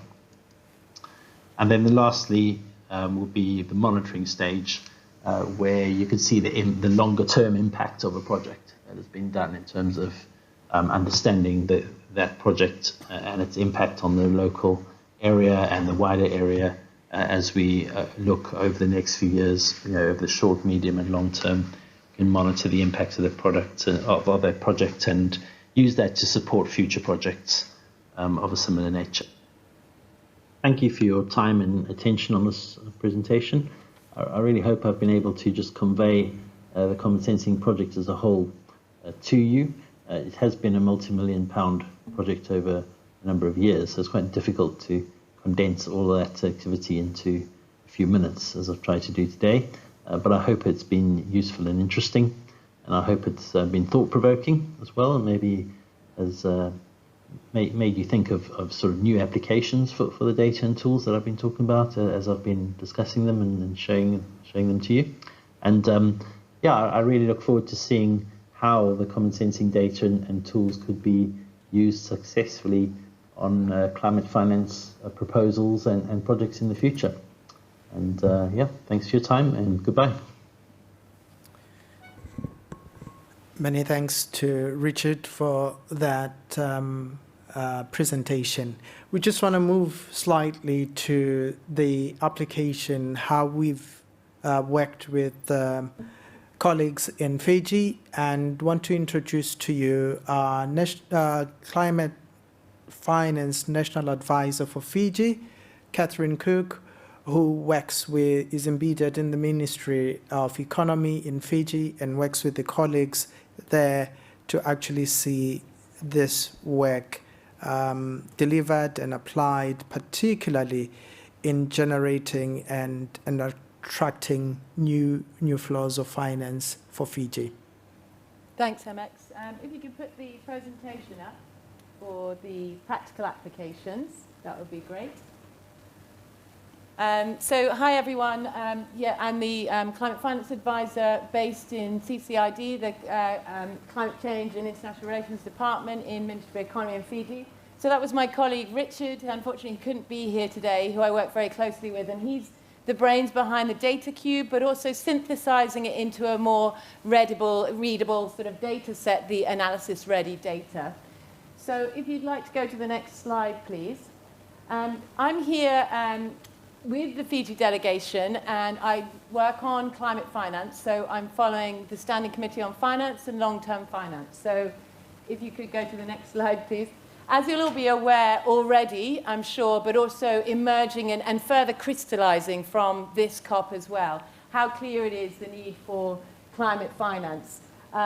Not only the affordability of finance for least developed countries and for SIDS in particular, but also the distribution, as you know, between adaptation and mitigation, and the need, also the effectiveness of that finance as well. So clearly from the Oxford Shadow Report, which I'm sure you're all aware of, go back the slide, please, if that's okay. You'll be aware of the Oxford Shadow Report. So from that, we now know that LDCs were reported to have only streaming the 20.5% of climate finance, and SIDS only 3% of that. There hasn't been any granular analysis of Pacific SIDS, but it's looking at about only 1% of that. So there's a clear need for climate finance and also the challenges in trying to access that climate finance. So Richard couldn't be with us here today, and nor my colleagues Diana and Michael for COVID restrictions of getting back into Vanuatu and Solomon Islands. So I'll talk a little bit about, actually, I'm very excited to be able to use, practically use some of those tools that Richard explained to you there. And then MX will talk a little bit about the decision support tool, which is web-based, which is also being used and practically applied in Solomon Islands and Vanuatu. So the climate finance need in Fiji through the total estimates. There was recently a climate finance snapshot done, which analysed all of the climate finance needs and spend from between 2016 and 2019, and it falls short of around 3.28 billion Fijian dollars. And also what we know is that from the IEU report of the GCF evaluation, that SIDS are clearly underrepresented throughout the stages of the project pipeline. And then further crystallizing during this COP, you'll have all seen the summary now on the Standing Committee on Finance, fourth biennial report, which was the summary which was released yesterday, and that further crystallizes some of these issues around finance. If you could go to the next slide, please.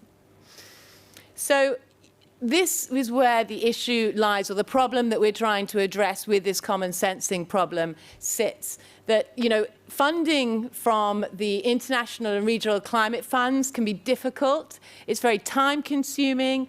They've got complex formats, as many of you all know who've written climate finance proposals to the GCF and other donors. But there's also, you know, evidence and climate rationale is quite difficult to obtain. So a lot of the funds, and perhaps some of you work for those funds here today, require the strong justification. So clear baselines are needed, which needs that data. Data is imperative to go into those baselines.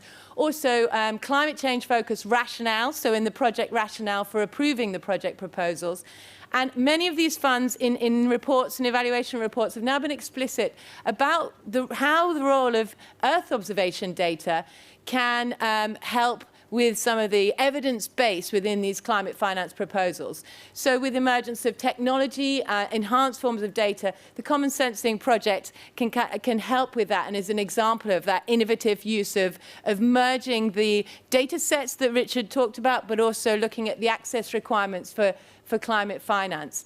So, you know, what it aims to do in terms of capacity is aiming to develop the national capacity. Obviously, I'm embedded in the country as part of the Commonwealth Climate Finance Access Hub, but also we're working closely with the university, and UNITAR will be embedded within the Ministry of Economy as well, and I'll talk a little bit more about that in a minute.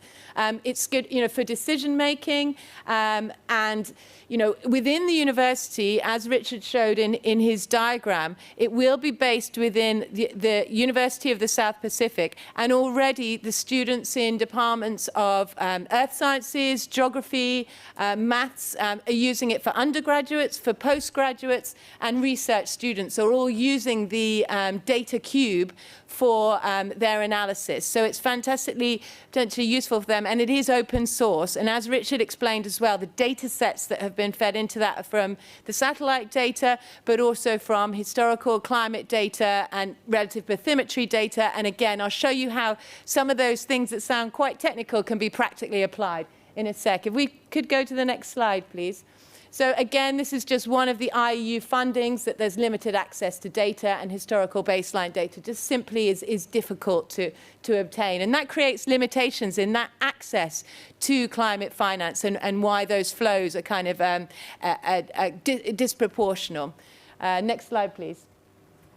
So this is use of the common sensing platform, and this is some of the tools that Richard talked about. So just to go through again, so you've got, going back up one slide.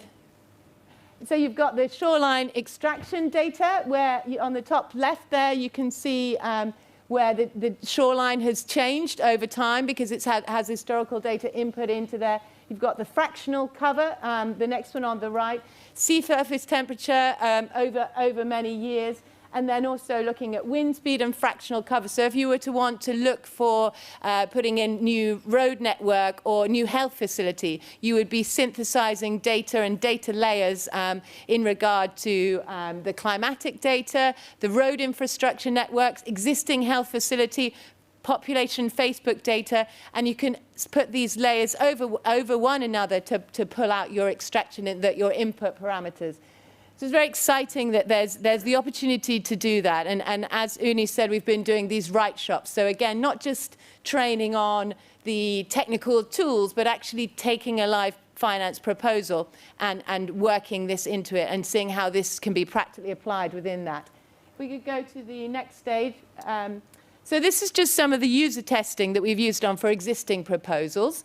So adaptation to climate change, you can look at both mitigation and adaptation proposals. So looking at coastal zones using the shoreline extraction data, and then looking at a fisheries project in the Pacific, and that's using the mangrove data and also sea surface temperature, but also looking for agrophotovoltaic as well. And this is the user testing phase. So you could be looking at solar radiation, you're looking at land cover, you're looking at road networks if you want to put a new solar up, or even off-grid solar. You'd be looking at understanding your land surface slope elevation as well is relevant. And all of those things you can put into the data set and work out and take decisions based on this data. So these are some of the user testing we've been doing to demonstrate that it can be used on adaptation and mitigation projects, and it's valid for that. Next slide, please. So this is what we're currently doing, and the write shop training that Uni alluded to as well. So what we've been doing is we've taken 3 existing live projects from the NDC investment plan and the country plan as well, so Annex 2 of the country program. And those projects that we've looked at, we did this in August and September of this year. So that was for about 40 participants of the Ministry of Economy, but also the Fiji Development Bank, who, as you'll be aware, are the main people who are behind a lot of the financing of the projects, but they're also the direct access entity in Fiji currently. And they're very keen, and also Fiji Bureau of Statistics. So we've used a lot of the statistical data as well, which has fed into the model. So they took part in the training. We split down into groups. One of the groups worked on the Fiji Rural Electrification Fund. One of the groups worked on the Climate Change Relocation Project. And one of the groups worked on an electric bus, so decarbonisation of public bus transport in Fiji project. And went through these proposals, firstly looking at the access requirements and what you would need for the investment criteria and paradigm shift and all of those aspects that are notoriously difficult, emphasizing identifying the problem that you're trying to solve and going through that problem analysis to look through to developing your theory of change and your logical framework, but then also now taking that and looking at it those projects through the lens of the common sensing project. So what data sets are needed, and it's really, entirely demand-led. So it was the Ministry of Economy head of climate change that came up with these 3 projects we wanted to use. But it's also, you know, a lot of the people within the training know more about the available data sets, you know, that are existing and what might be useful. So data sets and data layers can be added to the common sensing platform at any time. So if you wanted to add another layer on electricity infrastructure, or you can add that and use that as part of your decision making. And that's in particularly useful for Fiji Electrification Fund. If there was charging infrastructure already in place, we would be able to add that as a data layer. Unfortunately, we haven't got any charging infrastructure for the decarbonisation of public bus transport, but we're hoping that will come as this project progresses and evolves, and we'll have a bus network from the shuttle transfer station with a charging infrastructure in that depot, and we're hoping to do that early next year as well. So really, it was quite exciting to be able to work through this, and I think our participants were quite excited to see these data layers. And obviously, we were able to take from them some different ideas on what kind of data sets might be useful to add into the platform that could be used. So I think I'm nearly finished, and obviously this is quite exciting for me. I'm very lucky to be able to work at the front line on the practical application of these data sets, working closely with my counterpart in UNITAR as well, who is also based in the Ministry of Economy, a Fijian national, and she's been working on GIS data sets for a long time in Fiji. And so we work together, and we'll be lodging this common sensing platform within the project development unit that we're also currently developing. So obviously, the improved data sets can work into the nationally determined contribution investment plan, and understand how those projects or how common sensing can be applied to make those projects more effective and enhance those projects. So I think that might be the end of my slides. Next slide. Yes. And thank you very much for your time. I'm going to pass on to MX, who's going to talk a little bit more about the Vanuatu and Solomon Island context. It is an open source data set, and the decision support tool, which is web-based and web-lodged, so anybody can access that and have a go at playing with the data and using it for decision making. So please could you put on the next set of slides, which moves into Vanuatu and Solomon Islands. Thank you. I'll pass you on to MX. Yep. I will just summarize some of the things because of our time. But in Vanuatu, we have a national advisor there that sits within the government as well. And what they do is they work with the government to progress the pipeline of projects that we have, maximizing on the use of Earth observation data that Richard has so aptly described to all of us this afternoon. One of the things that's been quite important for Vanuatu is the decision support system, that they are able to access that data and at the click of a button be able to see where the risks are for them being a low-lying Pacific island state there.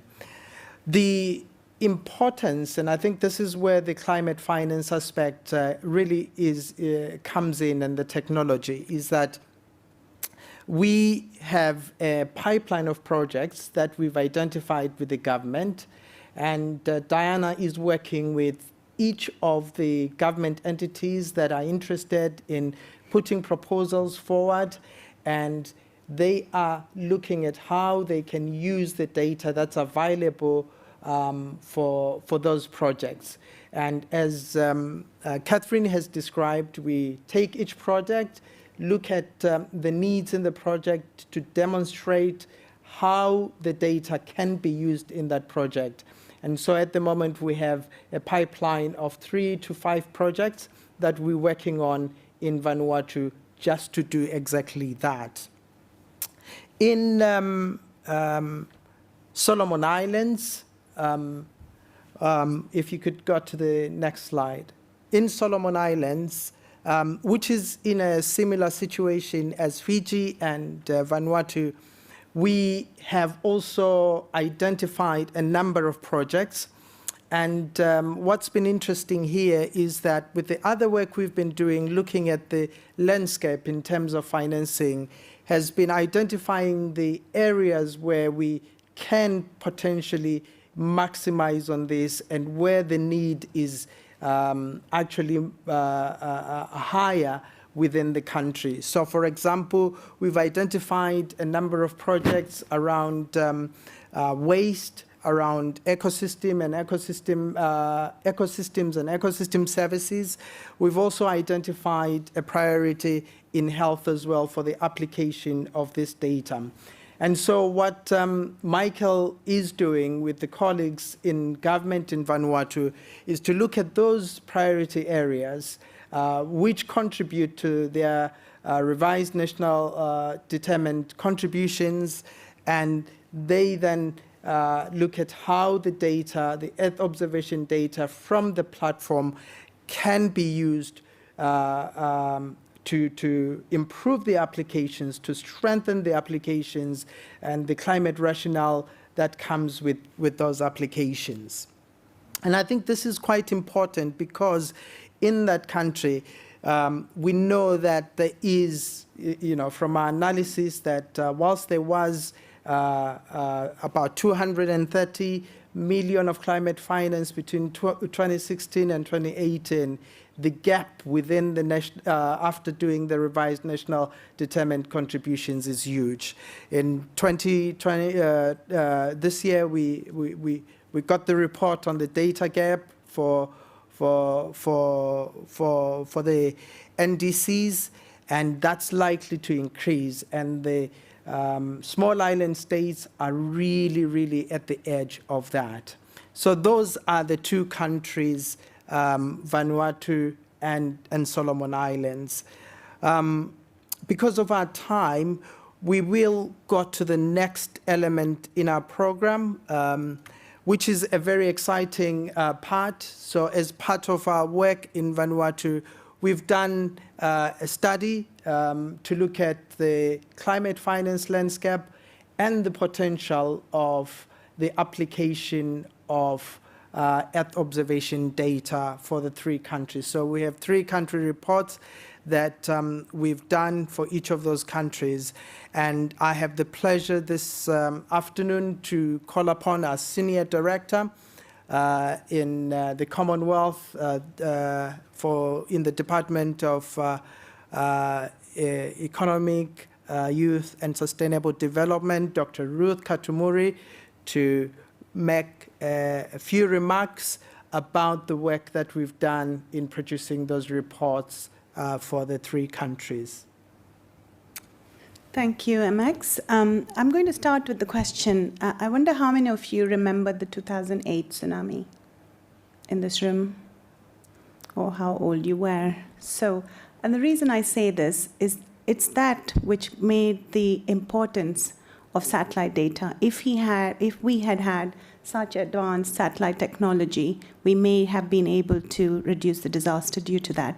But however, that was a wake-up call to make the world come together. And as you can imagine, all these 3 countries are in that similar region. That is where scaled up, and it became critical and crucial to advance our data-driven, satellite-driven information in order to improve our disaster management. And this is great evidence of that. And I love the indulgence of a little bit of a memory. When I first came to the UK to do my PhD, I was excited to study GIS. And I wondered at that time, I wish we could make this more mainstream for countries like countries of my origin, which is India, where it was not hardly ever there. We didn't have maps and things like that. So we are now in the 4th industrial revolution, and this is an example of the advancements we have made in the last 20 years. And now there is this little baby here, which I want to comment about, who has come with her father. And by the time she's 15, we will be in the 5th industrial revolution. As you know, the 1st and 2nd industrial revolutions took about 100 years, and then the 3rd and 4th took about 50 years. But the 4th to 5th will take less than 20 years. And hence, this is exciting for us. And this is absolutely crucial and important for us to advance with technology, with innovation. We may not be carrying mobile phones anymore by the time that child grows up. And hence, this is so crucial. And more importantly, it is about bringing data. It is about bringing evidence. It's about working with countries, with real data, rather than some abstract data and information. And these 3 reports and the work you've heard of today is a great example of how we, together as partnership with the UK Space Agency, with UNITAR, as well as the Commonwealth Secretariat, whose mandate is to deliver or to make or implement, make things happen, make development happen, implement how do we help our member countries achieve their NDCs and their SDGs. And that is crucial for us. And this is what we've been doing for many years. And this is an example of how we have been doing that. And hence, we're really delighted to be able to, and thank you for all of you for being here. And we're delighted to be launching these 3 reports of real examples of how this is working so well and how we can do so much more so that our countries do not disappear from the face of the earth. Thank you, Dr. Ruth, for those remarks. Just want to say to all of you, those reports are available on our website. If you can go onto our website, you will be able to access the 3 reports for the 3 countries. They look at the landscape, the vulnerable sectors in each of those 3 countries, and how Earth observation data can be applied in those in those vulnerable sectors.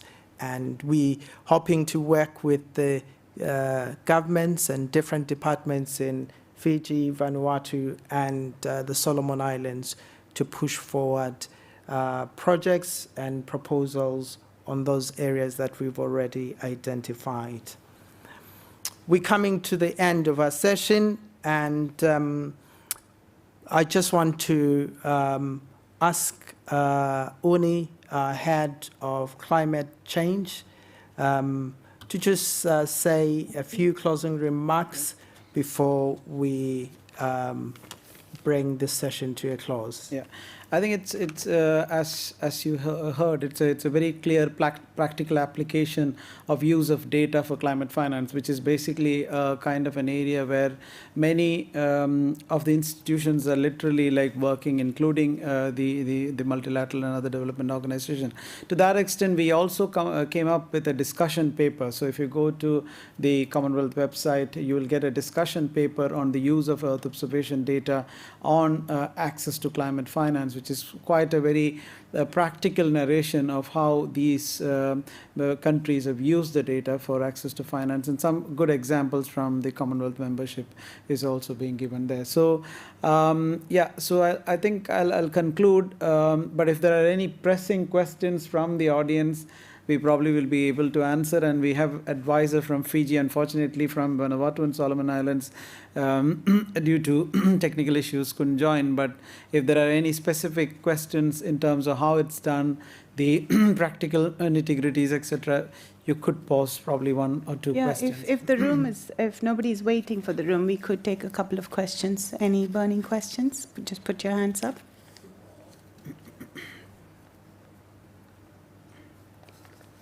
Okay. Yeah, the lady in the front, sorry. Yeah, you want to go, yeah? Can't hear, sorry. Do you mind taking the mask out just, or you want to mic? There's a microphone on the side. Oh, there's a microphone, if you could use the microphone there.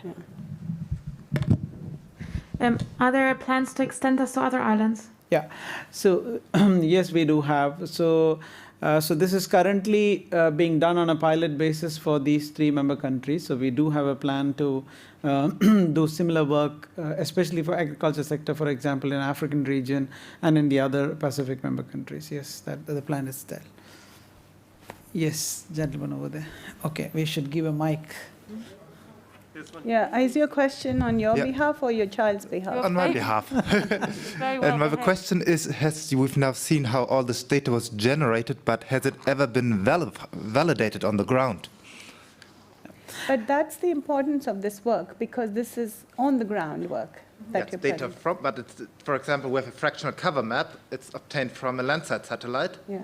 Has ever anyone gone to the Okay. field Yeah, and checked sure. what the Landsat satellite tells me of the fractional cover? Is it true? Or your Facebook No, let's population get the, data? It's secondary data, but does it reflect the reality? Has that been verified? Yeah, good question. Let our regional advisor answer that question. Yeah, so it is verified data.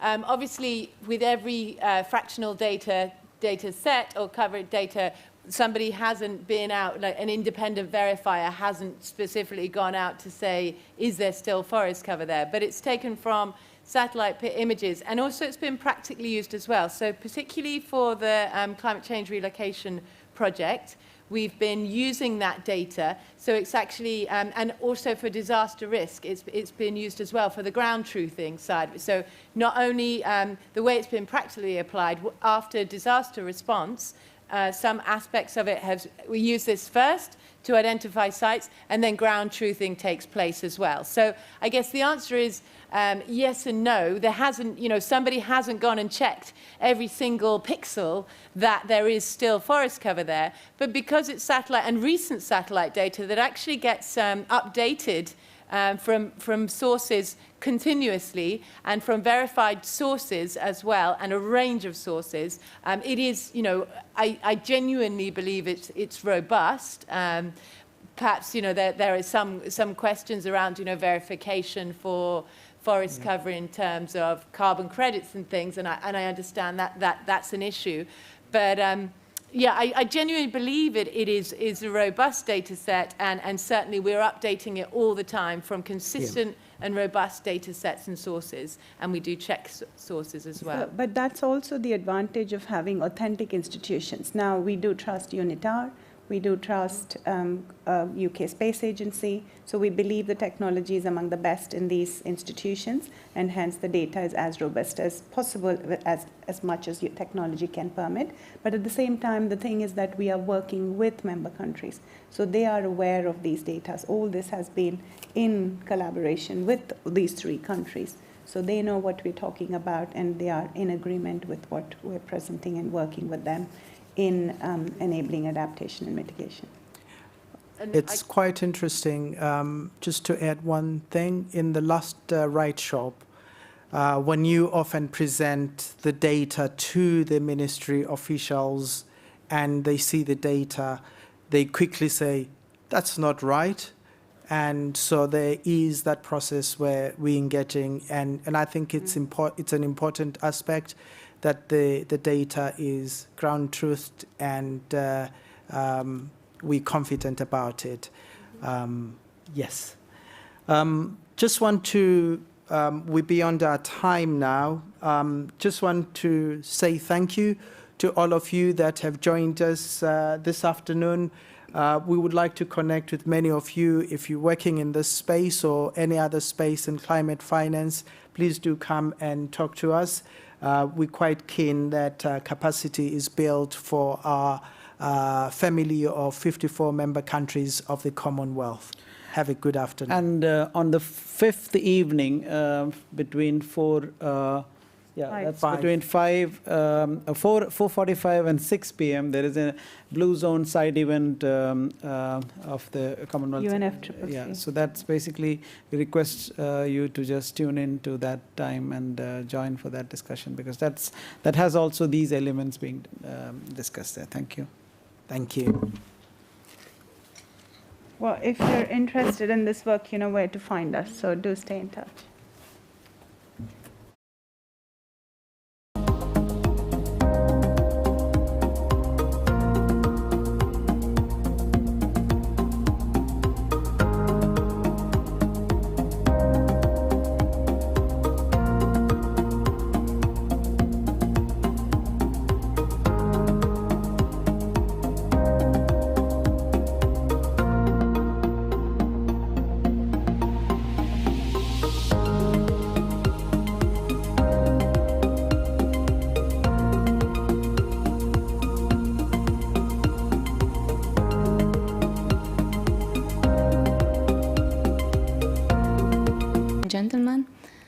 I'm Loreta Stankevičiūtė, Energy System Analyst at the International Atomic Energy Agency.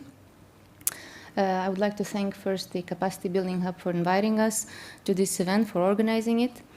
The topic of this side event will be on the capacity building program of the IAEA to support sustainable energy development as well as climate change mitigation goals.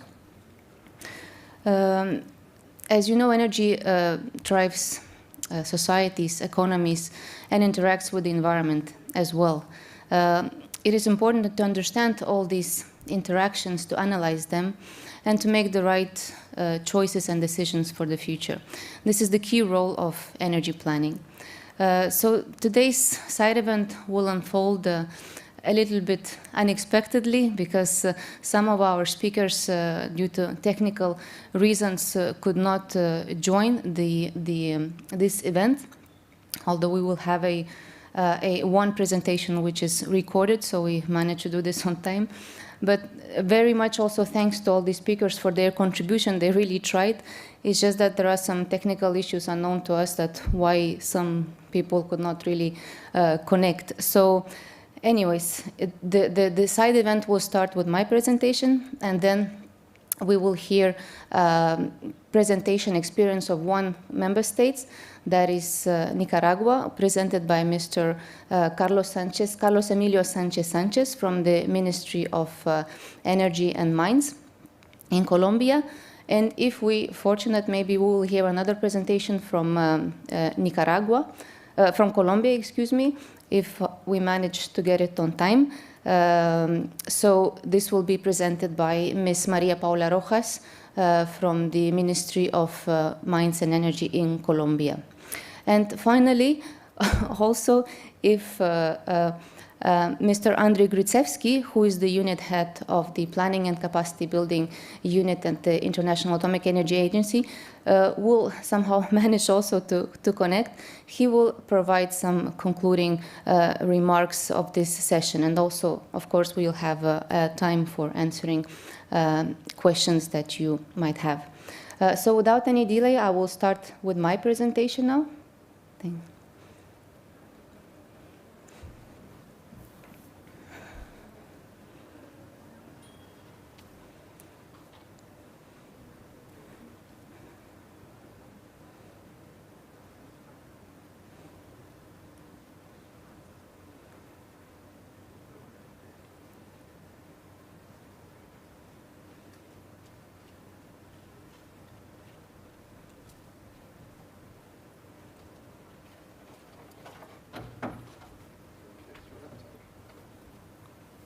Really?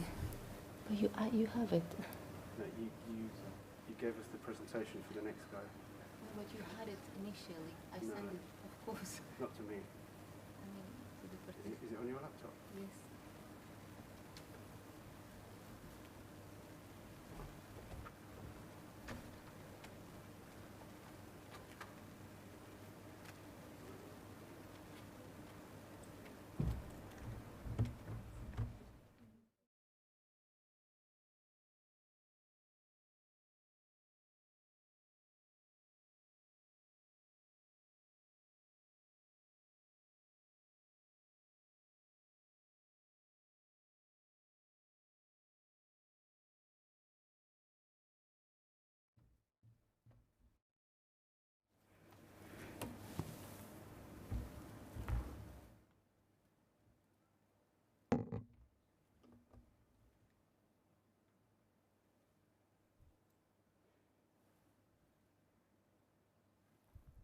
We cannot see it yet, no?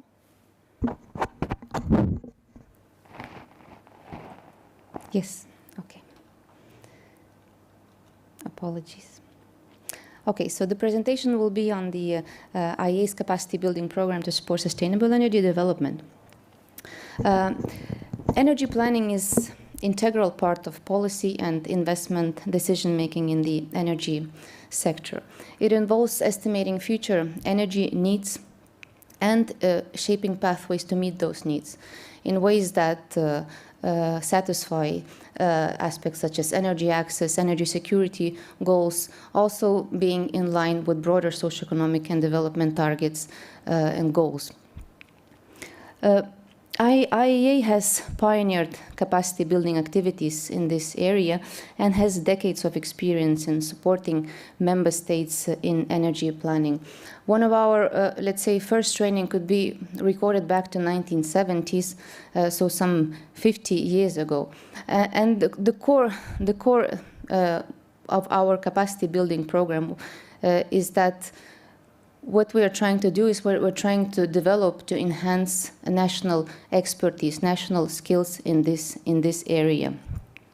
So that what probably also makes us different from other organizations is that we are doing this we are focusing on this national expertise so that countries don't rely extensively on the external consultants.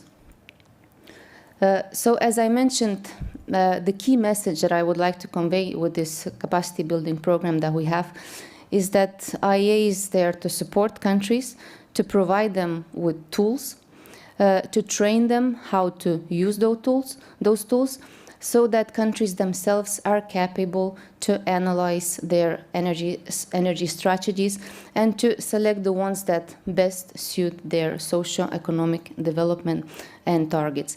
In this way, we also contribute indirectly to decision and policy making in the countries. So what are the main components of this capacity building program? So we have a set of analytical tools for which we are fully responsible for their, let's say, developments and enhancements. Training on these tools is an integral part of our capacity building program. It can be of different nature. It can be distance training, it can be in-person training, it can be additional expert support or regional or national workshops. It can also be fellowships where, let's say, national experts come to the agency or they visit another institution that is capable to provide that type of training usually in their region. Yeah? So the idea here is to keep the national team under constant training for several years, or depends also how long country decides to engage with us. And all this training, all this support is meant to enhance the user's knowledge, ownerships of planning tool, which serves usually as an entry point for the country to independently maintain and expand their national models for long-term planning. We also provide technical assistance for conducting national studies, regional studies, or for preparing energy strategies or master plans. We also maintain information references on energy and economic data, as well as we try to explain to member states the compatibility of different technologies with respect to sustainable development goals and climate change mitigation. So this is the core, let's say, of our capacity building tools. So these are the energy system assessment tools, and they are designed to cover various stages of energy planning process. So starting from energy statistics, data, energy balance compilation with the EBS tool, this is where the country usually would start its project because baseline, let's say, statistics is the really foundation of any good planning and also as an input to energy system models. MIAD model is a simulation model, and it helps you to analyze future energy needs. So it's an energy demand model, provided different scenarios of techno-economic and technological, socio-economic and technological developments, also demographic developments. Message is a full-scale techno-economic optimization model, which helps you to analyze your energy supply strategies. Also test different policies, investment needs, and so on. ESST, it's a little bit, let's say, It can be used in a faster way. It's a more simplified model, although very robust in its methodology. So it can also help you to analyze your supply options. It also provides hourly analysis, which is very relevant today for the integration of modern renewables. WASP model is probably our oldest model, but it's still very widely used, and it's focused exclusively on power generation investments and expansion planning. There are also more specific models, let's say SIMPACTS, which is the model for the analyzing environmental impacts of particular power plant. And there is also FinPlan to analyze the financial viability of a particular project. As you know, financial constraints might be the biggest obstacle to implement optimal energy supply strategy. So this model will help you to explore its viability. It provides cash flows, income statements, various financial ratios, balance sheets, and so on. What's important to say is that these models are given for free to our member states, so they are without any cost. They're also the size doesn't matter of the countries. It can be a small country, a big country. It can be developed or developing country. These can be equally applicable and tailored to the specific needs and questions of the country might have. Also, what is important to say is that in case country chooses to use another suite of tools, we will still be providing our capacity building services to them. As I mentioned, for us, the most important thing, the ultimate goal is really to have the national expertise, the experts that are capable to analyze, to interpret different results, to answer whatever questions they might get from their decision making in this area, decision makers in this area.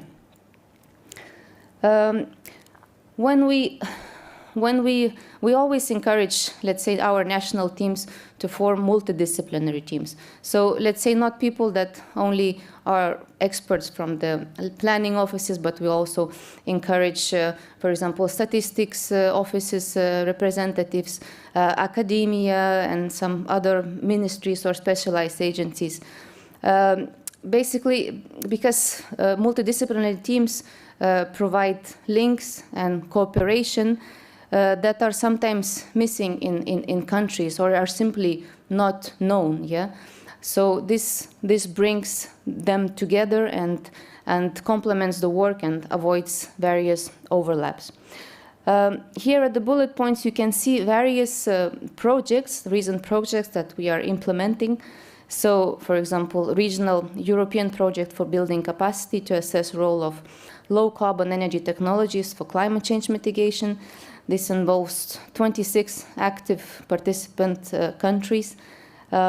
Regional Latin American and Caribbean projects for building capacity at national and regional levels to conduct comprehensive sustainable energy development studies, with 15 countries participating in this project. Then we have also a Caribbean island regional project, which focuses more on this so-called methodology, CLUES methodology. Yes, so it's integrated climate, land, energy, and water assessment. So how these different resource systems interact. Then we also contributing to the development of continental master plan for Africa, with beneficiaries there being 5 African power pools, and AUDA-NEPAD, which is African Union Development Agency. And there, IRENA, who is our partner in energy planning, and IAEA have been identified as entities and modeling as modeling, let's say, partners in this project. There are also national projects that I mentioned here, and we always try to let's say identify specific topics, yeah, for the countries reflecting their needs and priorities. So whether it's NDC support or general or master plan, for example, or general capacity building in energy system analysis. So there are some Eswatini, for example, Guatemala, Nicaragua, and these are the recent projects that we had. This is just to give you some idea on how many people we train. So this gives you some statistics on the basically 1 year, which was a very specific year because everything was conducted online. So due to the pandemic, so in that year we had around 34 events, various workshops and trainings, national and regionals in Latin America, in Africa, in Europe, involving basically 58 countries worldwide. So all this, we don't do it by ourselves. We have also a pool of external experts, and then, as I mentioned, we cooperate with other organizations. We also have annual training at the IAEA, where we train also teachers to provide this type of support in these missions. And here I wanted to convey two important, let's say, messages for the for national capacity for energy planning to be successful. Yeah. So the first element that I wanted to mention is of the coordinated effort. Yeah. So with cooperation, we can do much more than with the individual actions. Yeah. And this can be done with summer schools. This can be done with joint trainings, energy modeling platforms, collaborative tool development and exchange, also improved data accessibility. As I mentioned already, our partners are IRENA, UNDESA, also UN regional commissions, some regional institutions such as OLADE, SICRI, for example, as well as research and academia institutions, such as, for example, Optimus Community, Climate Compatible Growth Initiative of the UK, Argonne National Laboratory, and some others. So basically, this wider, let's say, network of partners at all levels, regional, national levels, facilitates this best tailored advice and training for the countries for whatever needs the country might have. And the second element that I wanted to emphasize is the importance of sustained energy, local energy expertise. So as I mentioned already, this in our work, the local expertise is fundamental. Yes. So in order to basically so that the countries don't rely extensively on these external consultants. Also, it's important to stress that in order for energy planning process to be sustainable, there needs to be a structure. There needs to be elements for its sustainability. There needs to be a critical mass of experts and also processes to bring those new experts. Yeah. So capacity building in that sense, it's a long-term process. And the best probably way to create its sustainability is in creating different academic curriculums, having centers of excellence or some other tertiary institutions. Ideally, this would create a network of experts, of trainers, of trainees that could continue this process after this, let's say, short-term assistance has ended. Yeah. And also, what's important to mention is that energy planning is not a one-time exercise. Yeah, it should be seen as a continuous process, reflect the priorities of the country, also changing dynamics. So it should be done repeatedly and refined with time. It's also a time-consuming process. It cannot be done overnight. These are just some slides on some schools and colleges that we are contributing to. And these schools and colleges, they're also aimed to create this critical mass of energy analysts and experts. So in these schools, they are giving free training, they are giving also coaching skill, there is also discussion forums and so on. So it's all about to learn how to model with different tools. And there are some topical, for example, school, which is the last one, as you can see, which will be starting basically in 1 week. This college on the evaluation of cost-effective energy options as NDCs for climate change mitigation. And here you can also see some of our partners in those little figures, and most of them are, for example, these first schools. They are organized by UNECA, the Energy Modeling Platform for Africa. It's organized by UNECA jointly with the Optimus community. The first one also has a really big, big number of partners involved in this capacity building process of young energy planners. Yeah. So that's about all I wanted to say for now. So I would suggest maybe that we play the next presentation, and then we will see if we get another presentation in the meantime. Thank you.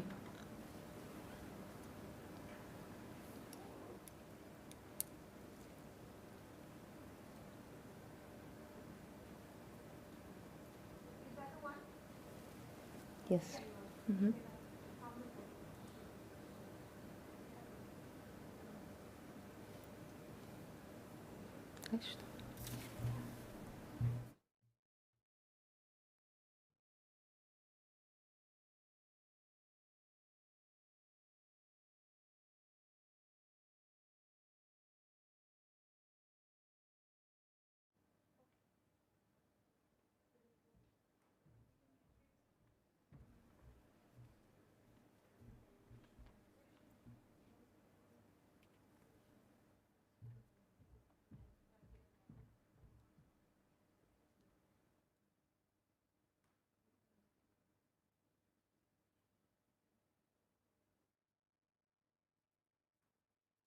Good afternoon, dear participants. My name is Carlos Emilio Sanchez. I work for the Ministry of Energy and Mines in Nicaragua. I'm an energy planning director, and I would like to first thank the International Atomic Energy Agency for the invitation for give this speech, and of course the COP26 organizers. First of all, I want to show you that Nicaragua, it's a small country in the center of Central America. We are almost 6.5 million of people. Our official language is Spanish, although we have another regional language, most of them of the Caribbean part of the country.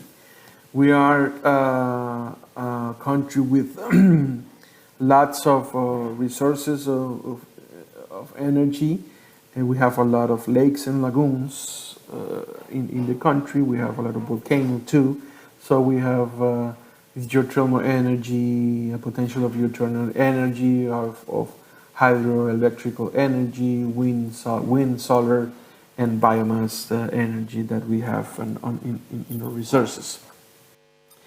Now I want to talk a little bit of national energy policy, where the government developed a national development plan that's a guidelines of different sectors of the country. I want to focus a little bit more on energy, national policy of energy, that we have several sectorial guidelines. First of all, these guidelines, the first one is to ensure electricity supplies at the national level. That means the expansion of the infrastructure. It means that better technology, participation in regional electricity interconnection organization, and that what we will do. We have involved in SLYCAN, we have involved in other organizations in the region. And then we have access to clean energy technologies that will include in the introduction of energy renewable sources, improve the energy efficiencies, and advance and clean fossil fuel technologies. The other one is increase the generation capacity according to the National Indicative Plan. The next one, is according to this one, this is transforming the diversification of the electricity generation means. As I said, we are a rich country with resources of renewable energy. Our national indicative plan is from 2019 to 2030, and that plan includes geothermal, hydro, wind, and natural gas, of course. That they will be introducing a plan this year, or late now in November, or at least December, to commercial purpose. And then we have a promote exploitation and predation of hydrocarbons and promote the commercialization. With this framework, we delivered a legal framework, institutional, and some products you can search in the website of, we can search for national energy balance and plan indicative electrician, and how we can manage to increase the universal access to electricity. For the populations and economic data, we have, as I tell you, like 6.5 million of people. We have a DGP of 12.6 billions of dollars, a little bit of more than 1,900 of US dollar per capita. As you can see, our main activity, service, and government represent around 50% or a little bit more, followed by the agriculture, that 50%, and manufacturing, the 30%. Nicaragua's experienced a sustainable economic growth of 4.6%, 4.8% per year until 2017. Then in 2019, we have political issues, and due to the pandemic, we dropped the GDP, but we expected a positive growth of GDP over 4.6% this year. Now we are going to talk about final energy consumption. Our main consumption is traditional fuels. It's for cooking in most of rural areas, followed by motor fuels and then electricity. The principal sector are household and transportation. So that's household because of the consumption of traditional fuel, that's firewood, and transportation, that's diesel and gasoline. This is more energetic that we consume. For the electrical part, we have installed capacity of a little bit more of 1,600 megawatts in 2019 and so. And for the electricity generation, we have 4,500 gigawatt hour, and that energy, almost 70% is renewable energy in 2020. Now I'm going to talk a little bit more of the involvement. In 2000, we started this involvement in 2005. I didn't put it here because that helped us. It was a national project for using the MAET for energy demand analysis, and that merged with the regional project that LA authority. In 2008, we came in the regional project, and we managed to have preliminary data results of those.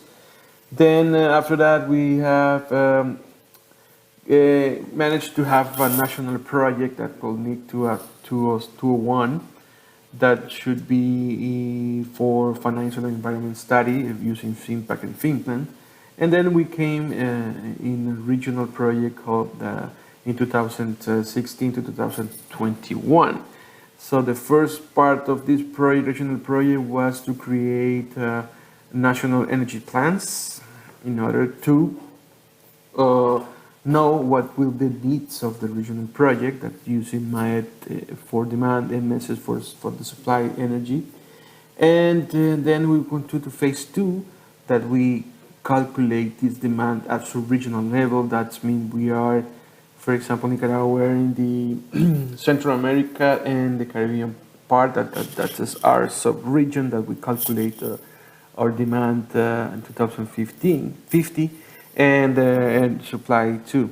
Then we came for a more aggressive sustainable energy development plan as a regional plan.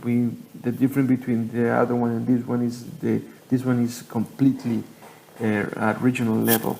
All the Latin American countries gather to create only forecast for energy demand and how we will supply this energy demand using the message to calculate what is the best supply for this.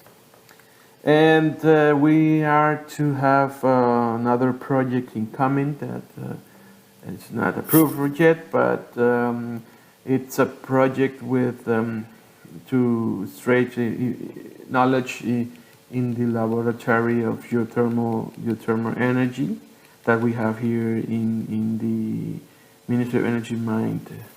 And that's the project that we're thinking to have in the next phase.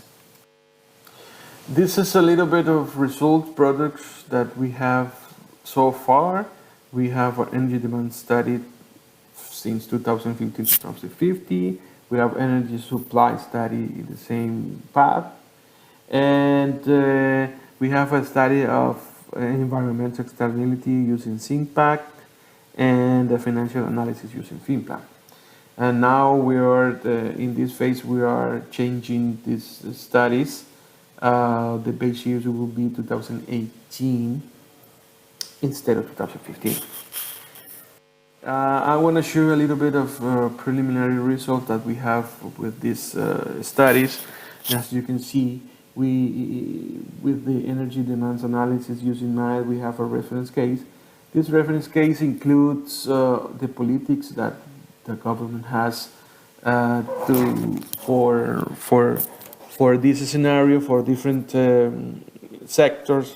This scenario includes in the household and transportation sector, introduction of electrical cars, dropping firewood by increasing LPG for cooking, or introducing the improved oven to reduce the consumption of firewood, and this different scenario includes what the country wants to have right now.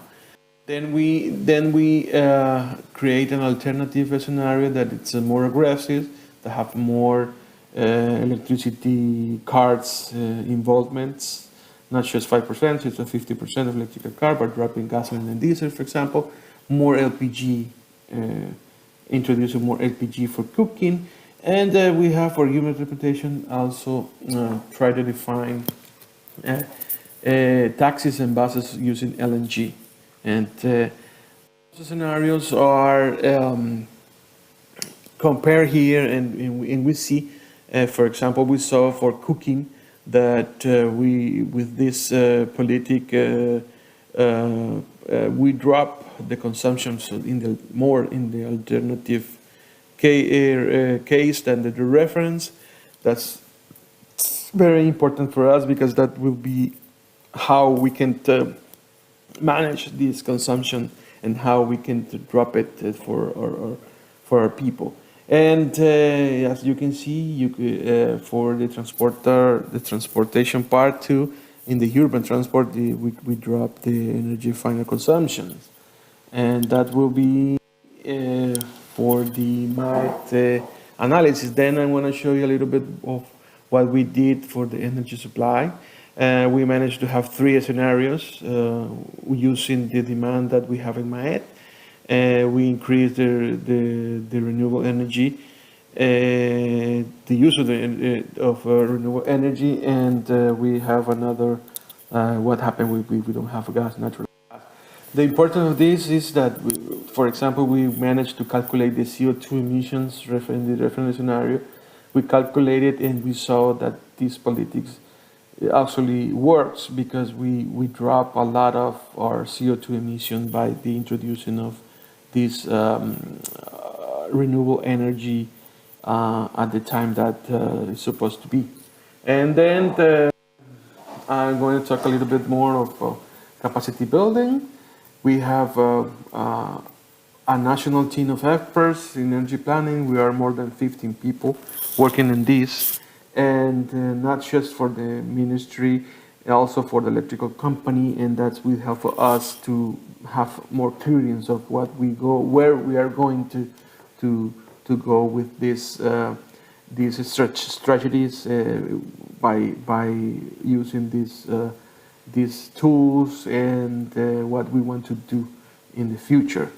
Also, we have training course and workshop. It's constant thanks to the agency because they build capacity every 2 years, and we are involved in different projects, and that will help us.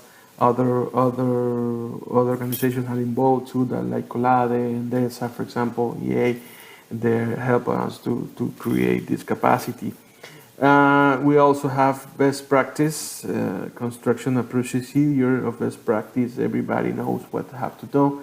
We have to calculate. We have to manage to create guidelines for new people, fresh people that they come and then we teach them how to be energy planners. Finally, I would like to say that as a lesson learned, we have the IAEA involvement. This was very key things for us to strengthen our capacity for the team planners, and the agency will help us a lot to create this capacity. Also, we identified we have data limitations, and we need to review the country's energy structure every 1 or 2 years to see what is to seek the importance of the energy planning. Also, it's important to improve our estimation of energy intensity and efficiency because we have our structure is very aggregated, and we want to disaggregate this, and to disaggregate all these sectors we need to calculate or estimate the energy intensity and efficiency in a better way, and we think with the help of the agency we will do this, we will seek this goal. Other thing is for us very important is the calculation of the greenhouse emissions. We establish alliance with the National Institution of Natural Resources.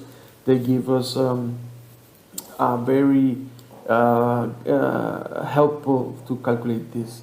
For future plans, we have continued to strengthen national capacity in energy planning. We would like to establish the plans of strategic jointly in Central America regions for a regional sustainable energy strategy.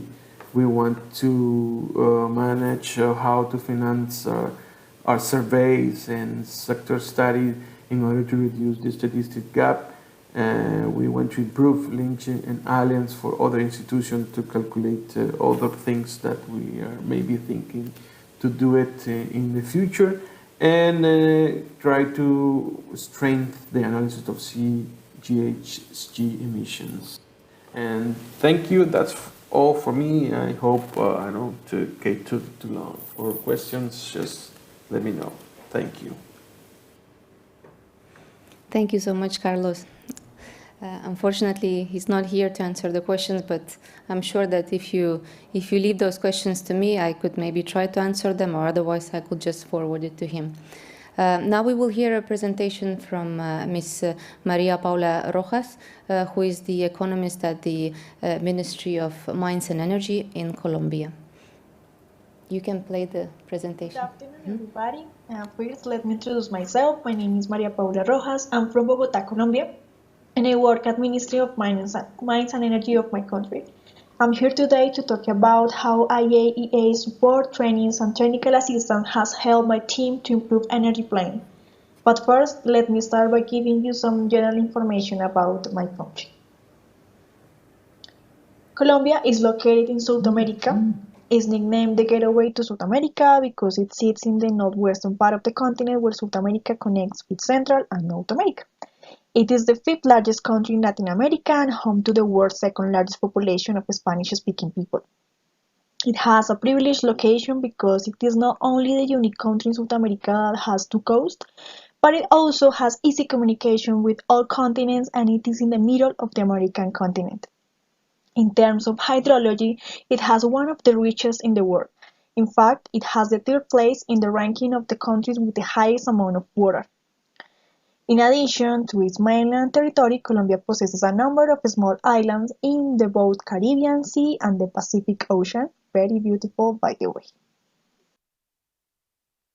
The secret behind the climate in Colombia lies in its geography. For starters, the country is surrounded by three huge mountains, which are split into five natural regions: Andes, Pacific, Caribbean, Amazon, and the Llanos. All of them offer an impressive range of climates and landscapes at varying altitudes. Colombian climate will vary depending on the altitudes of different regions. The varying altitudes define the temperature of an area according to its height above the sea level. Thus, geography plays the strongest role in determining the climate in Colombia.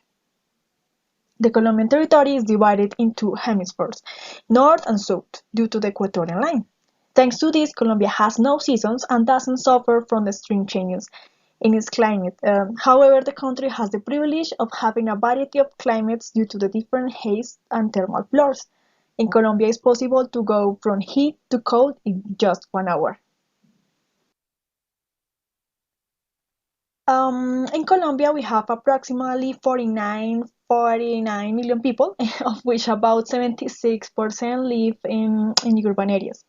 The largest cities in Colombia are Bogotá, Medellín, and Cali. These three cities are home to about a third of the total population of Colombia. In terms of GDP, in 2019, this was $323 billion and the GDP per capita in $6,547. Colombia is rich of natural resources such as oil, natural gas, coal, gold, and copper. The country's biggest trading partner is the USA. Petroleum is Colombia's main export, making over 49% of Colombia's exports. Manufacturing makes up nearly 12% of Colombia's exports and grows at a rate of over 10% a year. By sector, we can see that the services sector is very important and has increased in recent years. It is becoming the backbone of the Colombian economy and it represents 68% of the GDP and employs 64% of the workforce. Tourism is one of the most important components of the service sector and has been particularly dynamic over the past few years, especially in Bogotá, Medellín, Cartagena, Cali, and Barranquilla, but recently suffered from the COVID-19 outbreak.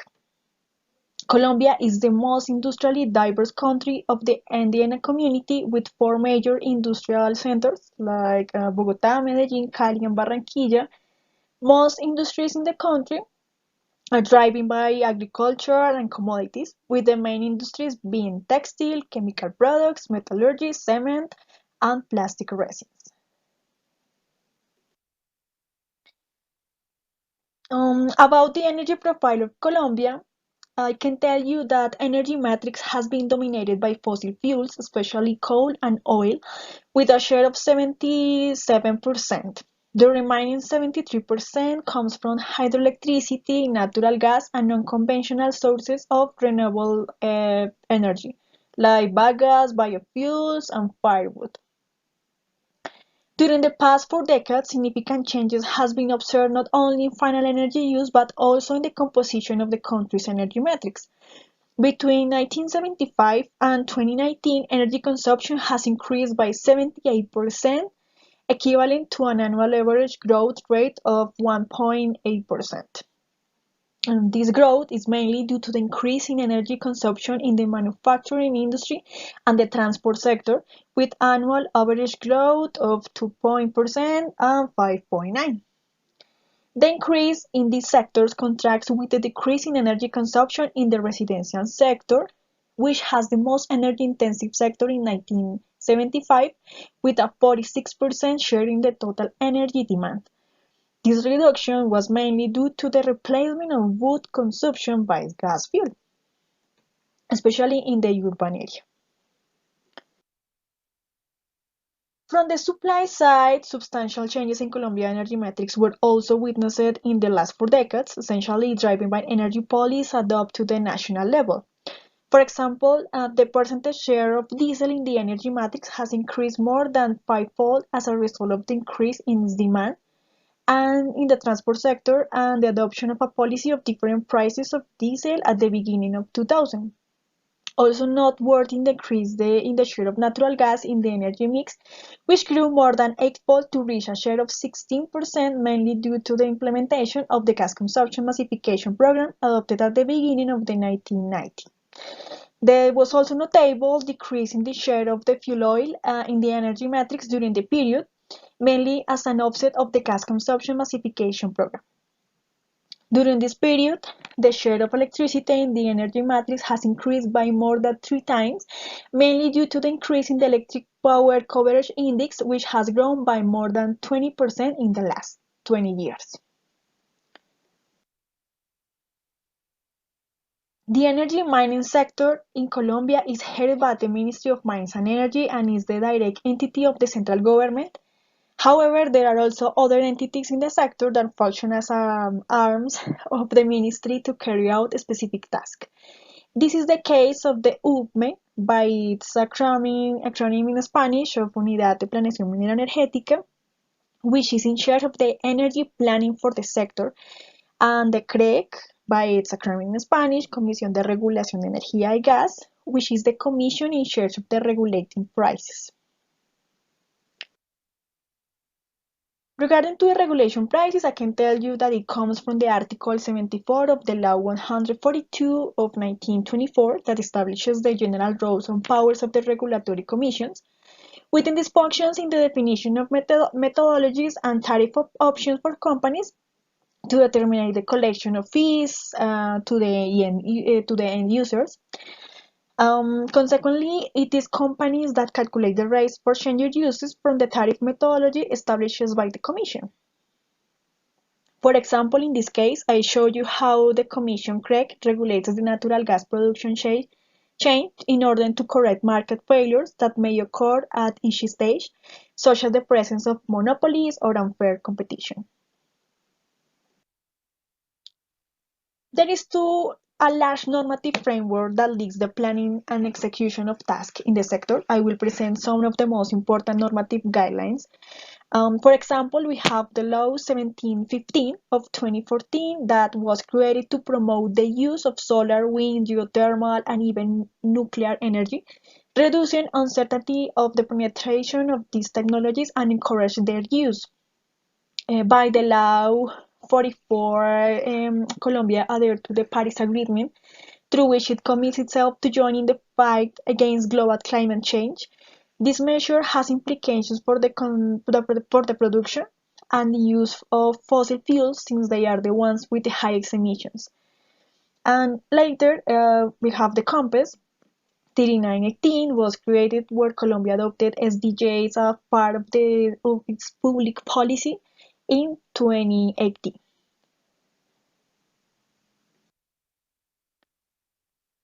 However, in order to achieve these objectives, in the last National Energy Plan presented last year, the following challenges for the sector were identified. For example, Challenge 1, availability of local energy sources, universal coverage and improvements in service quality. Safe and reliable sourcing has been the central objective of energy policy and planning. The Challenge 2 is related to avoid that there is an efficient use of energy resources. The Challenge 3, we have that in energy terms, Mitigation measures for climate change involve the adoption of energy efficiency improvements that make it possible to reduce consumption and the substitution of fossil fuels with low-emission sources.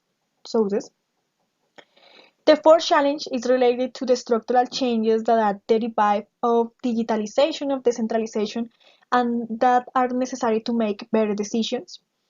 And for the last challenge is related to overcoming the effects of the economic crisis in the short term and integrating the changes brought about by COVID-19 in the long term. All of them are related in some way to the production and analysis of information, and this is why how are handling it is so important. And it is for this reason that IAEA training takes such relevance and contribute to combat the previous challenges. From my own experience, I can say that update of knowledge and training of new personnel improve capacity building activities in energy system analysis and planning through online support and sessions. For example, I am economist and I am recently work in the energy sector. The trainings have helped me a lot to acquire a better understanding of the information and have provided me with tools for its analysis. In addition, the interaction with international experts allows the dissemination of knowledge and best practices that can be adopted or improved with my country.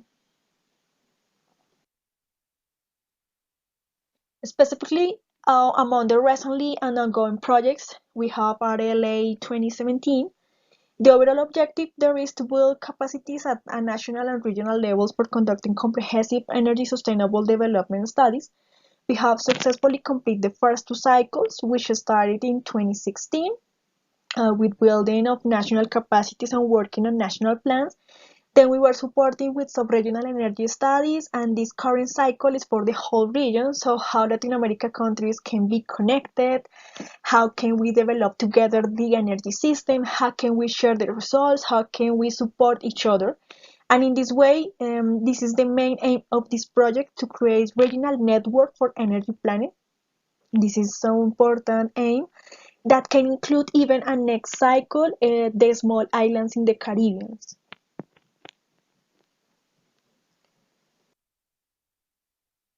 In our own experience as country, in the previous version of the National Energy Plan of Colombia, or PEN for its acronym in Spanish, various scenarios where development of energy demand were presented. The demand projections were made with MAET.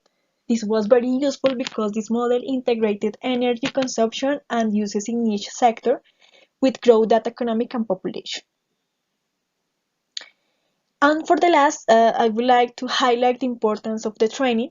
National teams were training in the use of IAEA's energy planning tools, such as MAET and MESAGE mainly, but also they supported some specialized training for financial and environmental assessment of particular projects.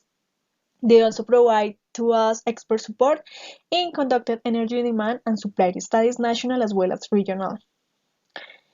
And conducted several specialized workshops on indicators of SED, where we identified a set of indicators and applied them to prospective scenario analysis. In this moment, national cases should be reviewed when aiming for regional energy integration study to be developed in the next phase, which would examine the role, interconnection, resources use, and cost-efficient development of sustainable energy in the region. And that is all. For the last, I want to take the opportunity to thank the entire IAEA team for the support provided. It is a group made up not only of great professionals, but also great human beings. His work benefits of moving towards a more inclusive and fully open analysis of climate and energy policies, and in this way achieve better quality planning. Thank you. Gracias. Muchas gracias. Many thanks, Maria Paula, for your presentation. Also, I would like to take opportunity to thank a team of Nicaragua, to thank a team of Colombia, and all other teams that we are having projects with for their dedication and their commitment in these projects. So thank you very much. Now I would like to give a floor to Mr. Gritsevsky, Andrei, who will join us from Vienna virtually. So I will remind that he's unit head of the Planning and Capacity Building Unit at the International Atomic Energy Agency. Here we go. Andrei, please go ahead. Thank you very much, Loretta. I hope we solved all technical issues and you can hear me. So it's really a pleasure to be, well, virtually with all of you there. And, well, a lot of things was said. And today we had also another discussion talking how to make this outcome of capacity building in energy planning long-lasting. And basically, one of the conclusions, it should have national ownership. So the idea is that country will be capable to address whatever question, whatever challenging or things they will face on their own, and make this process of energy planning sustainable. And one of the key elements to make it sustainable, if I may to say, from a perspective of rather old person who is not far from retirement and worked 30 years in the field, that it shouldn't be only transfer from, let's say, donor organization or UN organization which is providing these services, working together to a country, but also from one generation to another. And in addressing such a challenging problem as a climate change, how to ensure a proper development, how to address sustainable development goals, how to do these things really in a way that society is involved, use is very important. And one of the ways we see it to be done is to approach academia sector, universities, research agency, and giving them opportunity to contribute to this process very early. So start training a young generation capable of addressing these questions, putting their energy and new perspective in a whole process, looking for non-traditional approaches, looking for opportunity to work together within their countries, within their region, and within their overall globe kind of relations, and try to find a proper answer which we all can implement together. Thank you very much. Very much, Andrei. Thank you. So I think we are running out of time. Do we have some time for a question or? Okay, one question they show me. Please go ahead. Can you come up to the mic, please? Sorry, can you come up to the mic and ask the question?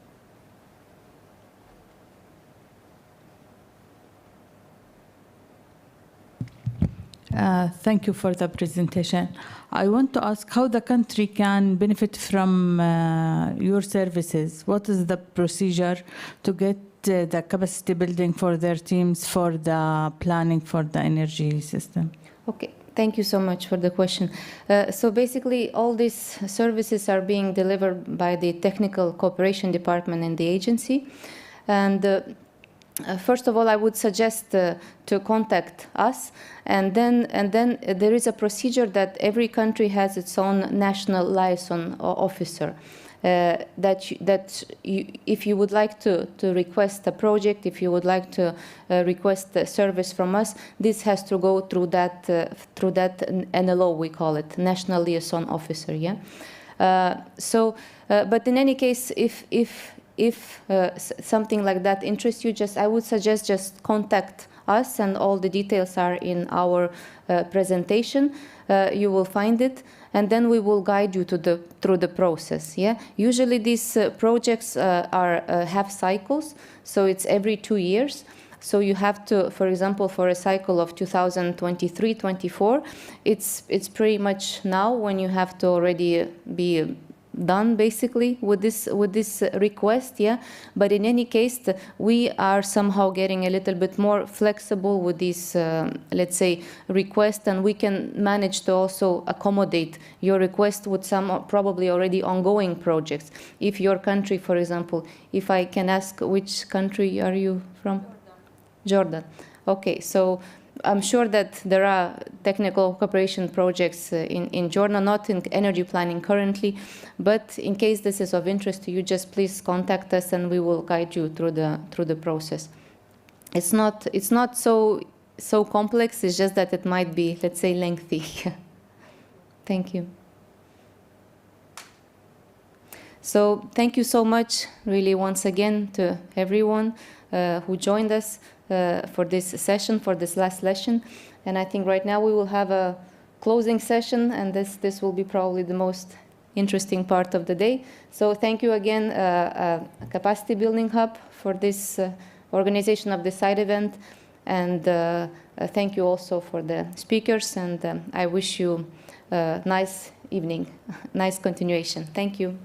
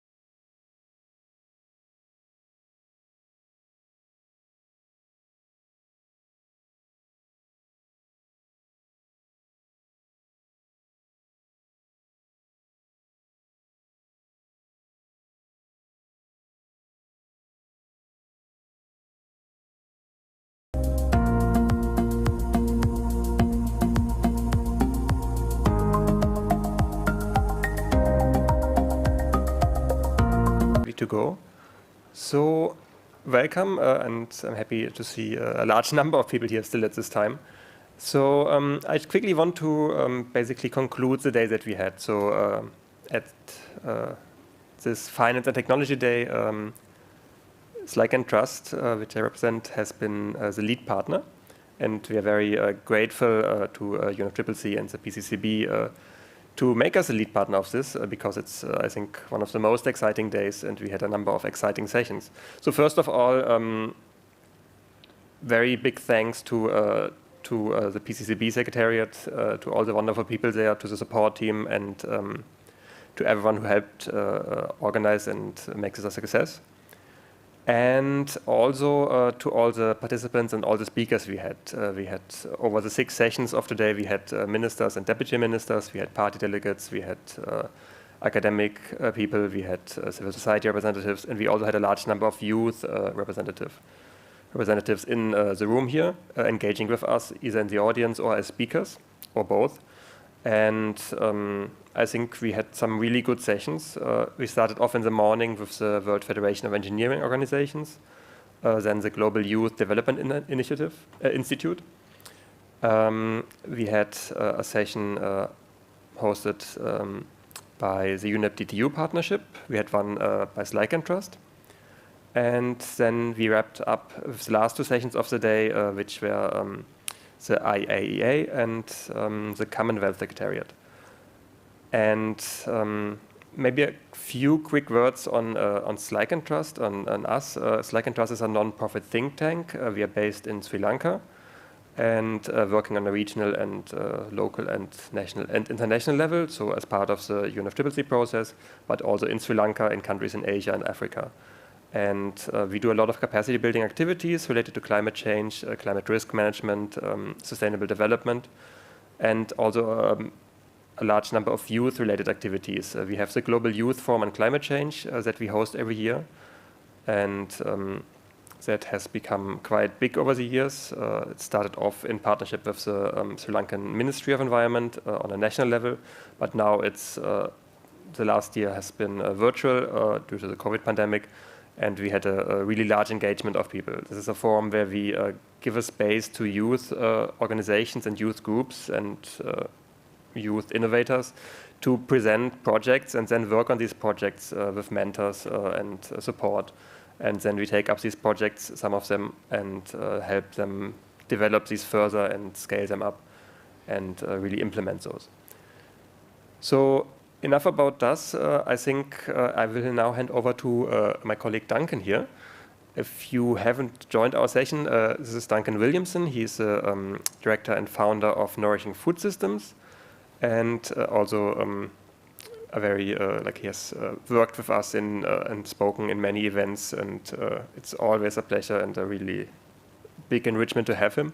He will give a quick summary of the 6 sessions that we had during the day to wrap this up. So I'll hand it over to you. Thank you very much, Dennis. So thank you for coming at this time. It's not going to be perfect. It's a very quick summary of what's happened before, and then I'm going to try and pull out some of the common themes of it. But it's been a really, really interesting day. The first session was on deploying global youth capacity in UN organisations and engineering for SDG 13, and this was a really interesting session because a lot of the themes that came out of the day came through again and again and again.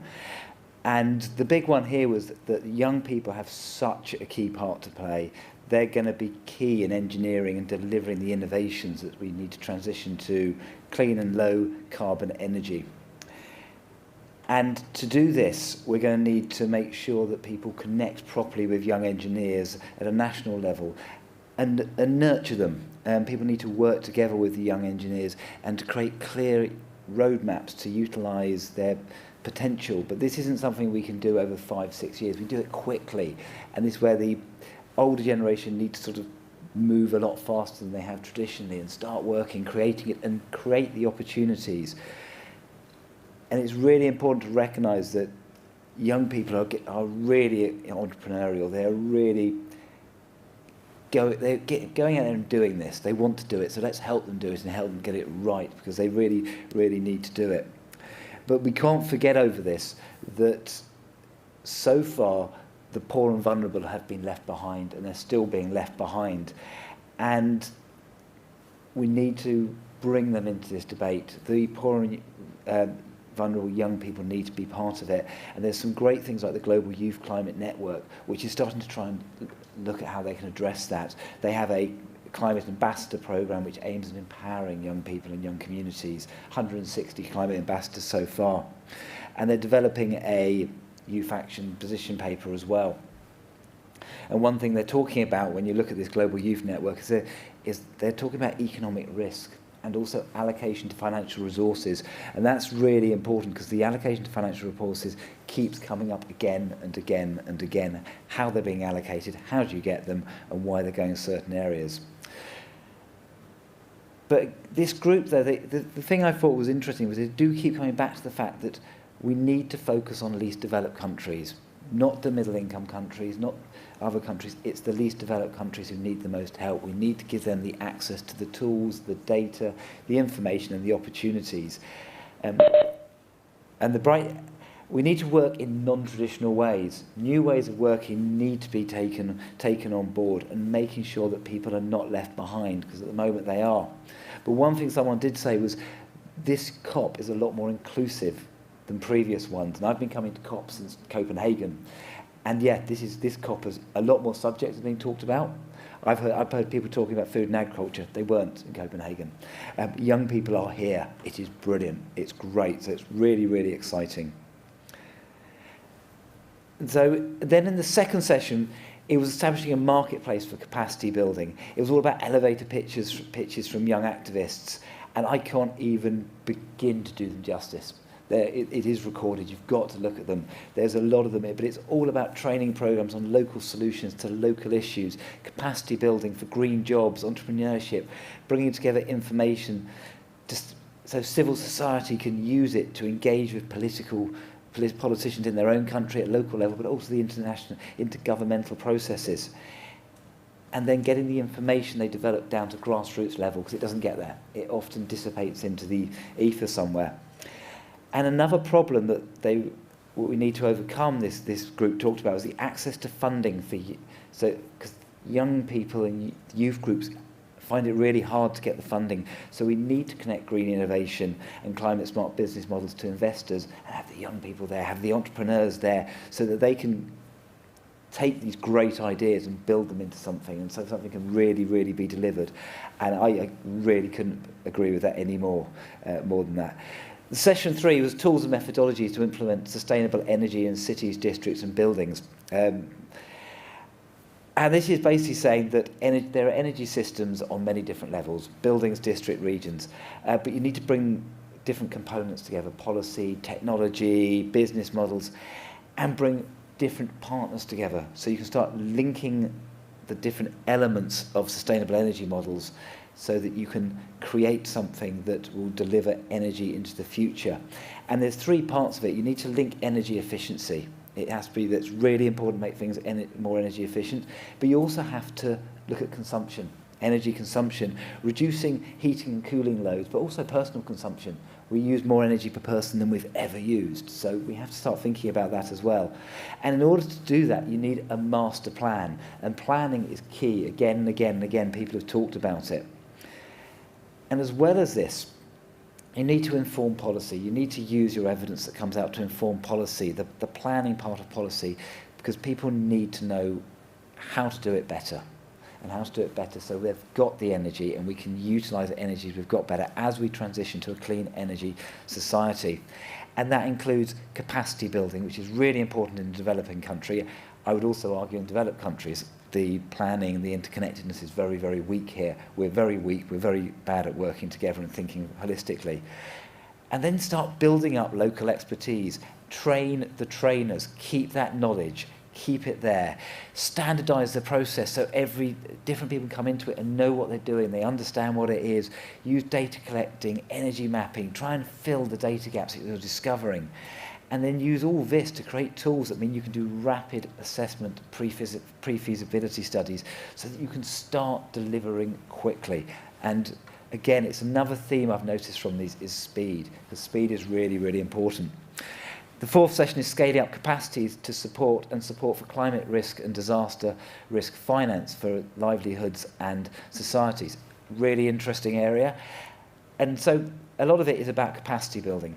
A lot of it was how we need to get different sectors coming together, you know, environment, energy, climate, health. They need to start working together so they're not all sort of working on parallel streams. And by getting them working together, you can save funds. You can utilise knowledge a lot better. You can learn from each other. That's not just governments, that's businesses. That's not just businesses, that's international NGOs. It's not just them, it's smaller groups as well. But have to put in place that people work together and get out of their bubbles. But you also need to utilise data and things like the GEO platform, which has open source science knowledge, and use the data that is out there to support better utilisation of climate risk and disaster finance. So you're making sure it's going to the right places. And when you're doing that, making sure you use it to predict where some of the disasters might happen. So you're not having reactive finance systems, you're having preemptive finance systems, which builds resilience, which is really important because you need to build long-term planning into the models. And at the moment, most of these areas are not long-term. So we need to change how we think about things. Start before the problem happens, have the finance available before the problem happens, and then have a 10-year plan, not a six-month plan. And again, it's really important when you do this to bring the vulnerable groups into it. It can't just, they're part of it. They probably have better knowledge about what's happening. They understand what's happening, so bring them into the planning process, get them on board very early. And again, the people who are going to be most impacted are the young. So they have to be involved in this as well. They have to be part of this whole process. And if you get these groups involved, you create capacity. And that is really important in this, to bring in the capacity. And then you can create early warning systems, which means you are ready for change. And then the final bit about this part is getting the finance to people. It can be really hard. Too much finance is being decided where it goes by the donors. Too much finance is going to, not enough finance going to the least developed countries or to the small island states. So how do we change that and get the finance going to the right places? And also with finance, it's bringing in things like the loss and damage and finance for biodiversity and ecosystem restoration, and making sure the finance is additional finance, not finance that's double counted. You know, it's already been allocated to, I know, for climate change mitigation, now it's being used for loss and damage, and then it's being used for biodiversity restoration. That can't happen, so we have to be on our toes around this to make sure we deliver it. Then the final two, the role of the Earth observation data for tools for improving flows for climate finance and experiences from the Fiji, Solomon Islands, Vanuatu. Commonwealth Secretariat did a brilliant job around the role of Earth observation data. And they're developing a GIS platform to support decision making. And it's to make it accessible to everyone. It's really important to have the data readily available so people can access it. And this, for the Commonwealth Institute, is to help with funding applications, because there's not enough data available to make sure your funding applications are as solid as possible. And what they've done is they've created a platform where people can access it. It's open sourced, it's free, it's another theme that came out of the day. And people can then use this data in a thing called common sense platforming to calculate the baselines for applications, to look at things like the data on coastal erosions, how it's impacting local communities, where to place a solar farm, and use this to build stronger applications and improve their chance of access to funds.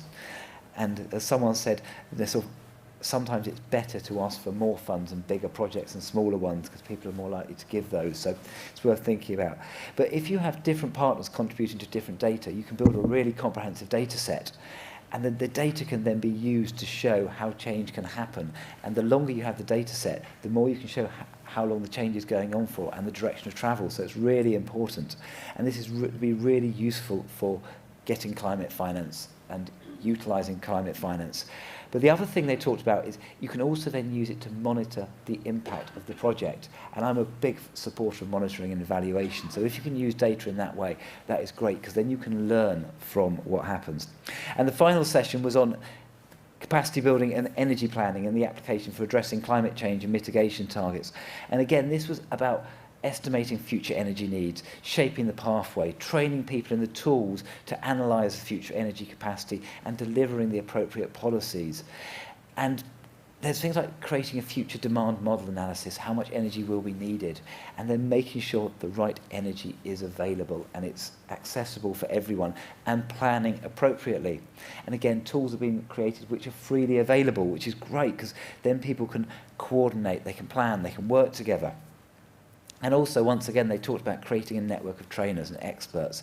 And you keep building this network, and you keep building it so you retain the knowledge and the capacity to keep going forward, which is so important. So that's a very quick overview of the sessions, and I hope it made sense and comprehensive. So the running themes I got from this, some I've touched on. So you need to connect between different levels and different stakeholders. You need to look at issues from different perspectives. I'm an environmentalist. I've been looking at some of this through health perspectives and through humanitarian perspectives. So it's look at it and take on board different perspectives. They're all right. It's not a case of one's more right than the others. They're all right. We need to learn from them. Build on sustainable local expertise. Engage youth and youth initiatives. Listen to young people. They know what's happening, they're engaged. Form networks and partnerships with them. You can both young people and older people can work together. Local communities and indigenous groups have to be part of any planning decision. They have to be. If they're not there, it's not going to work.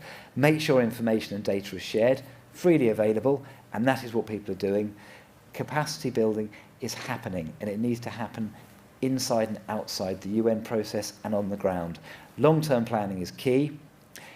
Access to funding is a huge problem, so we need to work out how that happens. It should be a prioritised problem, because this funding needs to get there. But there is a wealth of open source data which can help it. So we had a great group of speakers today. We've had so many brilliant experts. We even had a Deputy Minister, the Deputy Minister for Energy from the Philippines. We had youth representatives, academics, civil society. It's been great online as well. It's been really, really good engagement. So I think it's been a fantastic day. And for me, one of the most important days in the COP that we're going to see. So thank you for staying late. I thought it was brilliant. Thank you, Dennis, and the SLYCAN Trust for hosting this day as well. So thank you. And thank you for the team, the technical team, who have done a brilliant job and have put up with us all day. So thank you. Yeah, thank you very much, Duncan, for that very good summary. I think, I hope no one feels their session was misrepresented, but from my point of view, this was the key points, the key highlights of the day. And I agree with all your takeaways of the overall themes. I think youth was a really strong theme that went throughout. I think definitely also the need to have capacity building, not just as individual actions, but to set up structures to connect, as you say, different levels and different stakeholder groups, and to really have systems, codify, formalize, set up toolboxes, so capacity building can happen or at scale also and can be replicated and, of course, adjusted to a local context, but in a way that is not just isolated actions, but that really connects and forms networks and platforms and marketplaces and brings all these different actors working on capacity building together and on finance and technology and data. So yeah, I mean, it's already quite late, so I don't want to stretch this out, unless anyone has any questions you want to ask of us. Yes, could you go to the mic and talk from there, so people joining remotely can also hear? Thank you very much. My name is Jean-Marc Akapu. We've been talking about capacity building for a while. You made the point that we cannot talk about capacity building without talking about the local people who are affected by the problem. And I feel like there is so many we can do if we listen to locals, but it's not been done. When and what is the solution? Thank you, thank you. I mean, that is, I think, a point that was discussed in many of the sessions, and it's a really important point. As Duncan also said, there can be no sustainable solutions. It's not going to work if local voices and indigenous voices and youth voices are not integrated and incorporated. So I think some of the initiatives that we saw today, they are very much based in a local context, like the youth ideas we saw that were featured on this marketplace of ideas. They're all based in a local context. They're people working on the ground and trying to scale up what they're doing and to connect that. So I think the solution is actually in the question. The solution is to build on these existing local initiatives and programs and to try to connect them and really scale from the ground up and go like this, not to tell from like a global perspective what needs to be done, but to get that information from the ground, connect it to global processes and try to get the investments, the funds, support to people acting on the ground and doing capacity building, doing trainings, doing teaching and forming expert networks. So I think, yeah, it's a great point. And I think one that was highlighted several times throughout the day in the different speakers. And I'd just like to add that, like I said, I've been coming to COPs for a long time and the local voices are finally getting heard. You're finally getting through. But I also don't rely just on things like COPs. I think national governments are failing on the local level quite badly. I think the international areas are also failing badly. They've had the messages, they're slowly listening, but they move so slowly. But I'm really excited about seeing all the local groups that are getting involved themselves, seeing networks growing up like the Milan Cities Pact, the C40 City Group. Cities are doing so much more than national governments. You're seeing regions doing so much more. So I'm seeing a lot of stuff happening. I'm seeing money starting to go that way. Trusts and foundations are starting to put grants that way. And I know this from first-hand experience. And I know I live in England, but I've been setting up a community farm. And I thought it would be really difficult. And it's been like, as soon as I went around my village, people were interested. And I tried to go upwards to the local government, not interested. But the people in the village were. So let's avoid local government. Let's just do it. And then we'll tell them afterwards. And so there's so much happening and there's so many networks forming that's where I'm looking for my inspiration on this at the moment. And eventually national government will catch up and they will have to, but that shouldn't stop us making the changes and getting it happening. And there's an acceleration behind this. A lot more people are working on it. So I'm optimistic, but yeah, it's hard and it's frustrating. It's not there yet. Any other questions, comments? Yeah, please.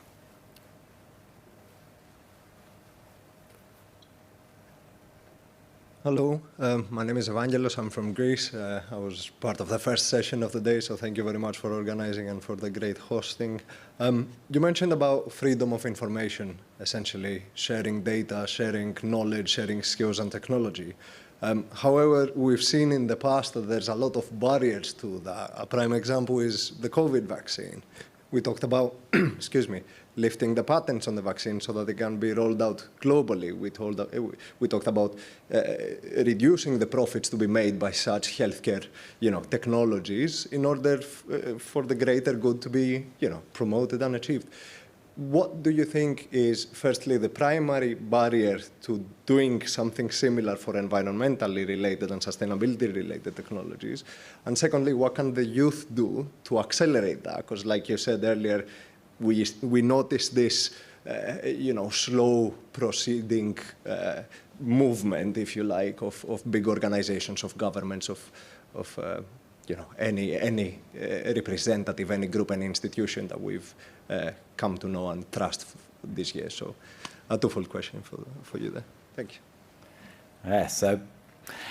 you. Big question. So I'm with you. I find things like patents and everything really, really frustrating, and I think we know the reason why they're so slow. It's shareholders and people want to make money, and I've got no problem with people making money, but I do think there's the moral imperative needs to be questioned around the owning of patents, and I think that happens for seeds as well, seeds, and whether it's GM or CRISPR technology.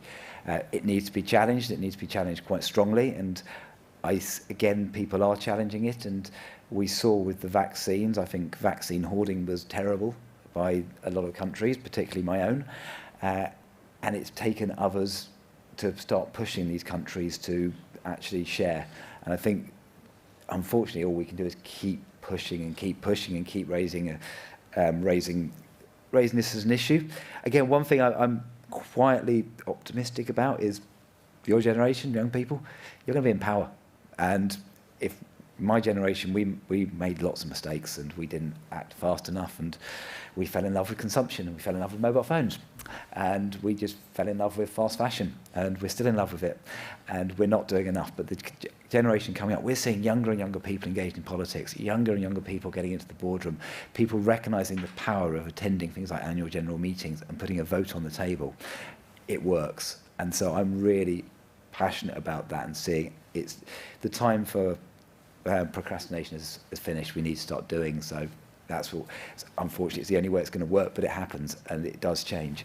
And when it comes to sort of new technologies and things, I think, again, the entrepreneurial spirit is something I've been really excited about. So, because I've often focused on food and what's happening in the food world, the speed in which plant-based eating has taken off and alternate proteins have taken off, and how it's lots and lots of small companies. You've got your Impossibles and things, which you've got billions behind them, and they're not that. We've got to look at the smaller companies that have come in, they've created amazing products, and they've shared the cost. They've had new business models going behind it. They're paying their employees well.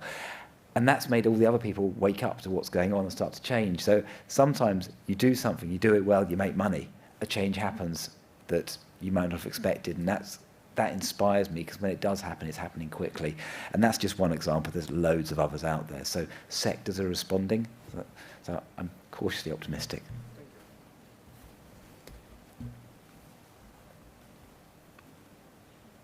Anyone else would like the floor? It doesn't look like it. Then I think now we're at the end of this Finance and Technology Day. Again, it has been quite a privilege for us to be the co-lead as a lead on this. And again, I can't thank the PCCB enough for supporting us in this, despite some tech issues. I think it went really well, and we had a really great number of sessions. And I also thank, of course, all of you for coming and attending sessions and attending this closing session as well. And I think with this, we can wrap it up. You have any closing remarks? No, thank you very much for coming. Yeah. Right. Okay. Yeah. Then thank you all very much. And thank you.